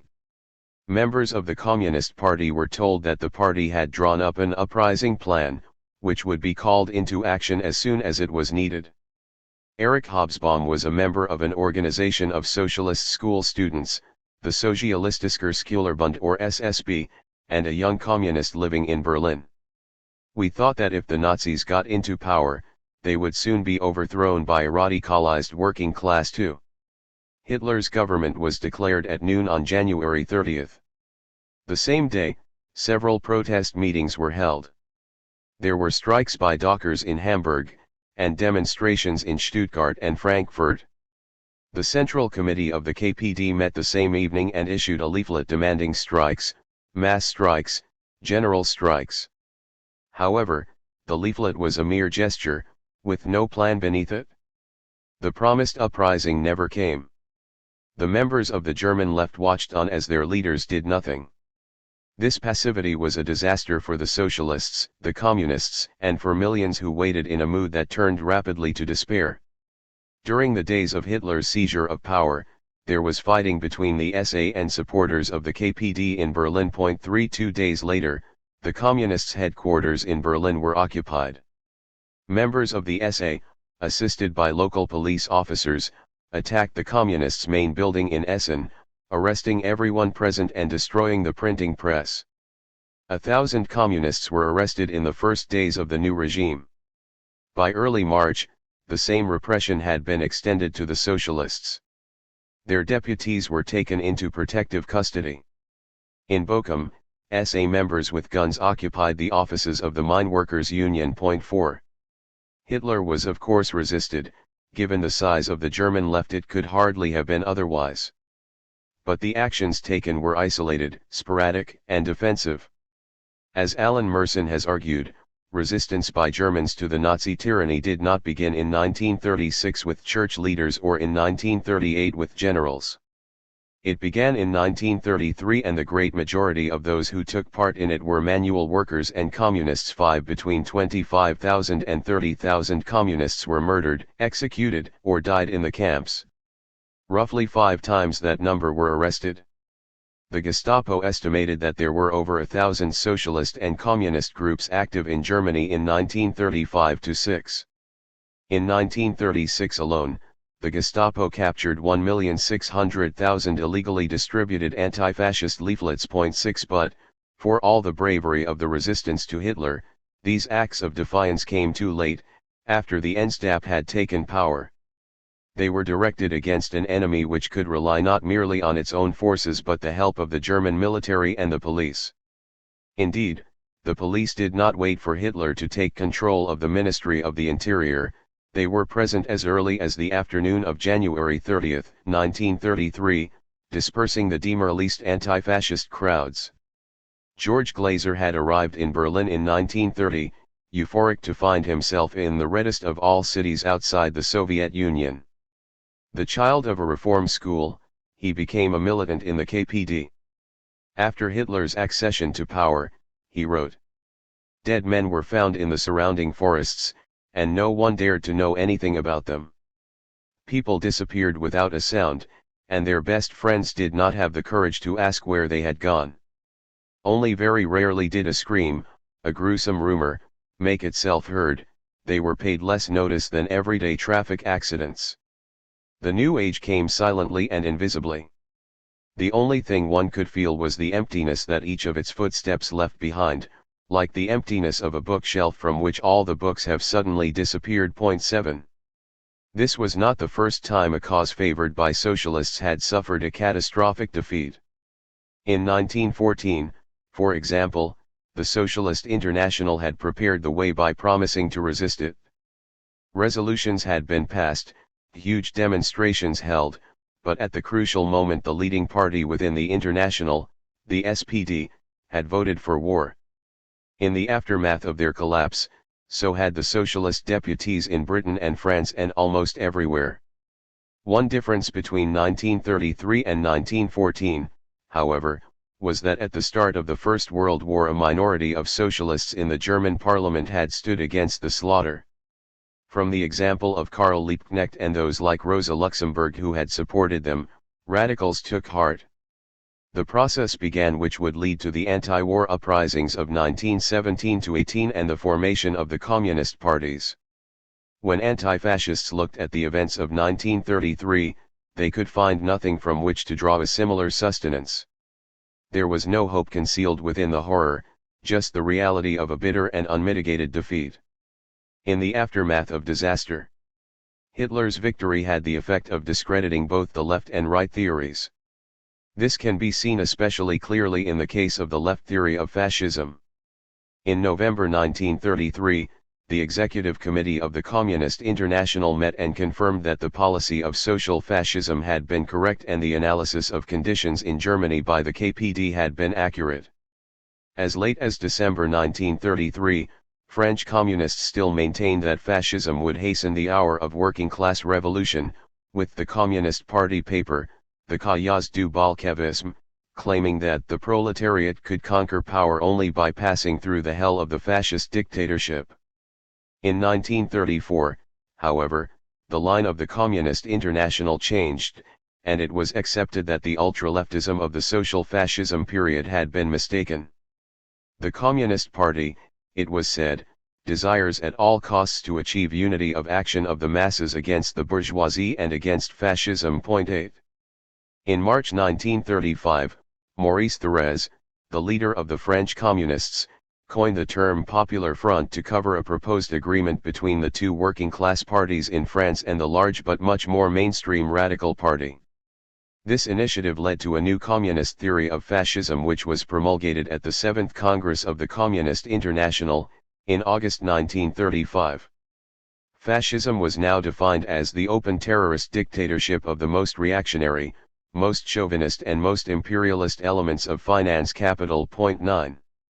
In practice, the function of this definition was to narrow the real base of fascism to an absolute minimum and to suggest that any social layer, except the most extreme supporters of fascism among the super-rich, could be anti-fascist.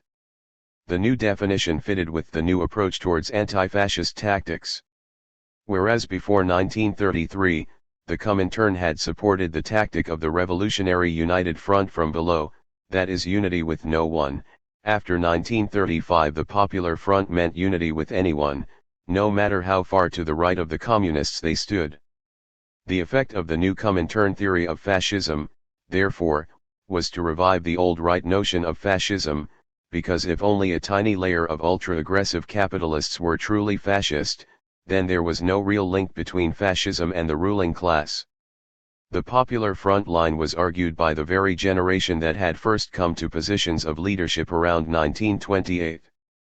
In nearly all the national communist parties, it was the leaderships installed during the left third period that went on to implement the right-wing Popular Front strategy.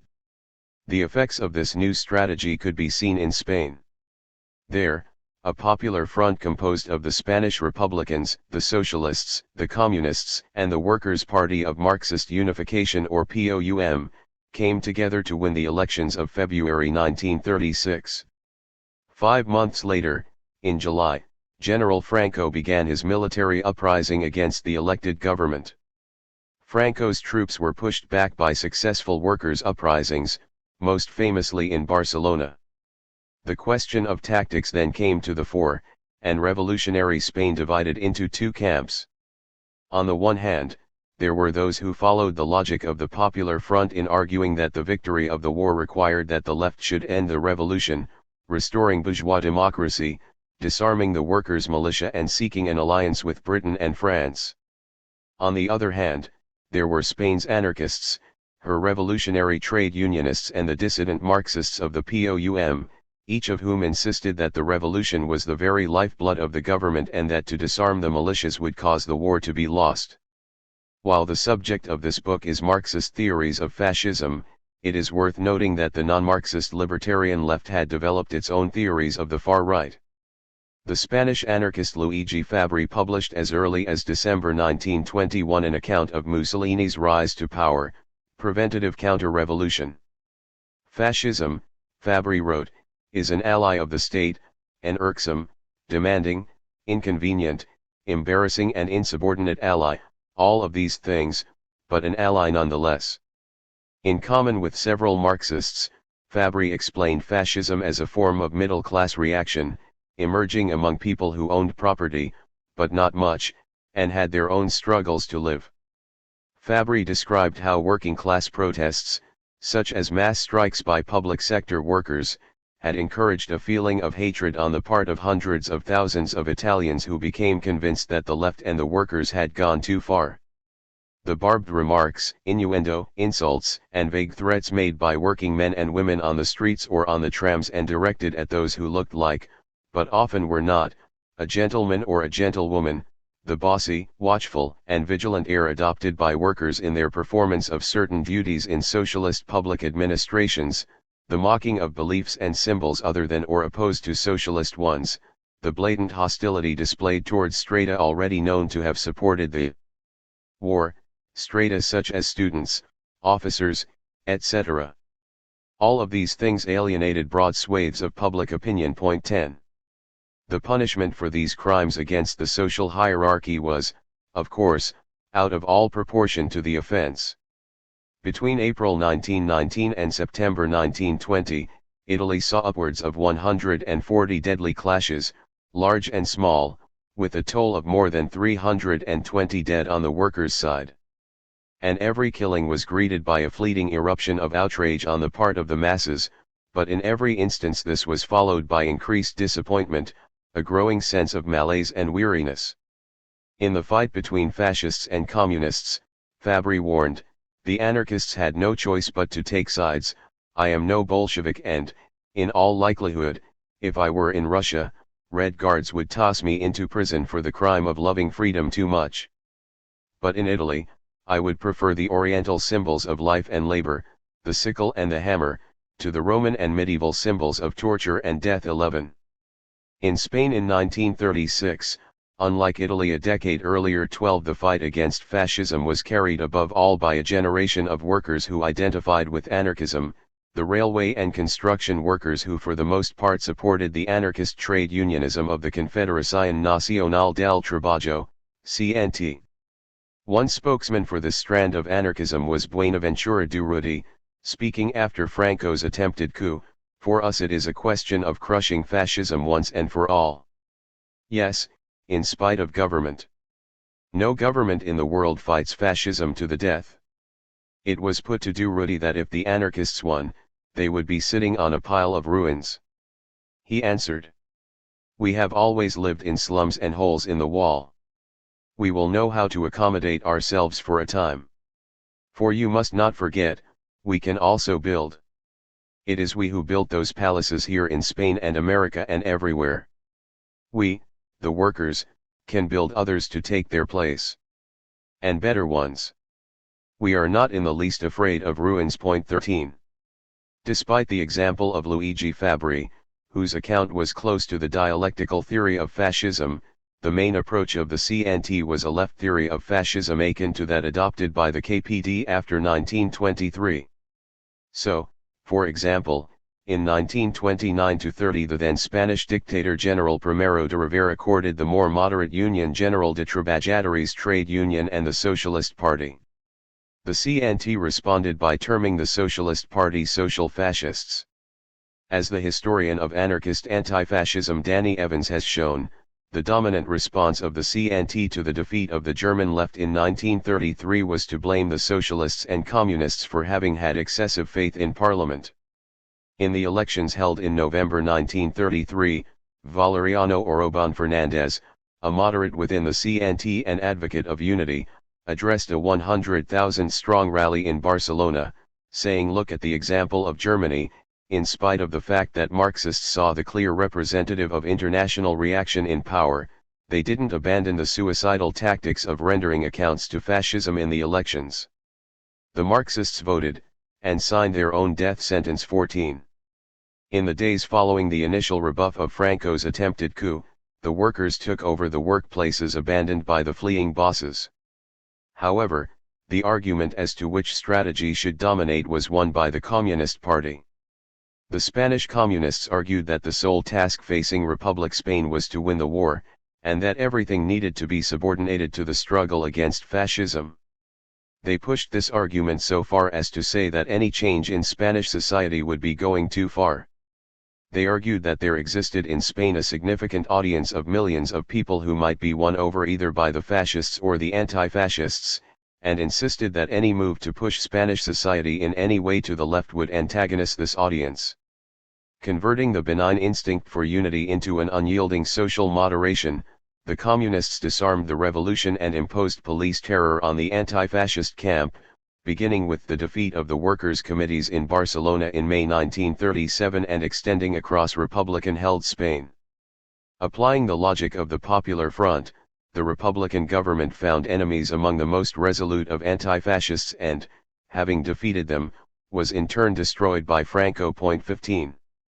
While the Comintern flipped from a left theory straight over to a right theory of fascism, many socialists who supported the Second International moved from a right theory of fascism towards the dialectical theory. Not all, of course, were willing to make this journey.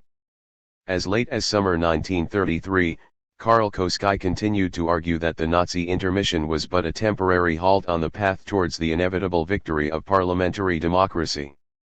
Whoever asserts that democracy has failed asserts that the proletariat itself is not yet capable of liberating itself. But one thing we do above all and in all circumstances, remain faithful to ourselves.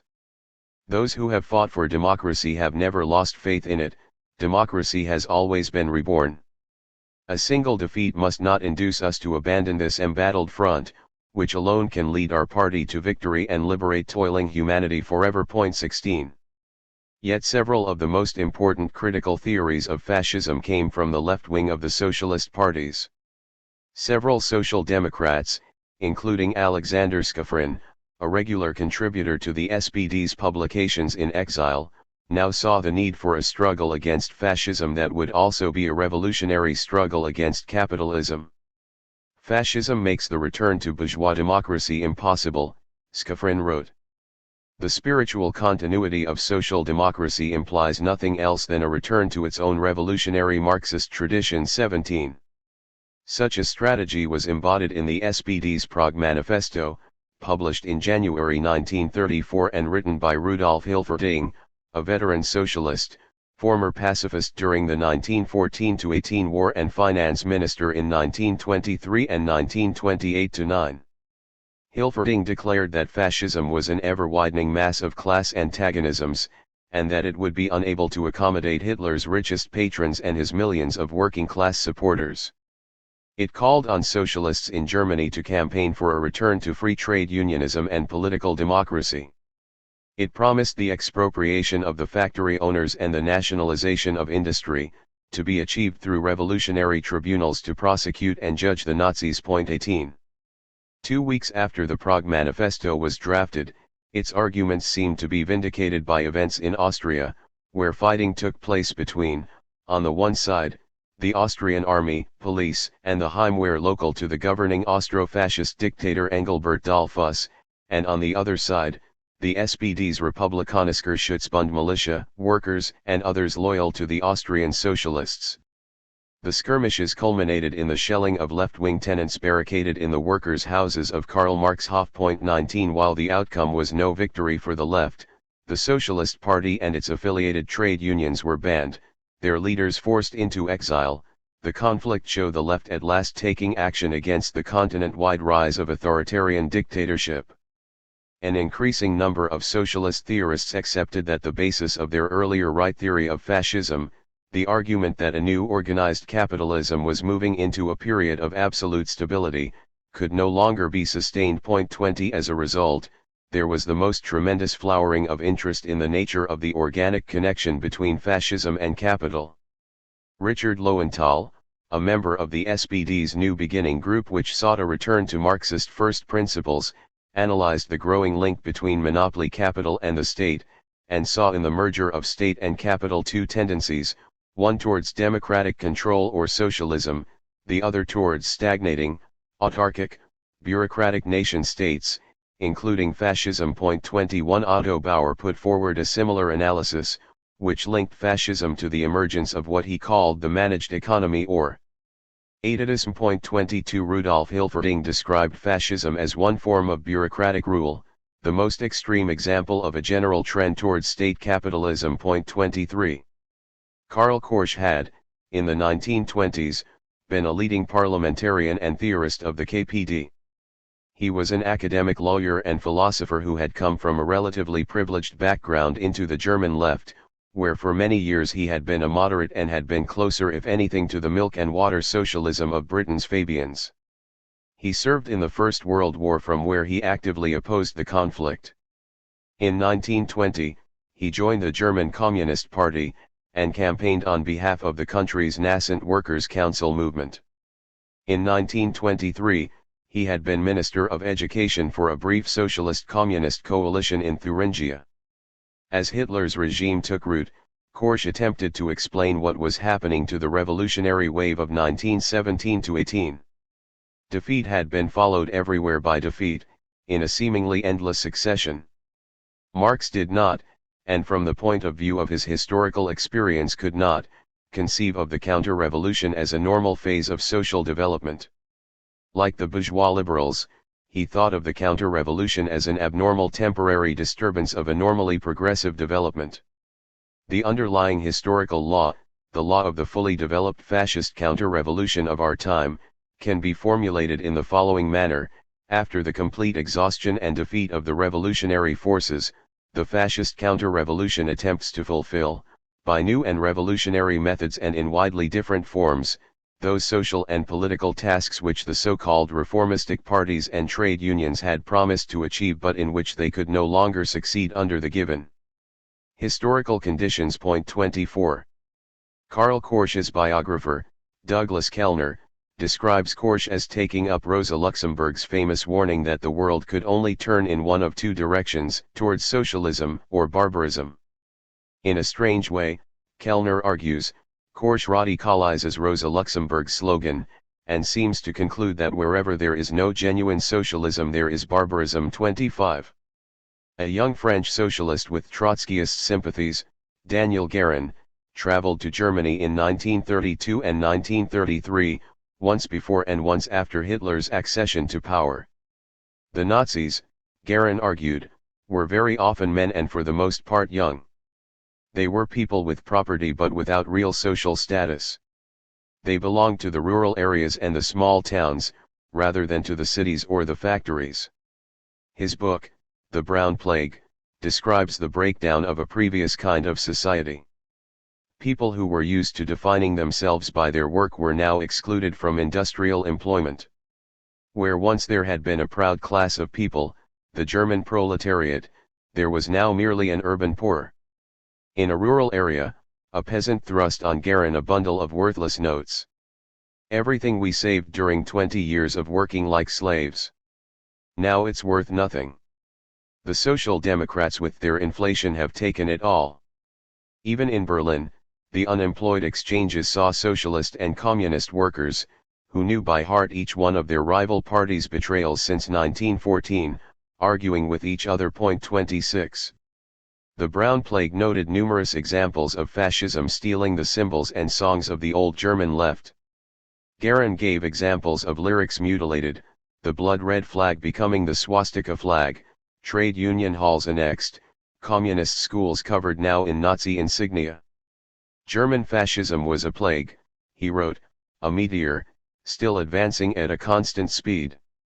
Below the Hamburg shipyards, Guérin found narrow streets covered in graffiti, "Death to Hitler." In the trade union buildings, officials looked forward despondently to an uncertain future. Their posts had already been passed on to Nazi functionaries, lickspittles who knew nothing of the world of work. In Leipzig, Guérin jotted down the words of a song, half communist, half nationalist, which promised to free the workers from Jewish rule. I have never heard people sing with such a faith. I am lost on my feet, motionless in the middle of this mass that would die without interrupting its song. Yet the appropriation of spectacle, he warned, threatened to overstep its bounds. Already the rumor is spreading that the stormtrooper sections are getting impatient, even mutinous. I think to myself it will be necessary to satisfy this crowd, or else crush it, brutally. 27. In a further book, Fascism and Big Business, Guérin linked the rise of fascism not simply to the disintegration of capitalism during a period of crisis, but also to the difference between heavy industry and light. Guérin argued that heavy industry was based on higher investment in fixed capital and so was compelled to operate within narrower profit limits. He deployed a volume of evidence to argue that in both Italy and Germany, fascism was subsidized above all by the magnates of heavy industry, iron and steel, mining, and by big bankers with a stake in heavy industry. In both countries, heavy industry wanted to pursue the class struggle until the proletariat was crushed. This social base drove fascism to war. Fascism and war both flow from the fundamental vice of the system. First, the incompatibility between the tremendous development of the productive forces, and private ownership of the means of production. Second, the partitioning of the world into national states. They both aspire, by different roads, to break the iron ring of the contradictions in which the system is henceforth enclosed. They both aim to restore endangered capitalist profits. Point 28. While Guérin was looking for a sociological explanation of fascism, a layer of the bourgeoisie to blame, elsewhere there was a revival of interest in the other half of the dialectical theory, the creation of the fascist mass movement.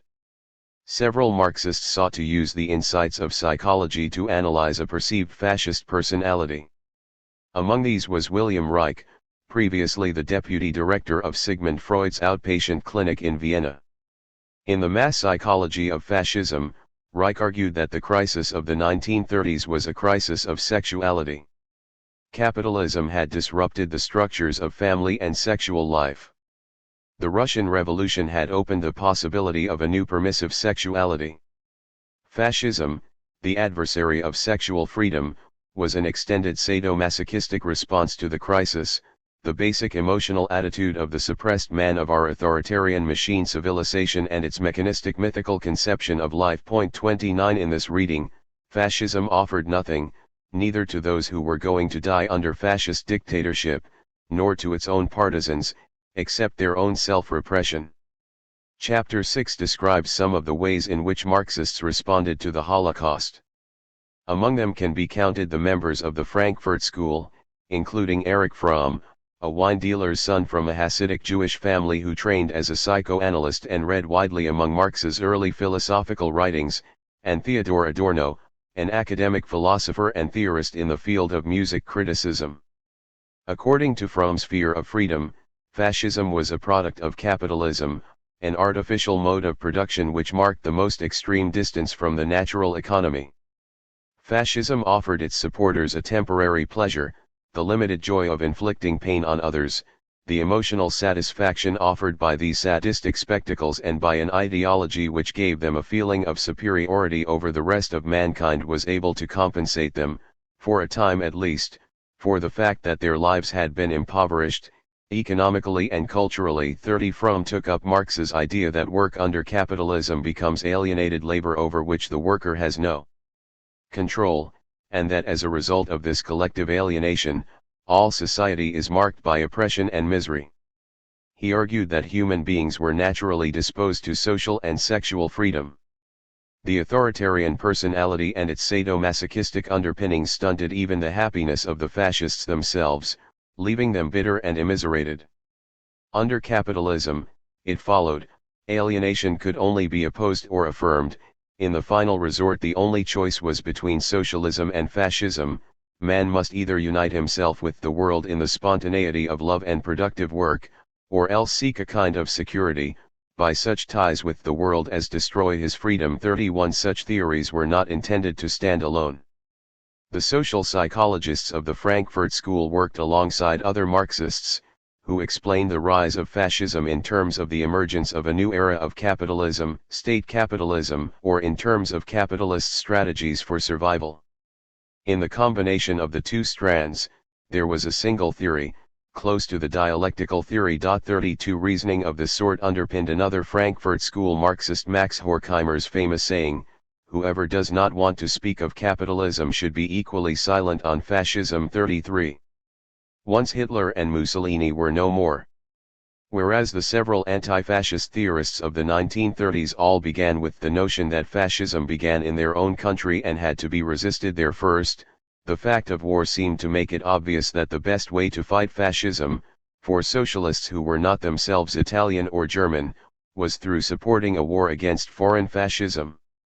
As the war went on, most socialists came to argue that there was a radical and total distinction between democratic, pacific, worthwhile capitalism and undemocratic, brutal, totalitarian fascism.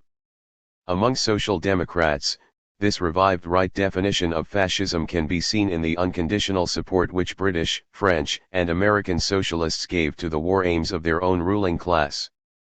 Julius Bronthal, a junior minister in the Austrian socialist government from 1918 to 1920, was jailed in 1934 and charged with treason. He was part of a generation radicalized by Hitler's seizure of power. His perception of the increasing moderation of other socialists was far from positive. The socialists who participated in governments of national unity adopted, step by step, the ideology of the nationalistic and imperialist partners in the governments with whom they had to share the responsibility for the prosecution of the war. They even participated in the imperialist scramble for power and territories. 34 After 1945 more people called themselves Marxists than ever before. There were 500,000 people in the French Communist Party, and up to 2 million in the Italian Communists. Yet their parties were distancing themselves from key ideas of interwar Marxism, such as the idea that the workers have no country, or that capitalism needs to be overthrown. What replaced these ideas were new arguments, close to the theories held by social democracy before 1933. Extending the idea of the Popular Front, communists began to speak of a world front of peoples, classes, and even nations against fascism. After Hitler's invasion of Russia, the governments of Britain and her allies became progressive democracies, moving inexorably, under the leadership of such wild-eyed communists as Winston Churchill and General de Gaulle, towards a red-blooded socialism. 35. One further consequence of the war was that it enabled Russia to establish satellite states across Eastern Europe, run by bureaucracies as unequal and oppressive as their parent. As in the USSR, a form of Marxism became the state ideology, a dogma. One historian, Andreas Dorpalen, has described the historiography of the East Germany state. All German history was reduced to one story, the victory of repressive forms of capitalist rule. German fascism fitted into this history as the moment at which the financial potentates, die Finanzgewaltigen, at last took power. This is how Dietrich Eichholz, an East German historian, described the character of fascism. Fascism represents no separate socio-economic formation, no new phase within the capitalist social order. Its economic foundations and trends are monopoly capitalistic, imperialistic. 36 Walter Ulbricht, the first secretary of the Communist Party, and leader of the East German state, put the matter similarly: Hitler's imperialism proved itself to be the darkest reaction. The people were degraded to being the retinue of the most reactionary circles of heavy industry and banking capital. 37. One strand of opposition within the Soviet satellite states came from those who considered their own regimes undemocratic and sought to replace them, but wanted to do so while carrying over into the future a reinvigorated Marxism liberated from the dead hand of Stalinist influence. An important figure for this generation was the Hungarian Marxist George Lukács, a literary critic who had gone over to Marxism in his early 30s during the First World War. He was appointed Minister of Culture under the country's 1919 Soviet government, and then wrote a major work of Marxist theory, history, and class consciousness. After the war ended, he supported the 1956 uprising in Budapest. On its defeat he was forced into a silent opposition until his death. Lukács's The Destruction of Reason, published in 1952, sought to explain fascism as the inevitable endpoint of a strain of post-Hegelian idealist philosophy, the tradition of Friedrich Nietzsche and Martin Heidegger, which he argued had erred in rejecting progress in history, in taking an aristocratic view of the masses, and in rejecting socialism. 38. The Hungarian dissident Mihaly Vajda was a former student of Lukács and argued in his book Fascism as a mass movement for a version of the dialectical theory of fascism. The result was a stress on subjective factors, including the role of political culture or consciousness.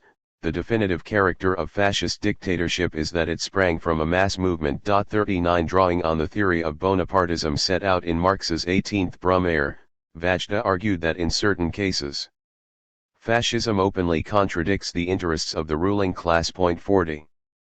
A kind of nostalgia for the 1930s, or for the French or Italian communist parties of the late 1940s, continued into the 1970s.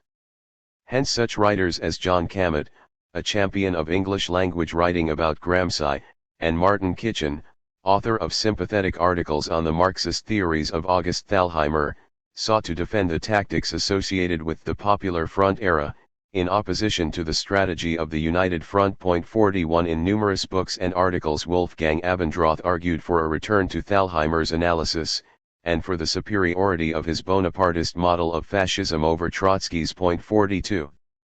One writer who was influenced by these arguments within German Marxism was the British New Left historian Tim Mason. His essay, The Primacy of Politics, began from the observation that many of the Nazi regime's wartime actions, such as the murder of skilled Jewish metal workers during the Holocaust, can only be understood in terms of a need to implement Nazi ideology. The fascist movement and ideology were more important to the regime than any considerations of the economic survival of capitalism. both the domestic and foreign policy of the National Socialist government became, from 1936 onwards, increasingly independent of the influence of the economic ruling classes and even in some essential aspects ran contrary to their collective interests. 43. Mason argued was that it was impossible to talk of capitalism controlling the fascist regime. Rather it was fascism, he insisted, which controlled capitalism. After 1936, the needs of the economy were determined by political decisions, principally by decisions in foreign policy. 44 The Nazi seizure of power involved a process by which the leaders of the capitalist class temporarily gave power to Hitler's party out of fear of the KPD.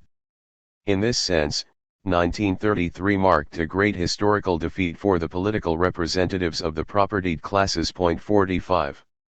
In the last 20 years, several non-Marxist historians have adopted this part of Mason's arguments.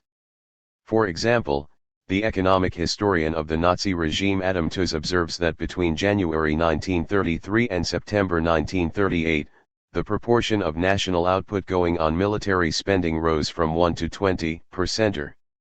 Never before had national production been redistributed on this scale or with such speed by a capitalist state in peacetime. Why then did German business go along with this program? Tooze gives various answers. The country's capitalists had limited bargaining power in the aftermath of the Wall Street crash. They were willing to suffer policies of foreign expansion as the price of domestic policies which were more to their liking.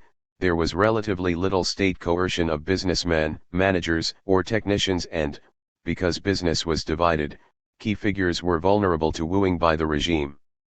To which we can add that business was unlikely to challenge programs which involved the massive expansion of the size and profitability of Germany's largest corporations. In Tooze's history, all of this acknowledged that the relationship is one in which the dominant partner was the new Nazi political elite and not the old capitalist class. 46.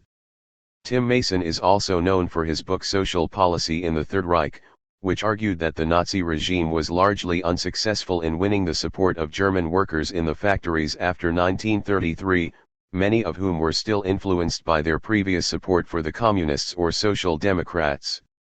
By 1936, he suggested, slowdowns in production, absenteeism, and the taking of sick leave were commonplace.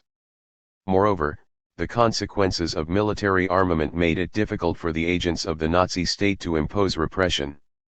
After a long period of mass unemployment, the German workers now enjoyed the benefits of near full employment. In these circumstances, it would have been impossible for Hitler to exclude all former socialists or communists from the factories. By 1939–40, Mason argued, the regime was in crisis. The resources needed to wage an offensive war could not be found inside Germany. Germany went into the war with workers enjoying certain protections, bonus payments, and health and safety legislation. In all these ways, a government which was increasingly weak and constrained at home, found the solution to its problems through the expansion of war to the east. 47. Again, the obvious place to look for corroboration or challenge to these arguments is Tooze's The Wages of Destruction. With the advantage of several decades of discoveries in the archives, today's economic historian echoes some but not all of Mason's account. Tooze accepts that by 1938 the regime was in severe economic difficulties, although he portrays the key tension point as consumption rather than production. The state covertly introduced rationing, in full consciousness of the risk of protest. In Tooze's account, the Nazi economy was stronger than it appears to Mason. Vast resources were being shifted into military production, and more quickly than anywhere else in history. And yet troubles were being stored up for later. The Germany war economy had no significant advantage over its counterparts in Britain or France, and on the American and Soviet entrance into the war it faced almost inevitable defeat. Tooze ends, as Mason does, with war and the Holocaust, although in Tooze's account it is not so much the disparity between Hitler's ambitions and his control of the workplace, but the gap between Nazi and American production which drove Hitler towards the calculation that killing the Jews of Europe would somehow compensate for the weaknesses of his regime. 48. The ideas of Marxism largely ceased to be the reference point for European socialists and social democrats after 1945.49. Chapter 3 mentioned the importance of John Strachey as an anti-fascist in the 1930s. He served in Clement Attlee's post-war Labour government as a thoroughly mainstream Minister of Food and then as a Secretary of State for War. Richard Lowenthal, in 1933-4 a partisan of the extreme left of the German socialists, became after 1945 the ally of such moderate SPD leaders as Willy Brandt and Ernst Reuter. As Secretary of the Socialist International from 1951-6, Julius Bronthal was a part of the mainstream of social democracy, and in no way its revolutionary critic. A minority of writers in the social democratic tradition have, however, continued to use Marxist concepts. One example is Ralph Miliband, a British sociologist and participant in the New Left, who in the course of his writing about the state and capital sought to explain the nature of Hitler and Mussolini's rule. The fascist conquest of power entailed an immediate and dramatic increase in the power of capital over labor. Although written in the same period as Mason's work, Miliband's argument works in the opposite direction to it. Fascism is linked to capitalism, in the sense that the fascist state enabled a huge growth in capitalist profitability, through the observation that capitalist elites continued to control the upper levels of the state, and for the reason that at the moment of the collapse of the fascist regimes, the classes which occupied the higher reaches of the economic and social pyramid were still there, and so was the capitalist system which sustained these classes. Even as he argues all this, Miliband also argues for a dialectical conception of fascism. This he does at several stages, invoking the Bonapartist model and stressing the mass support and anti-capitalist ideology of fascism. 50. The Trotskyist parties offered themselves as one alternative to the retreat from Marxism. Yet for 20 years after 1945 they were pitifully small. The groups retreated into a form of theoretical conservatism and defensiveness. There could be no new theories of fascism, because Trotsky's theory was correct and complete. 51 As a consequence of the dominance of such Maginot-Marxism. 52 The Trotskyist groups shed a series of critics. This trend was evident in the United States even before the U.S. joined the war, with the defection of a number of the most prominent of Trotsky's intellectual supporters, figures such as the philosopher Sidney Hook and the literary critic Max Eastman. 53 When these figures and others of their generation sought to explain the rise of fascism in the 1920s and 1930s, they increasingly tended to do so by treating fascism and Stalin's communism as two forms of totalitarian rule and in linking both to the rise of managerial society. The key figure in this context was James Burnham, whose 1941 book, The Managerial Revolution, set out a new analysis of fascism as a form of managerial revolution. In this model, Nazi Germany showed the world its future. It was the most powerful of states and likely to be emulated in the US and elsewhere. 54 This was a new analysis, purged of Marx's concern for the dispossessed. Burnham went on to be a significant figure in the history of American conservatism, one of the main contributors to the magazine National Review and a precursor figure to the paleoconservatives of the 1970s and beyond. 55. Robert Fletcher writes that since 1945 there has been an incremental drift of Marxist analysis away from categories which are founded upon a harder economic determinism. 56 There are two ways in which this has happened. One is the mere adoption of a watered-down Marxism, in which liberal and materialist ideas are fused on the terms of the former so that the distinctive Marxist content becomes vestigial. Essentially, that is what happened to both the communist and socialist traditions, each of which reconciled themselves with the status quo. A much more interesting process has happened, however, when Marxism is seen as a way of understanding the totality of human relationships, so that rather than looking at production as the cornerstone of all human life, the most compelling Marxists of recent years have been those who focused not on production but on reproduction, that is both productive relationships in the economy and the relationships outside work which enable production to take place from one generation to another. Such an approach is possible within Marxism because, when you return to the Marx of Capital, you find there a richer and fuller conception of life than is apparent from the summaries of Marx which were widespread in the interwar years. 57.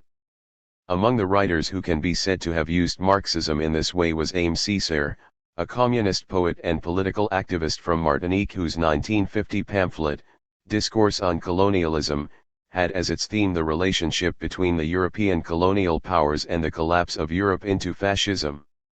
Colonization works, Césaire wrote, to decivilize the colonizer, to brutalize him in the true sense of the word, to degrade him, to awaken him to buried instincts, to covetousness, violence, race hatred. That violence, he insisted, had not been left behind in the colonies of Asia but had returned to Europe. People are surprised, they become indignant. They say, how strange. But never mind, it's Nazism, it will pass. And they wait, and they hope, and they hide the truth from themselves, that it is barbarism, but the supreme barbarism, the crowning barbarism that sums up all the daily barbarisms, that it is Nazism, yes, but that before they were its victims, they were its accomplices, that they tolerated that Nazism before it was inflicted on them, that they absolved it, shut their eyes to it, legitimized it, because, until then, it had been applied only to non-European peoples. 58. Césaire was a Marxist, he wrote about the bourgeoisie and the proletariat. At the end of capitalism, he wrote, there is Hitler. In the concluding passage of his book he argued for a transformation of the world, based on Marx's universal class. The salvation of Europe is not a matter of a revolution in methods. It is a matter of the revolution, the one which, until such time as there is a classless society, will substitute for the narrow tyranny of a dehumanist bourgeoisie the preponderance of the only class that still has a universal mission, because it suffers in its flesh from all the wrongs of history, from all the universal wrongs, the proletariat. 59. Another strand of left-wing thought has explained fascism in terms of its anti-feminism and its reactionary attitude towards sexuality. 61. Outstanding work is a book, Male Fantasies, written by the German New Left historian and sociologist Klaus Thueleit. This was a study of more than 200 diaries and novels written by supporters of the Free Corps, the volunteer armies who fought against the revolutionary German working class between 1918 and 1923, and who provided much of the inspiration for German fascism and many of its future leaders, Ernst Röhm, the future Stabschef of the SA, Heinrich Himmler, the future head of the SS, Rudolf Höss, the commandant of Auschwitz, Martin Bormann, an SS general, Hans Frank, who was to become Hitler's governor general in Poland, and Rudolf Hess, Hitler's future second-in-command. Thueleit's thesis was that fascism, in its movement stage, offered men the possibility of violence against women. What the fascists wanted was to see heads blown off, limbs soaked red in blood, rivers clogged with bodies. There were, in the imagination of the fascists, just two kinds of women. One was a white woman, who might be a mother or a nurse, but was chaste and above reproach. The other was a red woman, a communist, often a supporter of free love, and whose sexuality and advocacy of greater equality were entwined.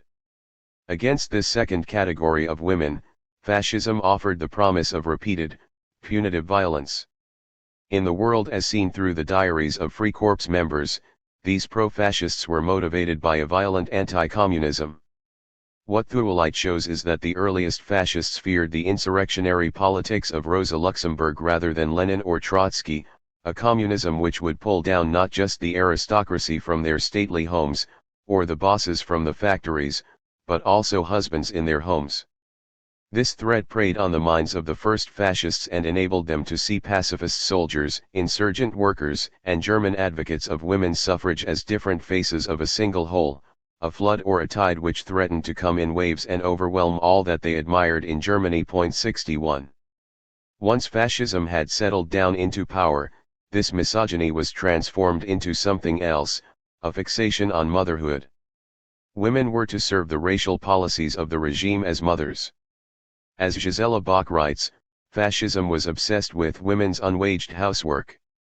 Women were supposed to bear many babies, and their babies were intended to be eugenically perfect. In order to protect what fascism considered racial hygiene, the NSDAP introduced a program of the forced sterilization of those women who were deemed to be unfit mothers. In all these ways, the class and race policies of Nazi Germany had as their corollary a certain kind of war against women's autonomy. Doctors were required to notify the authorities if their patients suffered an ordinary miscarriage. The police investigated any woman suspected of procuring an illegal abortion. Some 200 special genetic health courts were introduced, to oversee the sterilization of prostitutes, alcoholics and women suffering from mental illness. Tens of thousands of women doctors and social workers took part in this program for the racial transformation of Germany, through the control of maternity. 62.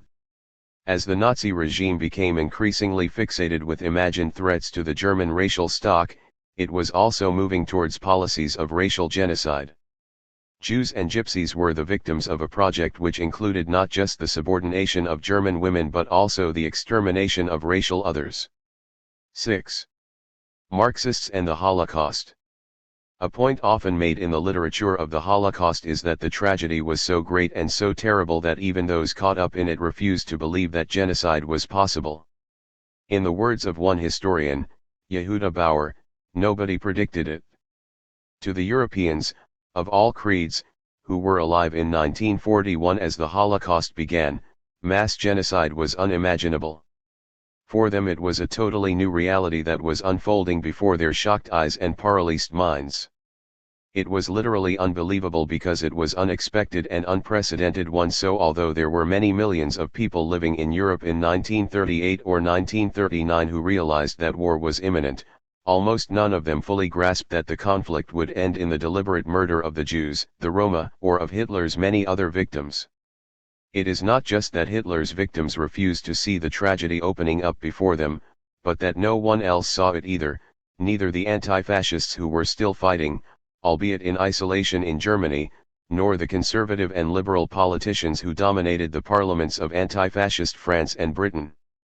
The figure of Winston Churchill is often cited by historians as the Western politician with the greatest understanding of the threat posed to the Jews. At no point prior to the outbreak of war did he warn of genocide. Years after the war had begun, and even though he had access to detailed intelligence reports, including information smuggled out of the camps documenting the start of the Holocaust too, Churchill continued to warn only in the most general terms of German atrocities against civilians, saying in a public broadcast of June 21, 1941 that whole districts are being exterminated, without mentioning that the killings he referred to were the murder of Jews, or in a letter to the Jewish Chronicle on 14 November 1941 that unspeakable evils were being done, without saying what those evils were. In a speech to Parliament in September 1942, Churchill criticized Germany for deporting Jews from France, warning that this would lead to the scattering of families when the deportations were not a means in themselves but a step in a process of mass killing. By summer and autumn 1942, reports of massacres were appearing frequently in both the Jewish and non-Jewish press. Yet it was not until December 1923, long after the Holocaust had begun, that Churchill or any other Allied leaders began to characterize the Nazi crimes as genocide. By contrast, at least one of the interwar Marxists, Leon Trotsky, appears to have grasped much earlier what would be at stake in the coming World War. In a letter written in December 1938, that is just a few weeks after Kristallnacht and the Nazi attacks on Jewish homes and synagogues, and not much more than a year before his own death at the hands of Stalin, the exiled Russian revolutionary wrote, "It is possible to imagine without difficulty what awaits the Jews at the mere outbreak of the future World War. But even without war, the next development of world reaction signifies with certainty the physical extermination of the Jews." 4. Trotsky deserves credit for seeing this truth so soon. Chapter 1 compared the Marxists of the 1920s and 1930s to others from the center and right of politics, insisting that the former grasped much quicker the unitary and systematic nature of fascism. The same could be said when it comes to appreciating the risk of genocide should Hitler remain in power. It may be that Trotsky was open to this realization, In contrast to other interwar writers, because he had lived through previous periods of anti-Semitic violence and seen how violence could seemingly empower those who had willingly adopted racism. So here, for example, is Trotsky writing 3 decades earlier, in his book on the 1905 revolution, describing the typical members of a Black Hundred gang carrying out atrocities in Tsarist Russia. Everything is allowed to the anti-Semite, he is capable of anything, he is the master of property and honor, of life and death. If he wants to, he can throw an old woman out of a third-floor window together with a grand piano, he can smash a chair against a baby's head, rape a small girl while the entire crowd moves on, hammer a nail. He exterminates whole families, he pours petrol over a house, transforms it into a mass of flames, and if anyone dares to escape, he finishes him off with a cudgel. There exist no tortures, figments of a feverish brain maddened by alcohol and fury, at which he need ever stop. He is capable of anything, he dares everything. 5. But in saying that Trotsky was ahead of Churchill, and the mainstream politicians of his day, he was still a part of the same generation. He saw the horror, he warned against it. Faced with the terrible realization that Hitler's dictatorship was entrenched and popular, Trotsky could only offer the same anti-fascist strategies for which he had been arguing even before Hitler came to power. Now more than ever, the fate of the Jewish people, not only their political but also their physical fate, is indissolubly linked with the emancipating struggle of the international proletariat. Only audacious mobilization of the workers against reaction, creation of workers' militia, direct physical resistance to the fascist gangs, increasing self-confidence, activity and audacity on the part of all the oppressed can provoke a change in the relation of forces, stop the world wave of fascism, and open a new chapter in the history of mankind. 6. This advice was not wrong, it was not unkind or ill-meant. But neither did it address the scale of the threat its author had just acknowledged. This was the tragedy of Trotsky's life, to see evil coming ever closer, and to be powerless in resisting it. Indeed, that sense of being trapped was not restricted to that single moment. Here is Trotsky in June 1933, in a piece intended to explain the threat posed by Hitler to the workers in every country. The theory of race, specially created, it seems, for some pretentious self-educated individual seeking a universal key to all the secrets of life, appears particularly melancholy in the light of the history of ideas. In order to create the religion of pure German blood, Hitler was obliged to borrow at second hand the ideas of racism from a Frenchman, Count Gobineau, a diplomat and a literary dilettante. On the plane of politics, racism is a vapid and bombastic variety of chauvinism in alliance with phrenology. As the ruined nobility sought solace in the gentility of its blood, so the pauperist petty bourgeoisie befuddles itself with fairy tales concerning the special superiorities of its race. Worthy of attention is the fact that the leaders of National Socialism are not native Germans but interlopers from Austria, like Hitler himself. 7. Trotsky was a master of invective. The pamphlets which he had aimed at the leaders of the German left, over the previous 2 years, had been read by hundreds of thousands of people. They had inspired great public debates. But faced with the threat of racism, and the use of that weapon against hundreds of thousands of people, Trotsky seemed to lose heart. He attacked Hitler's racism only in the dullest means available to him. How dare Hitler appeal to the German race, when Hitler was not even German? Trotsky made no attempt to explain why racism might be attractive to some Germans, nor did he offer even the most cursory advice as to how this part of the NSDAP program might be challenged. It was as if he wanted to command history itself to stop, but the words caught in his throat. Anti-Semitism. One approach towards explaining the Holocaust has been to seek a materialist understanding of the racist ideas behind fascism. For example, Daniel Guérin saw anti-Semitism as one of the ways by which the fascists could conceal the inadequacy of their radicalism. The trick of National Socialism was to transmute the anti-capitalism of its followers into anti-Semitism.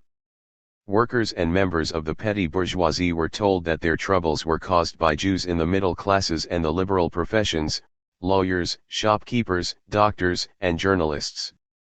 Fascism encouraged ordinary Germans to ignore the machinations of capital and to blame the crisis on the Jews. Guerin compared the effects of Goebbels' propaganda to the feats of the sorcerer's apprentice of myth, who fell for the spirits conjured up by his own delirious imagination. In the madness of a persecutor himself persecuted, he massacred an entire people. The slaughter was the heaviest in Eastern Europe with its heavy Jewish population. The German conquest made this area the eastern rampart of the Third Reich. Thus, anti-Semitism, which began as a racial prejudice exploited as a demagogic trick, ended in the most abominable genocide of all time. 8. Another Marxist who attempted to explain the rise of anti-Semitism was the young Belgian Trotskyist, Abraham Leon. In his book, On the Jewish Question, Leon tore apart the notion that there were any inherited characteristics to the Jewish race and demonstrated the laughable nature of Nazi attempts to distinguish how Jews looked or behaved. But, and with some evident reluctance, he accepted the argument that Jews had become outsiders in Eastern Europe, that Jews had been forced into occupational roles which set them aside from the non-Jewish majority. Why then did anti-Semitism grow in the 1930s? For Leon, it was the alternate decline of feudalism and then capitalism that had proved decisive. In 19th century Eastern Europe, Jews were still perceived as money lenders, responsible for the collapse of Russian or Polish society. Fleeing from feudal anti-Semitism, many Jews traveled west, to settle in France or Germany.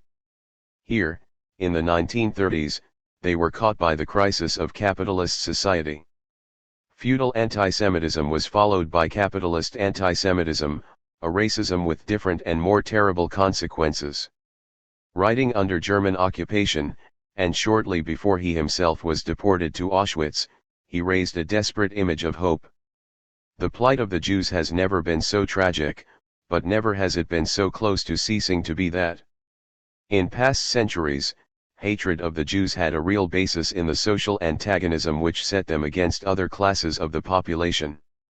Today, the interest of the Jewish classes is closely bound up with the interests of the popular masses of the entire world. By persecuting the Jews as capitalism makes them complete pariahs. The ferocious persecution against Judaism renders stark naked the stupid bestiality of anti-Semitism and destroy the remnants of prejudices that the working classes nurture against the Jews. The ghettos and the yellow badges do not prevent the workers from feeling a growing solidarity with those who suffer most from the afflictions all humanity is suffering. 9. Other Marxists have restated the connection between capitalism and the Holocaust.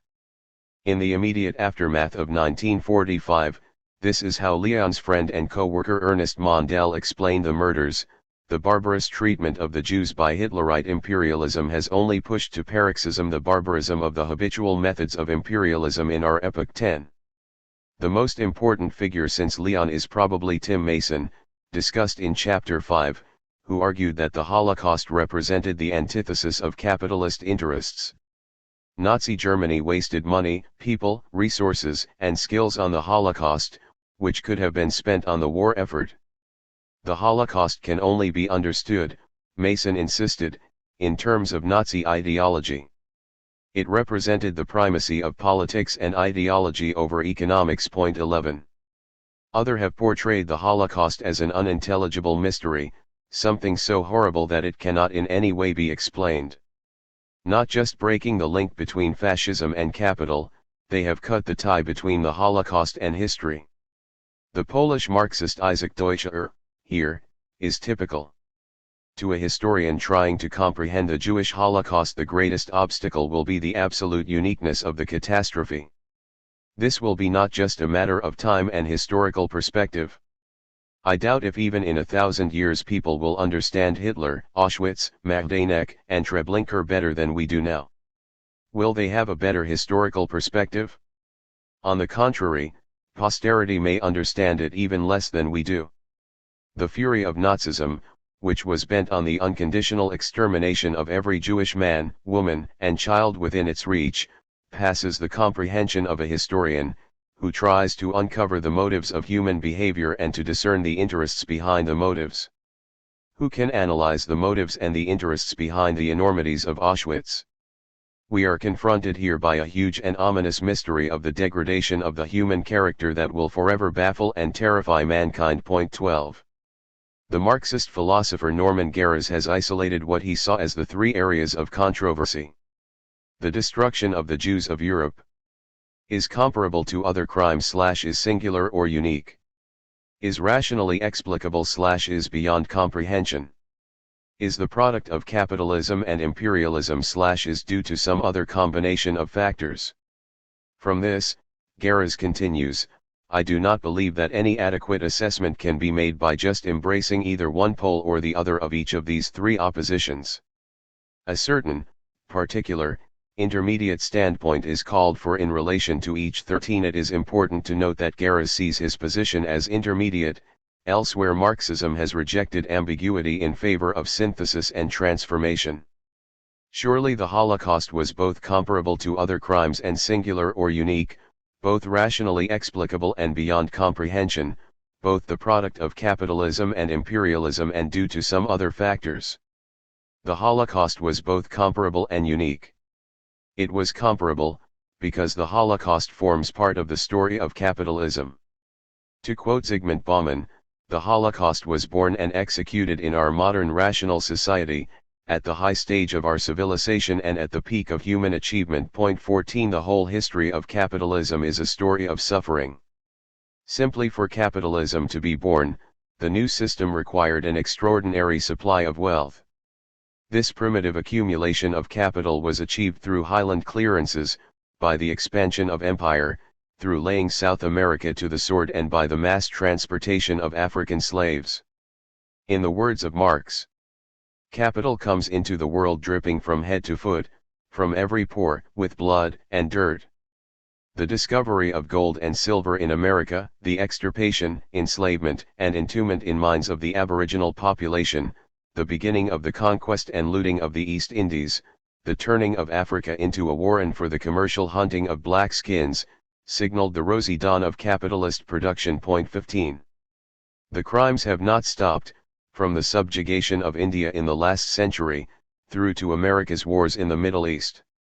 The Holocaust is comparable to these other murders, but it was also different, due to the number of deaths and the willful and systematic nature of the killings. The Nazis engaged the bureaucratic apparatus of the German state and employed the most destructive technological means available to achieve mass murder. They brought the Jewish citizens of Paris and Berlin to their death along the same train tracks whose growth had marked the rise of capitalism a century before. They poisoned their victims using the technologies of the most advanced chemical industry in Europe. They burned their bodies in giant industrial crematoria. Nazi Germany was in all these ways a modern, capitalist, killing machine. Point 16. The Goldhagen debate. The Holocaust has generated an enormous scholarly literature. One of the recurring themes of the discussion has been how far ordinary Germans were implicated in the killings.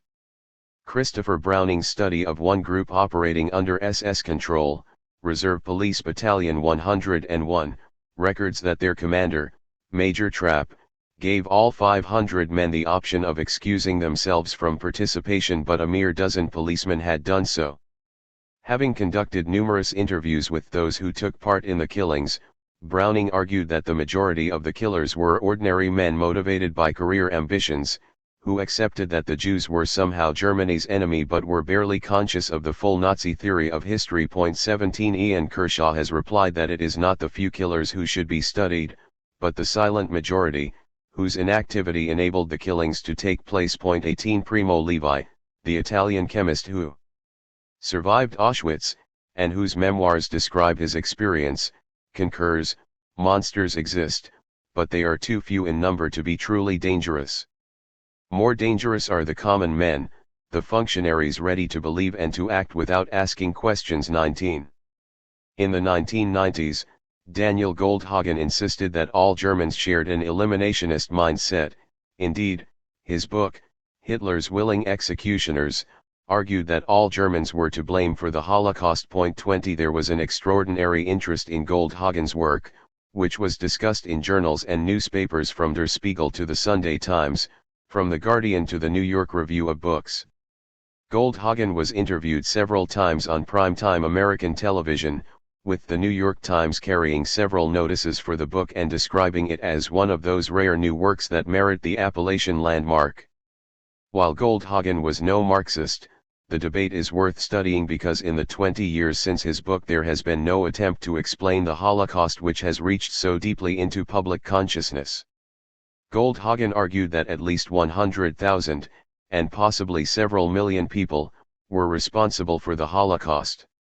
From this it follows that ordinary Germans did take an active part in the killing.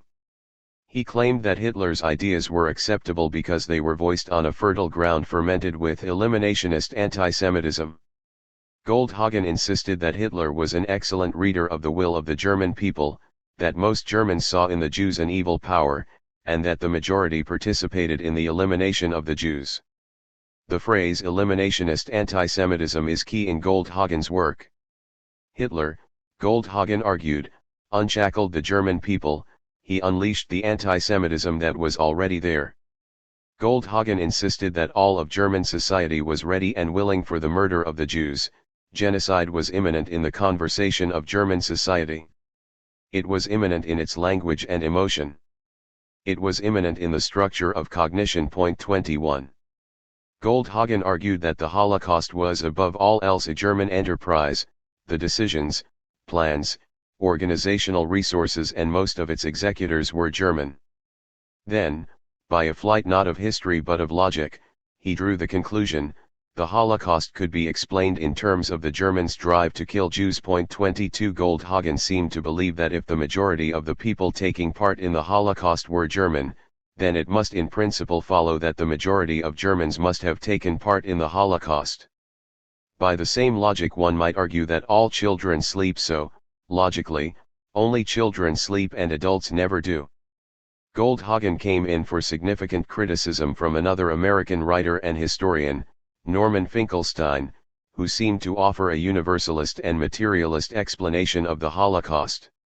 If not exactly Marxist, it certainly shared an affinity of approach and audience with Marxist analyses. At the very least, it points towards a possible Marxist explanation for the killings. The first and most obvious feature of Finkelstein's critique was its rationalism. Against Goldhagen he refused to accept that most German people were motivated by madness. He took issue with Goldhagen's likening of the Germans to Captain Ahab in Moby Dick. Ahab was in a condition of insane frenzied hate as he hunted the whale. He loathed it because the whale had mangled him, but the Jews had not damaged the Germans. According to Finkelstein, Goldhagen's theory was based on a series of circular arguments. The Germans hated the Jews because the Germans hated the Jews. Finkelstein was scathing in response, touted as a searing indictment of Germans. Goldhagen's thesis is, in fact, their perfect alibi. Who can condemn a crazy people? 23. Finkelstein rejected Goldhagen's treatment of German history pre-1945 as an ahistorical description of German national character.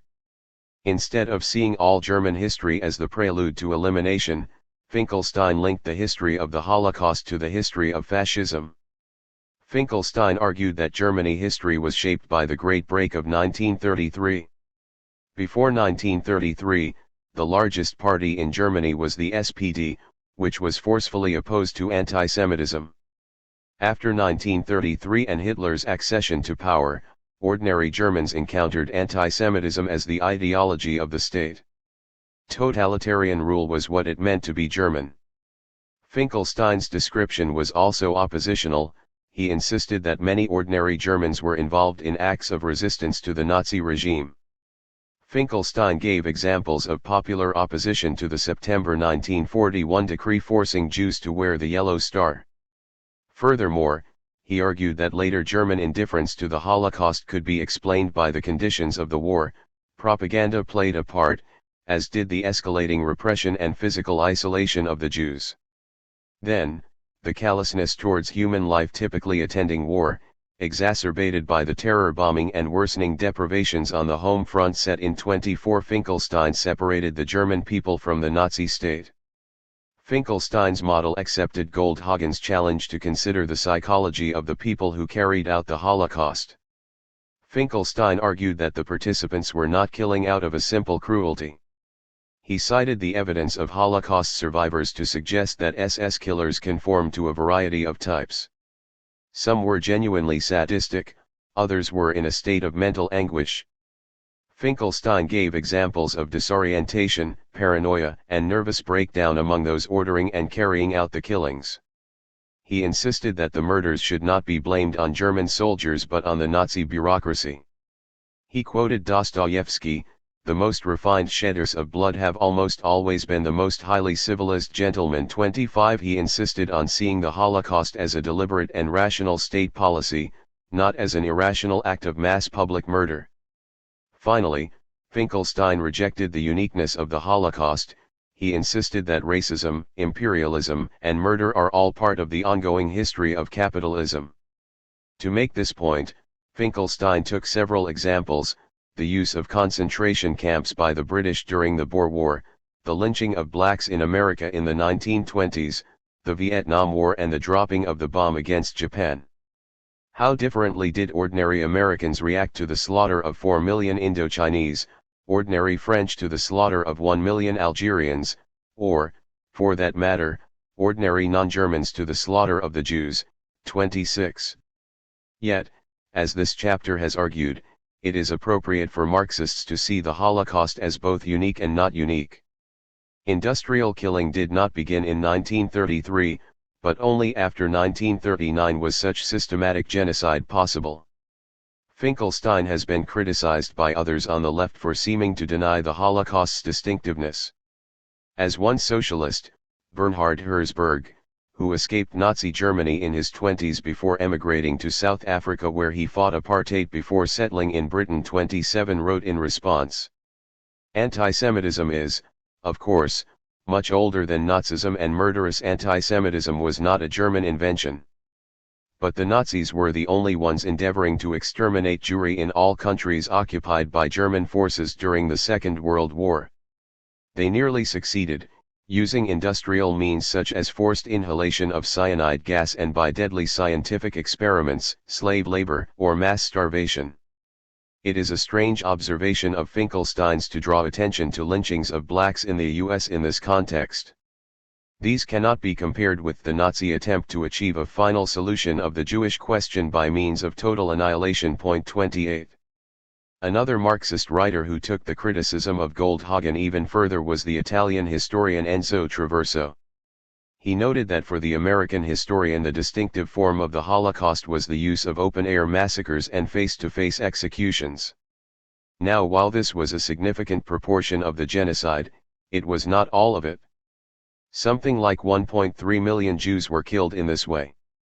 In addition, more than 800,000 died in the ghettos, and over 3 million were exterminated in the camps, of which, for Traverso, Auschwitz was the defining case. Death was brought about by streams of Zyklon B, a type of cyanide specially prepared by IG Farben, the most advanced German chemicals company. The victims' bodies were then burned in the camp crematoria, whose chimneys were reminiscent of the most traditional architectural forms of an industrial landscape. The system of extermination functioned like a factory, Traverso wrote. There was a remarkable structural homology between the system of production, in other words capitalism, and the system of extermination that coexisted at Auschwitz. To ignore this, Traverso argued, was to ignore the implication of capitalism not just in the Nazi seizure of power but in the very details of the Nazi Holocaust. 29. Applying the dialectical theory of fascism to the Holocaust. This book has argued that the third or dialectical theory of fascism is best placed to explain how fascism was able to rule.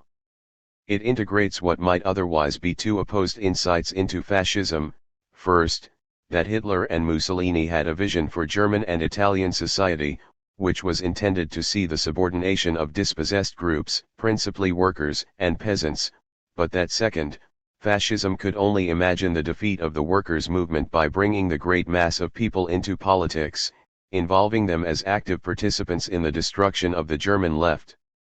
The utility of holding these two ideas together is that once they are seen together it becomes clear that fascism was a chaotic and unstable system of government in which the goals of the movement and the nature of its support were in recurring and unresolved tension.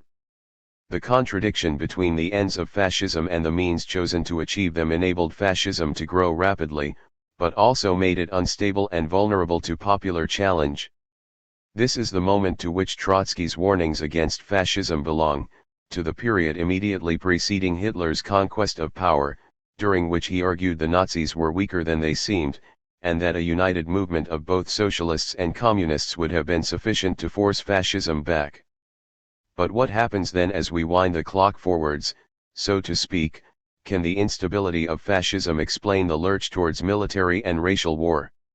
In an article written for the anniversary of Hitler's accession to power, Trotsky argued that the Nazis had enjoyed success at a time of mass unemployment and through a crisis that threatened to tear Germany itself into pieces, and that Hitler's answers had been wholly inadequate. Having promised to nationalize the great German industries, no nationalization had taken place. Having proposed to reduce the working week, there had been no reduction. Instead, compulsory labor had become endemic. Fascism portrayed itself as a mass revolutionary party. It could satisfy a minority of its supporters by providing the symbols of transformation. To keep enough of the people happy, fascism would need to go further and improve the lives of millions. This was exactly what Hitler refused to do. But the need to prove its revolutionary achievements did not go away. The regime, Trotsky predicted, could only satisfy the great crowds of people it had brought onto the streets by offering them the prospect of a further European war. It is not a question of months, but neither is it a question of decades. It will be but a few years before Europe is again plunged into a war, unless Hitler is forestalled in time by the inner forces of Germany 30. From this perspective, it would seem that in a choice between those historians who have interpreted the Holocaust as essentially a matter of Hitler's individual will and those who have insisted on the chaotic nature of decision-making and the cumulative radicalization of the regime, the latter are broadly correct. The Holocaust came about through a process of cumulative radicalization, with other options, such as to deport the Jews to Madagascar, being canvassed, debated at length and ultimately rejected. But where such historians err is in their explanation of the regime's dynamic of self-radicalization. They explain it in terms of the disorderly nature of the German state and the structured competition between the conventional institutions of the state and the Einsatzparty apparatus. They describe the guesswork that state managers had to undergo in order to work themselves towards the mind of a leader, Hitler, who was trying to keep secret the decisions that would link him to the murder of the Jews. We need to explain why biological racism came to play such a predominant role in the Nazi regime, and here the most plausible answer is surely the failure of the Nazi regime to convert its various proposals for the recasting of the economy and the state into any serious plans to change Germany other than by war and genocide.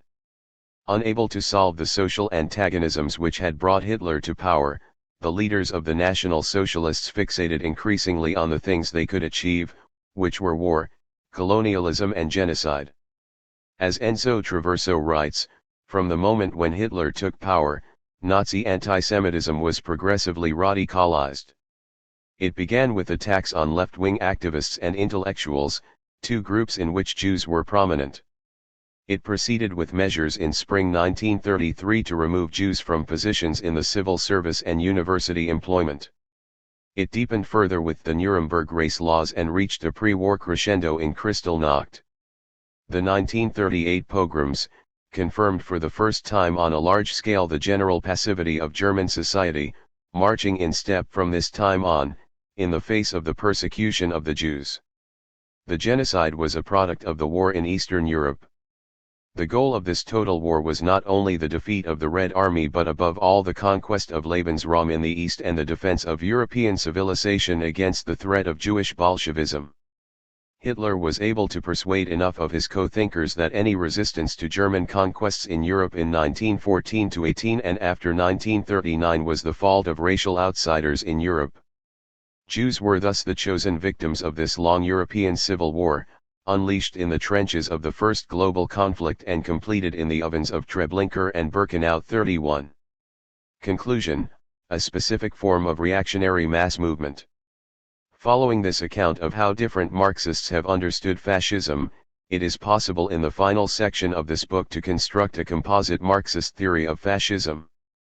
Such a model can only be constructed around a dialectical theory of fascism. The reason is that neither the left nor the right theory can stand on their own. Alone, each provides a partial insight; together, they constitute a model of fascism which provides a far better explanation of how Hitler and Mussolini ruled.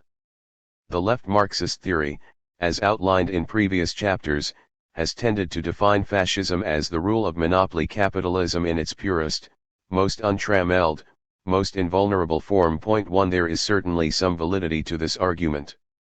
Fascism, as a regime, did lead both to the expansion of capitalism and to a considerable extension of the capitalist class's social control over the working class.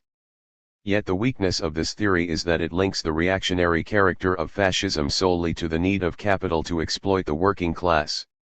It fails to explain how several fascist movements were able to build mass support. The left theory, therefore, casts fascism as a mere instrument of capitalist rule. It is a view illustrated by the famous Johnny Hartfield montage of Adolf Hitler, with his arm outstretched to take a plutocrat's bribe. Behind me, there are millions too. By contrast, the right Marxist theory breaks the link between capitalism and fascism. Sometimes, as in the case of the Popular Front notion of fascism, it connects fascism to a tiny group, the very worst of the most aggressive capitalists. More commonly, however, the right theory links fascism solely to the petty bourgeoisie, thus exaggerating the latter's potential for independent action. The petty bourgeoisie is seen as an independent and revolutionary third force, thus bringing the theory perilously close to the self-image of the fascists themselves, or as a new and pro-capitalist ruling strata. 3. The right theory cannot explain why fascists in power imprisoned and murdered whole swathes of the working class while leaving the ruling class and the capitalist system of private property intact.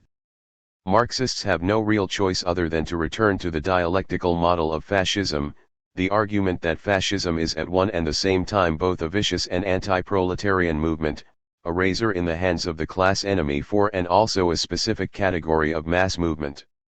Fascism has been barbaric, but fascism has also had a tendency to appeal to members of the middle classes and has had a capacity to express their grievances. 5. At its simplest, such a dialectical theory says only that fascism is a specific form of reactionary mass movement. Yet even this simple formulation implies at least 6 separate claims, each of which can then be further developed. 1. Fascism belongs to a wider political family, i.e. reactionary mass movements that share the same broad dynamic as fascism, despite most of them not being mass movements to the same extent as fascism, and therefore lacking its capacity for repeated self-radicalization. 2. Fascism is a distinct form of politics, recognizable through identifiable features in terms of what it believes, how it organizes and the sustained way it employs violence against its enemies. Therefore, although it is close to other reactionary mass movements, it can be distinguished from them. 3. Fascism is a reactionary movement, in that while it seeks to maintain capitalist means of production, it seeks to sustain them without social conflict, and it refuses to allow any opportunity for workers to organize against their employers. 4. Fascism is a mass movement, it seeks to recruit millions of people with little stake in society, not just white-collar workers and small producers, but also blue-collar workers and the young, towards its project of defeating hostile political, social, and racial groups. 5. Fascism's project of raising the people in order to impose a dictatorship is chaotic and unstable. Under favorable circumstances it is a source of strength and a means to transform small parties into mass movements, but in unfavorable circumstances it condemns fascism to irrelevance or defeat. 6. Neither fascism itself, nor the wider category of reactionary movements, are restricted to the period 1919 to 45, rather the years since 1945 have seen repeated attempts to re-establish reactionary movements and fascist parties. Non-fascist reactionary movements. The approach of this book has been to restrict the word fascism to those movements that most clearly deserve it. Any alternative method would risk emptying the term of meaning. The best of the interwar Marxists grasped the necessity of distinguishing fascism from the movements and regimes to which it seemed closely related. The habit of treating all conservative or authoritarian regimes as fascist, irrespective of their form or function, risks the rehashing of positions argued by the KPD in the 1920s or the Comintern under the control of Zinoviev and Stalin. In the words of August Thalheimer writing in 1928, we saw each and everything as fascism. Fascism was not only Hitler, but also the German Republican-draped big bourgeoisie. 6 As previous chapters have argued, the left theory disarmed the left in the face of Hitler's rise to power. Yet in the interwar years there were examples of non-fascist reactionary movements which were relatively close in character to the fascist powers. One is the relatively large number of military dictatorships which were formed prior to 1939. In Europe directly before the war, the poorer countries of Eastern and Mediterranean Europe were almost without exception ruled by right-wing autocratic regimes. But the relationship between politics and movement was different in the non-fascist dictatorships, with traditional rulers having greater power than they did in either Mussolini or Hitler's states. So General Franco's regime was led by the existing Spanish army, rather than a new political party. It had the support of the Catholic Church. The dictatorship set itself the task of crushing socialists, communists, and the trade union movement, but used the existing army and the existing state structures to do so. Franco's government was based on the strength of the Spanish state, not on mass support for a party of outsiders. 7 Francoism is best understood as a non-fascist form of reactionary mass movement, one in which the reactionary goals predominated.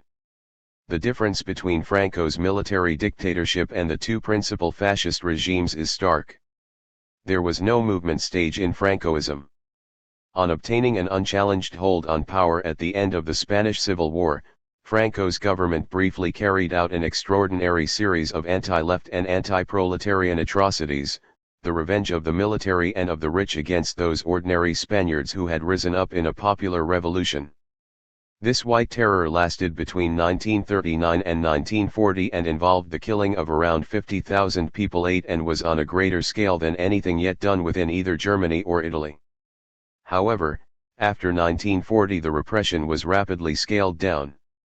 Unlike fascism, the endpoint of Francoism was a relatively stable, peaceful, non-militant conventional military dictatorship. The regime de-radicalized rapidly. Franco was hardly alone in this regard. Numerous other pro-fascist dictatorships had similar dynamics, with their reactionary content outweighing any mass aspect, which was typically modest. So, the imperial regime in Japan was principally a form of royal, authoritarian rule without an independent mass party. It was radicalized in contact with fascism but was not a mass fascist state. 9 The same picture holds for interwar Hungary, where paramilitaries and the regular army were barely distinguishable in 1921-2, and the former remained a presence in many towns for years afterwards, but were unable to impose themselves on the conservative elites, or at least not until the mid-1930s, as Italian and German influence and then military domination were felt. 10. Trying to explain the difference between fascism and the other reactionary movements of interwar Europe, Leon Trotsky drew a comparison between the Italian and German regimes and the government of Józef Pilsudski in Poland. Pilsudski came to power at the end of an insurrection based upon a mass movement of the petty bourgeoisie and aimed directly at the domination of the traditional bourgeois parties in the name of the strong state. This is a fascist trait characteristic of the movement and of the regime. But the specific political weight, that is, the mass of Polish fascism was much weaker than that of Italian fascism in its time and still more than that of German fascism. To a much greater degree, Pilsudski had to make use of the methods of military conspiracy and to put the question of the workers' organizations in a much more circumspect manner. 11. Under Hitler and Mussolini, unlike Franco or Pilsudski, neither the mass nor the reactionary aspect predominated over the other. This relative stability made interwar fascism exceptional within the wider category of reactionary movements.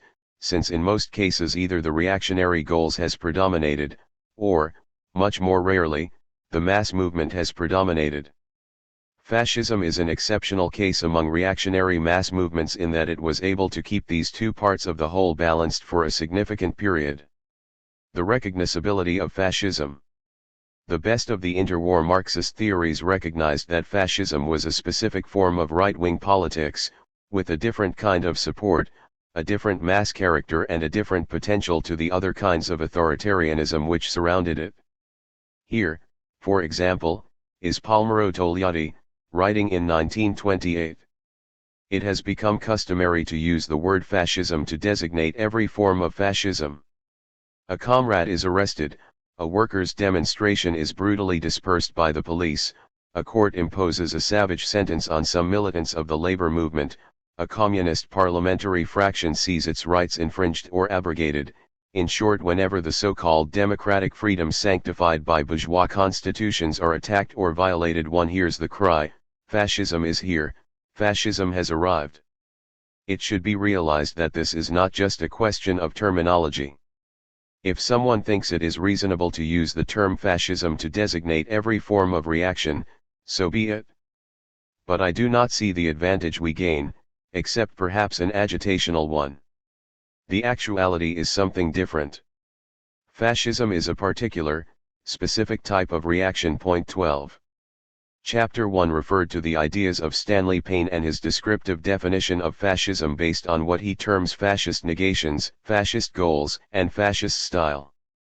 But if this is a starting point, we still need to prioritize within Payne's definition, to consider which parts of fascism were of greatest significance to it and which parts were inessential. By far the most important attempt to do this in recent years has been Roger Griffin's argument that fascism is a form of palingenetic ultranationalism, in which the characteristic organizing style of fascism was subordinate to its ideas, and in which the chief and distinguishing aspect of fascism was its insistence that the nation is in crisis and requires to be reborn. Yet fascism was not simply a set of ideas. The defining feature of fascist parties was rather that they combined reactionary goals with an aspiration to build a mass movement. The distinguishing forms of fascism were the features which assisted them best to these ends. If you want to know how to identify a fascist, in other words, the place to look is in what Payne termed fascism style, the emphasis on aesthetic structure, the attempt at mass mobilization, its use of violence, its stress on the masculine principle, its exaltation of youth, the tendency towards authoritarian command and absolute leadership. Style, writes Ernst Nolte, is the visible essence of a political phenomenon. It is not merely a composite resulting from doctrine, organization, and leadership impulse. Over a period of time it becomes the framework from which no new initiative can emerge without destroying the whole structure. 13. Of all the various components of the fascist style, the easiest to distinguish is fascist violence.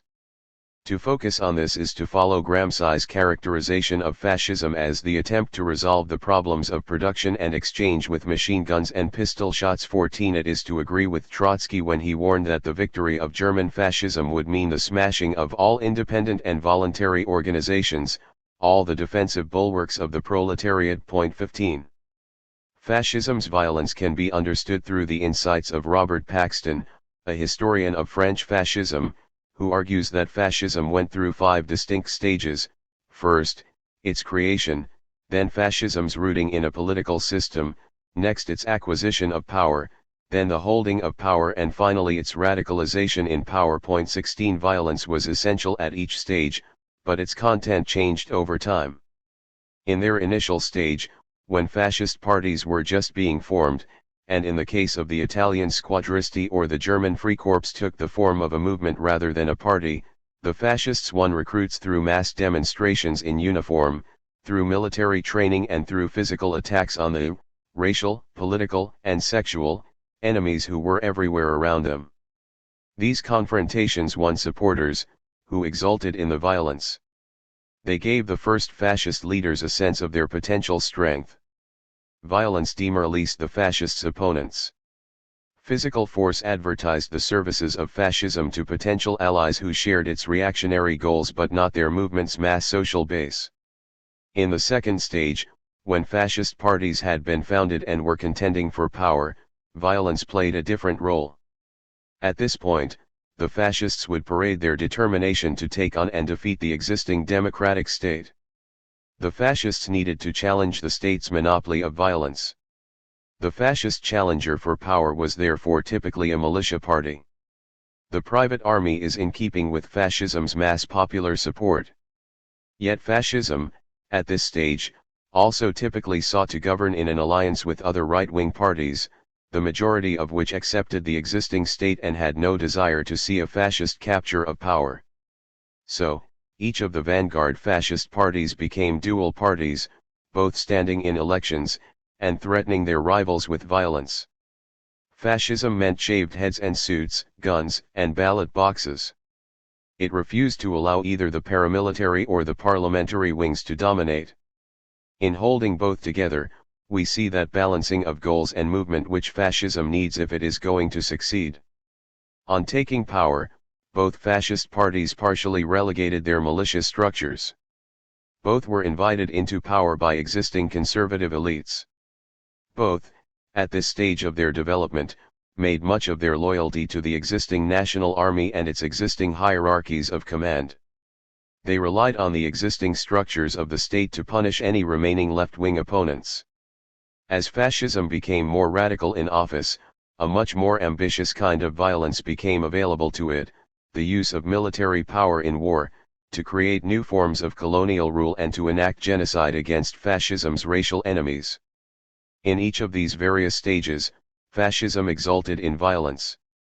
It manifested a profound social and political sadism, the glorification of war and of death. Fascism as reaction. Fascism is a reactionary ideology. Reactionary here is not used to mean that fascism sought to turn back the whole course of history, although there was one sense in which fascism sought a return to the past. Fascism was reactionary in that it aimed to crush the organized working class and to eradicate the reforms won by decades of peaceful struggle. Fascism did not exist to restore a mythical rural idol, but to solve the problem of working class hostility to capitalism. 17 So, for Otto Bauer, fascism was the dictatorship of armed gangs. For Horkheimer, the totalitarian order differs from its bourgeois predecessors only in that it has lost all inhibitions. As Thalheimer argued, the fascist goal was the complete elimination of the democratic rights of the workers. Daniel Guerin described the function of fascism in power as taming the proletariat. For Trotsky, when a state turns fascist, it means primarily and above all that, a system of administration is created which penetrates deeply into the masses and which serves to frustrate the independent crystallization of the proletariat. 18. To understand fully what the interwar Marxists meant when they called fascism reactionary, we need to have a sense of what they saw as the antithesis of reaction, i.e. progressive change. As it happens, Marx himself rarely used the word progress 19, but it is implicit in his theories. One who asked what he meant by it was Walter Benjamin, in his essay Theses on the Philosophy of History, which was written in early 1940 while Benjamin was in exile in Vichy, France, and shortly before he attempted to escape to Spain where he would kill himself. Benjamin was a unique figure within the Marxism of the interwar years, influenced as much by a kind of Messianic Judaism as by political Marxism.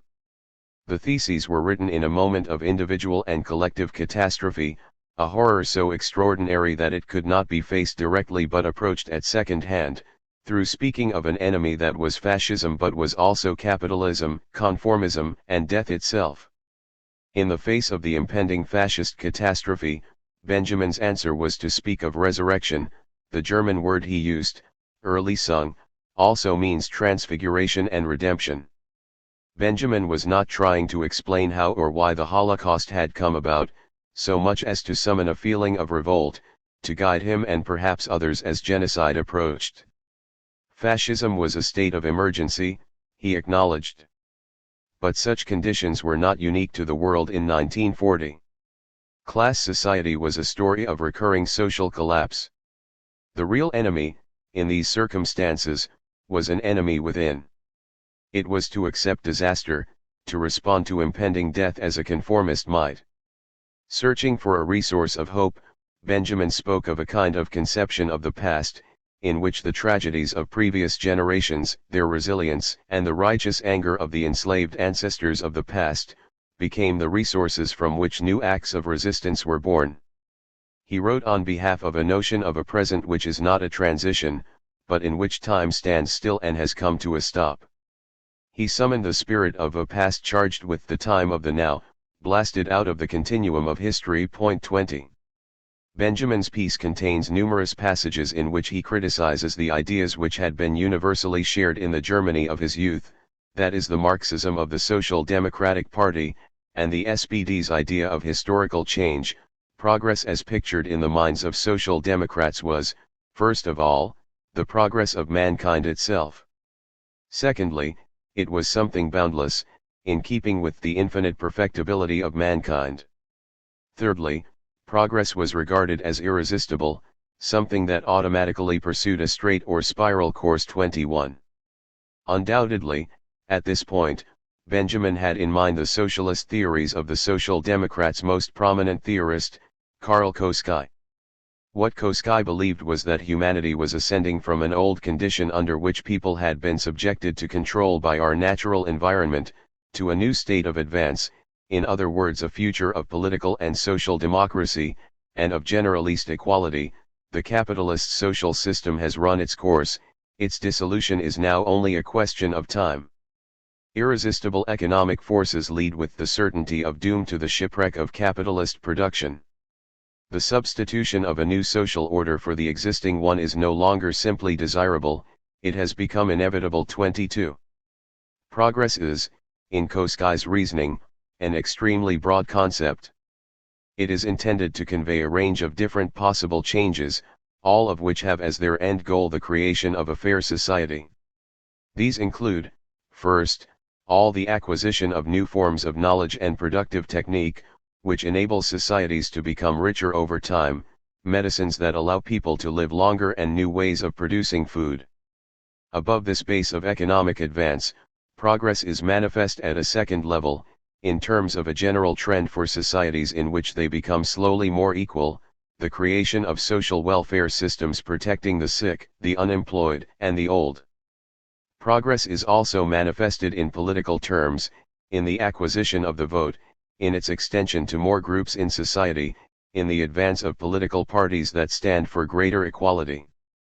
But is this how Marx saw the term?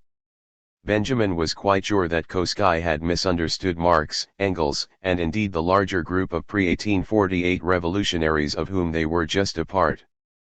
The conformism which has been part and parcel of social democracy from the beginning attaches not only to its political tactics but to its economic views as well. It is one reason for its later breakdown. Nothing has corrupted the German working class so much as the notion that it was moving with the current. It regarded technological developments as the fall of the stream with which it thought it was moving. From there it was but a step to the illusion that the factory work which was supposed to tend toward technological progress constituted a political achievement.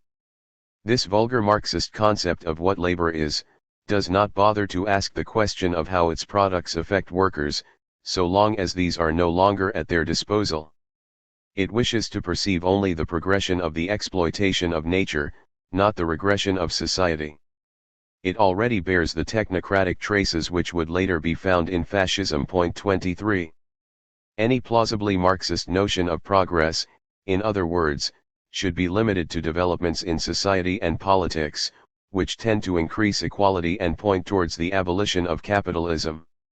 The transition from rural to urban society, and the development of history, were not in Marxist terms progress, since Marx understood that every advance of capitalist technique had its counterpart in the subjugation of oppressed classes and the degradation of nature. 24.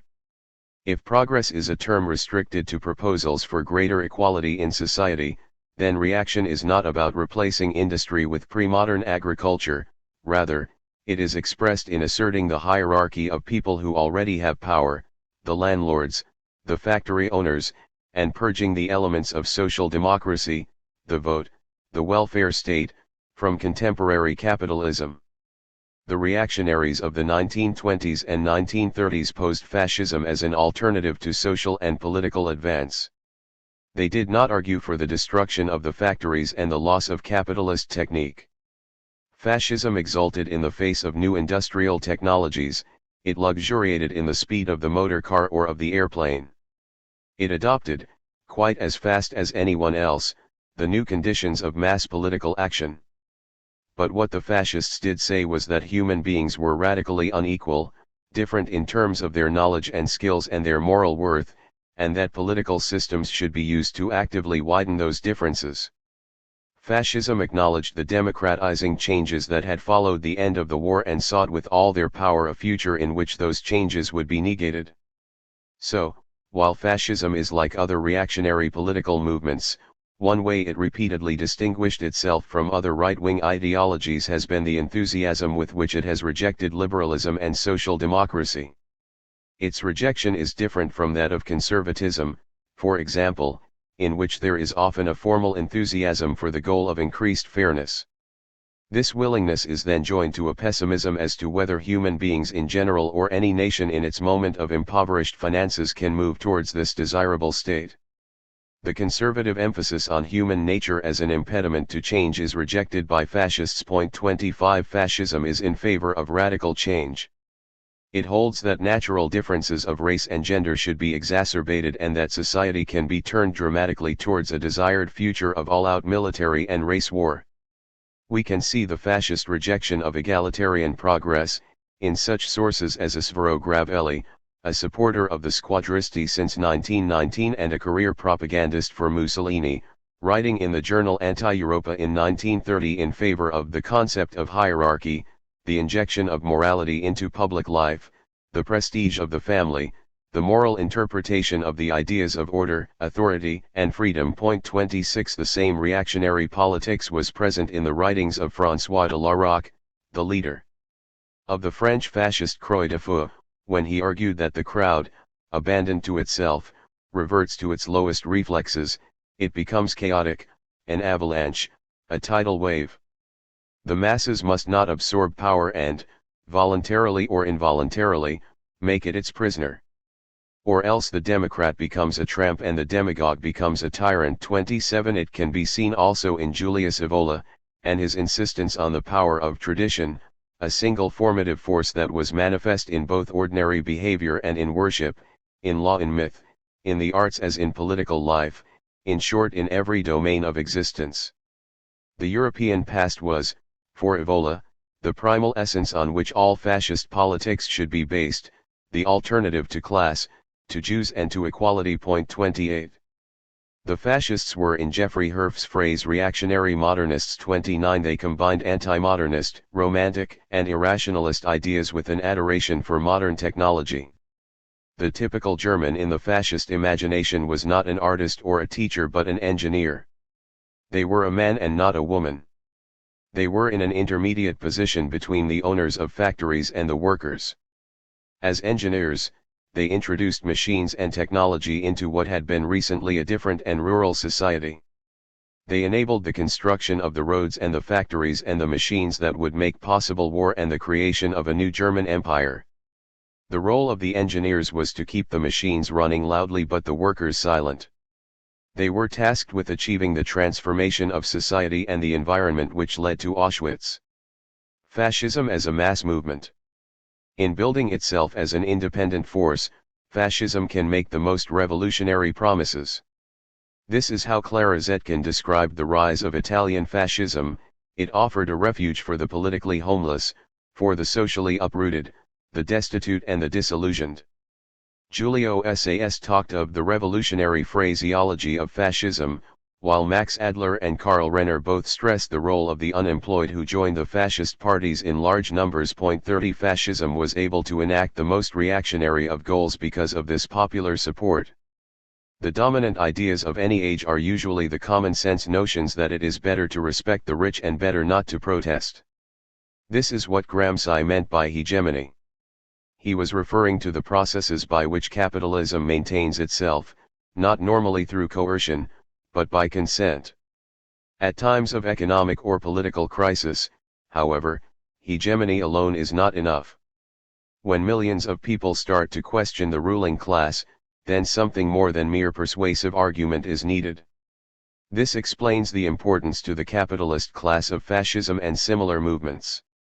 Because the fascist party and members of the capitalist class share a hatred of the working class movement, so at times of crisis fascism can seem to represent the best way out of the crisis, the only remaining way to maintain capitalism. While the pre-fascist extreme right could threaten the organized working class only with the social power of the factory owners, fascism had behind it the physical power of a mass party.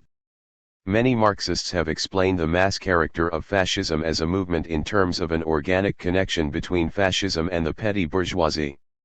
Zabordi associated fascism specifically with small traders, while Karl Radek, with some caution, described fascism as the socialism of the petty bourgeoisie. 31 The petty bourgeoisie shaped fascism in the sense that it was overrepresented inside the fascist membership and in its periphery.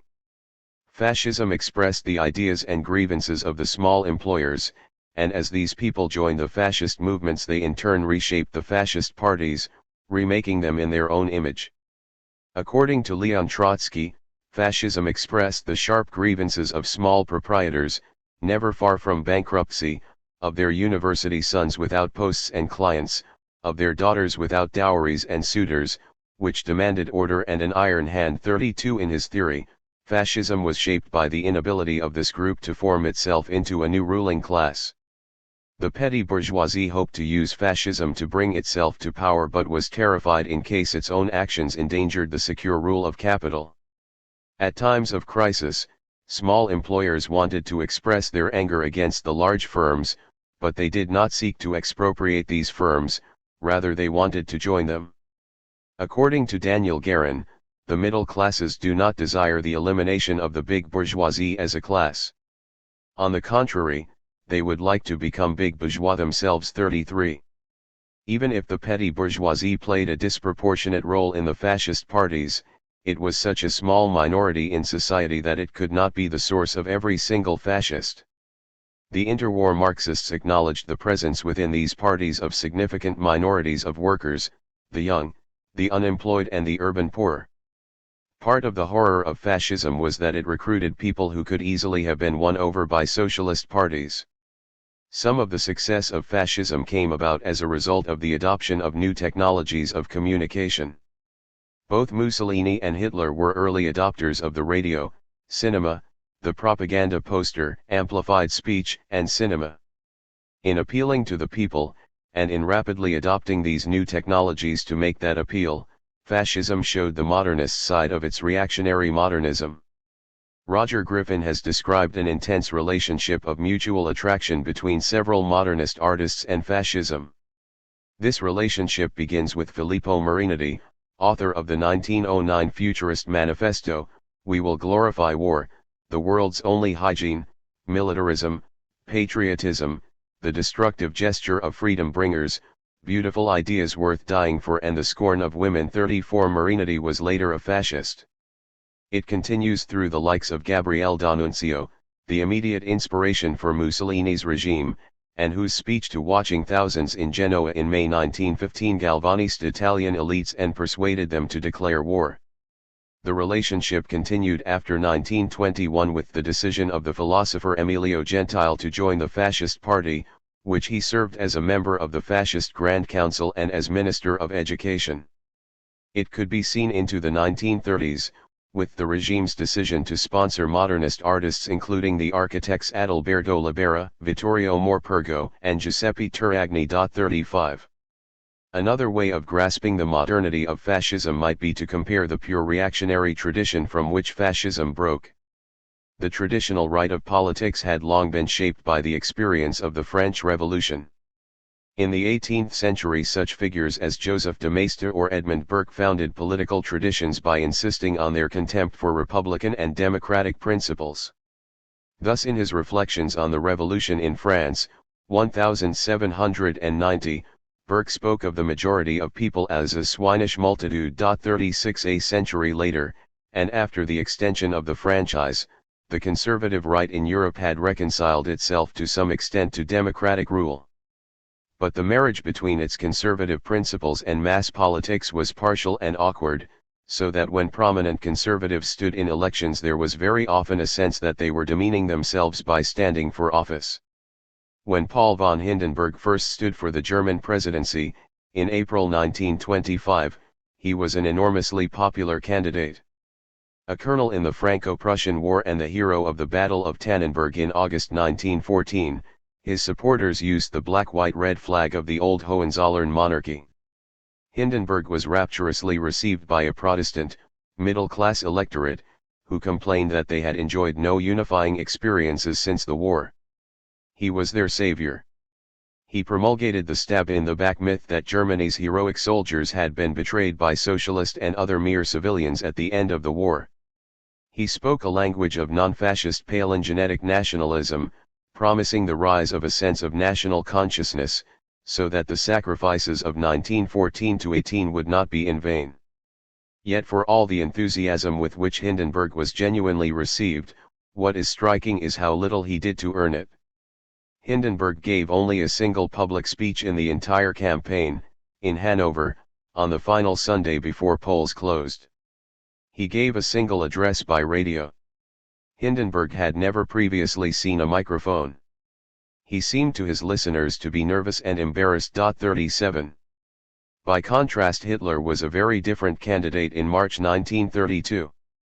The NSDAP held meetings, parades and rallies, with Hitler himself speaking wherever he could, addressing crowds in 30 cities. Much was made of the extraordinary strain on him, the distance between events, often with several taking place on the same day. To further establish his modernity, Hitler acquired a private plane, and his posters were emblazoned with an image of the craft and the slogan "Hitler over Germany." "Old man, you must step aside," Hitler told Hindenburg, his octogenarian rival. 38. Other examples of the same weakness could be given. From April 1929, one of the leading figures within German conservatism had been Ewald von Kleistschmann, the chairman of the main association of German conservatives in Prussia, a cross-party organizing center of the Prussian right.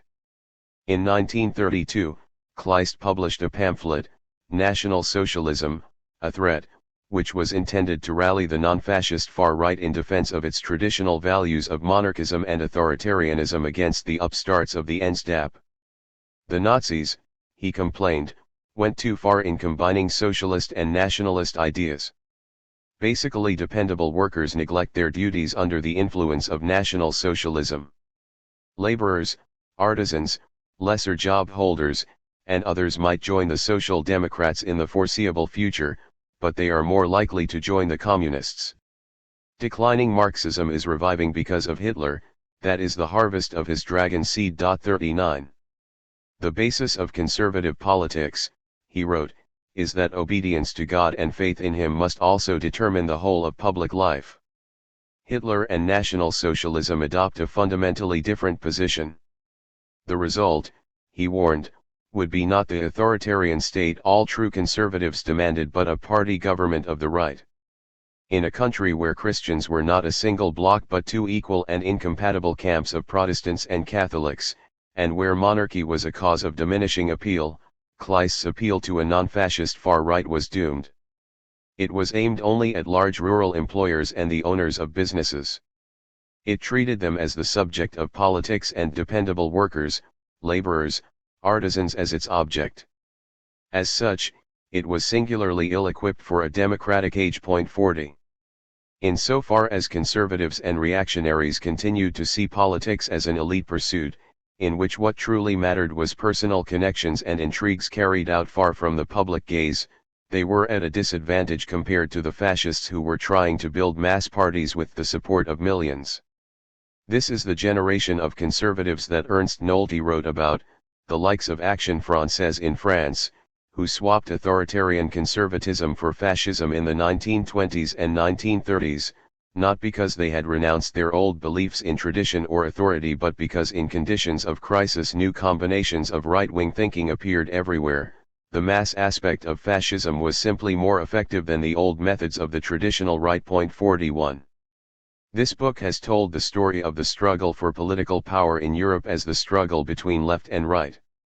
If you saw the same story as a conflict for influence on the right, between the pre-1918 advocates of elite power and their outliers, then the latter had all the advantages.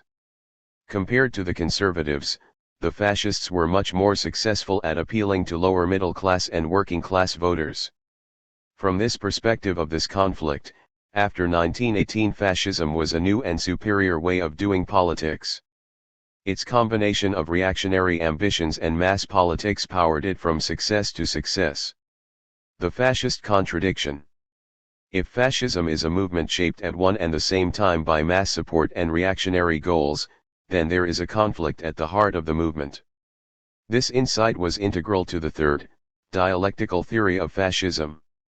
To quote Karl Radek, it is precisely fascism's strength that forms the basis for its downfall.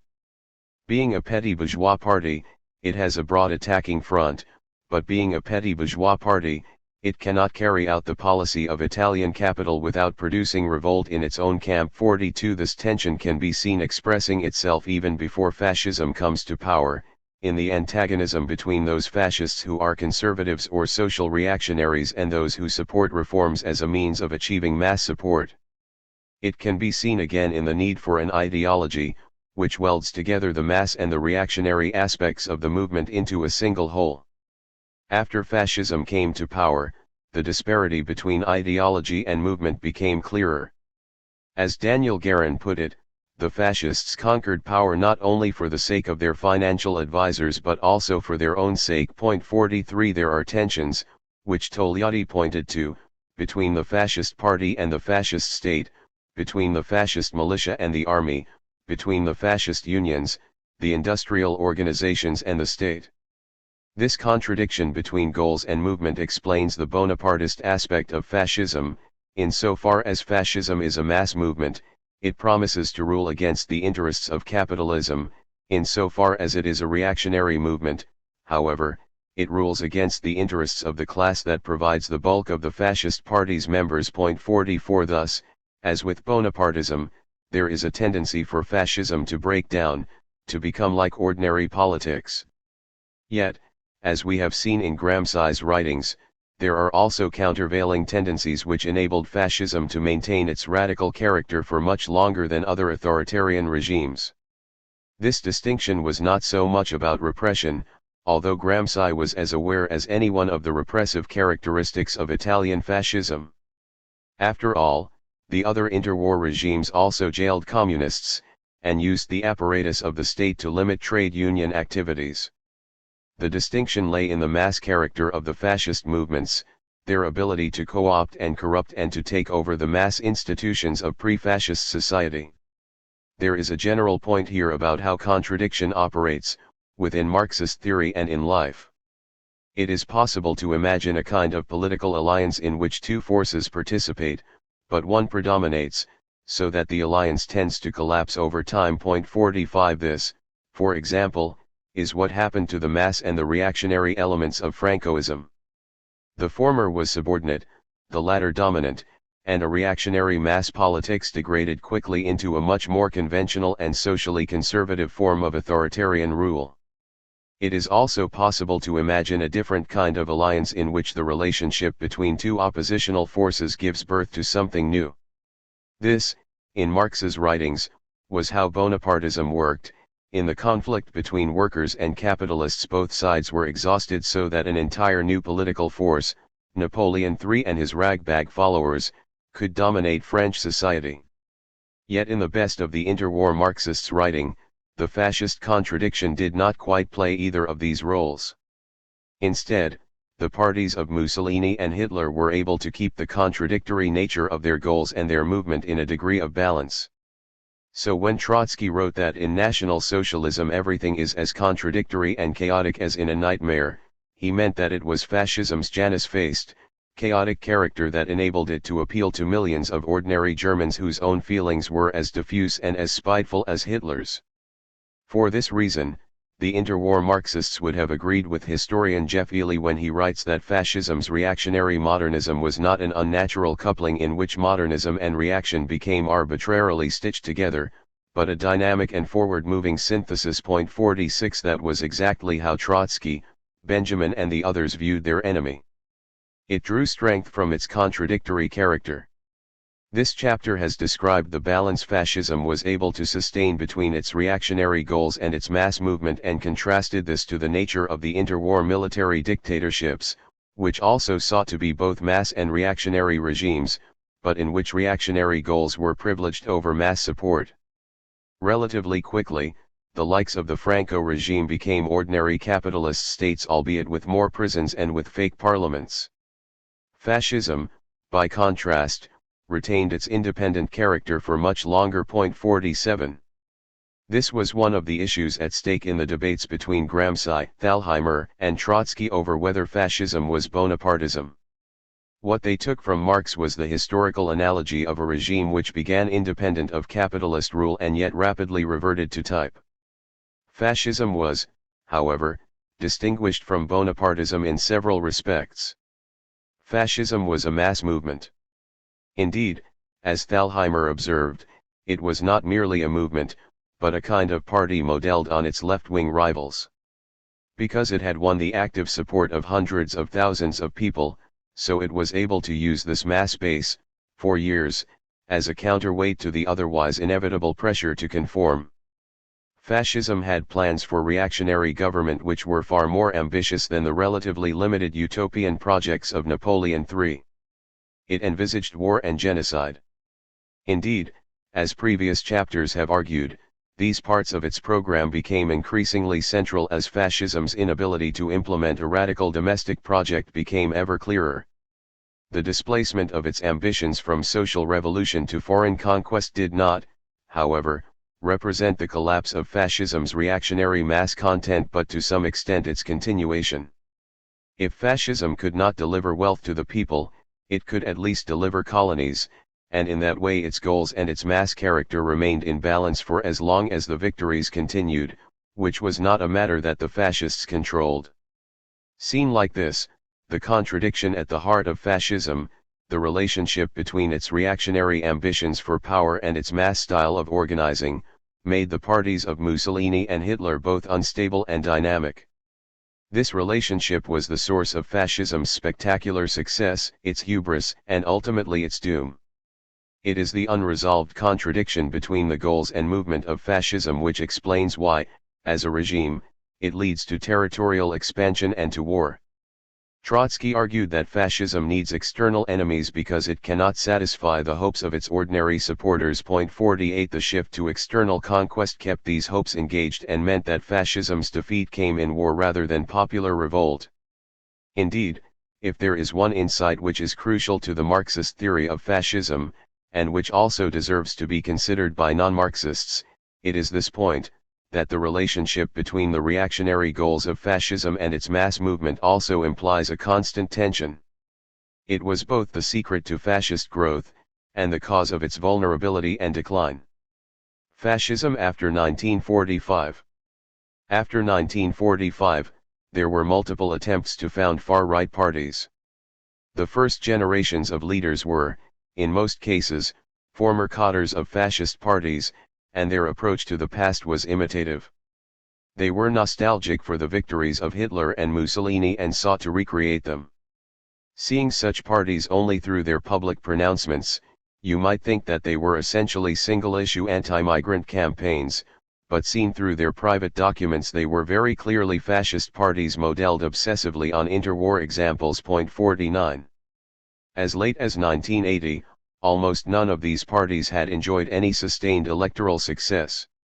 Since 1983, however, and the emergence of the Front National at Dreux, it has been possible to build electoral parties which have shared both the ultranationalism of the interwar fascists and their dual use of force, i.e. the combination of standing in elections and retaining some kind of independent militia to carry out acts of violence. Their success posed the question of whether fascism could be revived. In the first edition of this book, published in 1999, I answered that question with a confident yes, identifying such groups as the Front National, the Movimento Sociale Italiano and the Freedom Party in Austria as the possible precursors of future fascist governments. 50 In another book, The New Authoritarians, which was published in 2019, I answered the same question with a tentative no. The factors which seemed most important were that the Euro-fascist parties of the 1990s had de-radicalized, giving up their militia and transforming into conservative parties, albeit of an aggressive type. Although the far right enjoyed greater popular support in 2016-18 than at any time since 1945, fascism remained a despised tradition. Therefore, the pressure was still to create different, non-fascist reactionary movements, which were unlike the interwar fascists because they accepted that democracy would be the final arbiter of all political competition, and did not propose to use violence in the same systematic ways as their predecessors.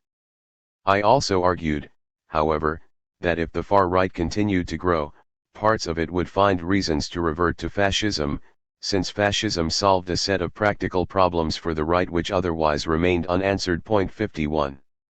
While the interwar Marxists said that fascism was unlike ordinary conservatism and therefore required the most urgent opposition, they never argued that fascism was the only form of emergency rule under capitalism. After all, by 1939 there were only 2 countries in the world which were clearly and unambiguously fascist, but 2 was enough to bring about the World War and the Holocaust. Nothing in history would prevent a new and intermediate form of reactionary politics from emerging, in a political space between fascism and conservatism, and cohering in a dozen countries at once rather than just 2 of them. Equally, nothing would prohibit a new form of reactionary mass politics taking shape but its growth coinciding with ecological devastation, mass migration, and the intensification of border regimes. Such a regime might lack fascism's mass character, but find itself in a situation of even greater social crisis than interwar Europe. In either of these scenarios, future generations would find themselves facing opponents who were unlike fascism and yet every bit as cruel. The further we get from the war, the more vague fascism becomes in our collective memory and the harder it gets to remember exactly why fascism is so despised, the easier it will be for a renascent right to adopt forms of reactionary politics which follow much more narrowly in the footsteps of the past. The closer that the reactionaries of the future approximate to those of our interwar past, the more there will be to learn from the analysis contained in the dialectical theory of fascism and its anti-fascist strategy of the United Front. They were, and they remain, the best means of preventing fascism's advance.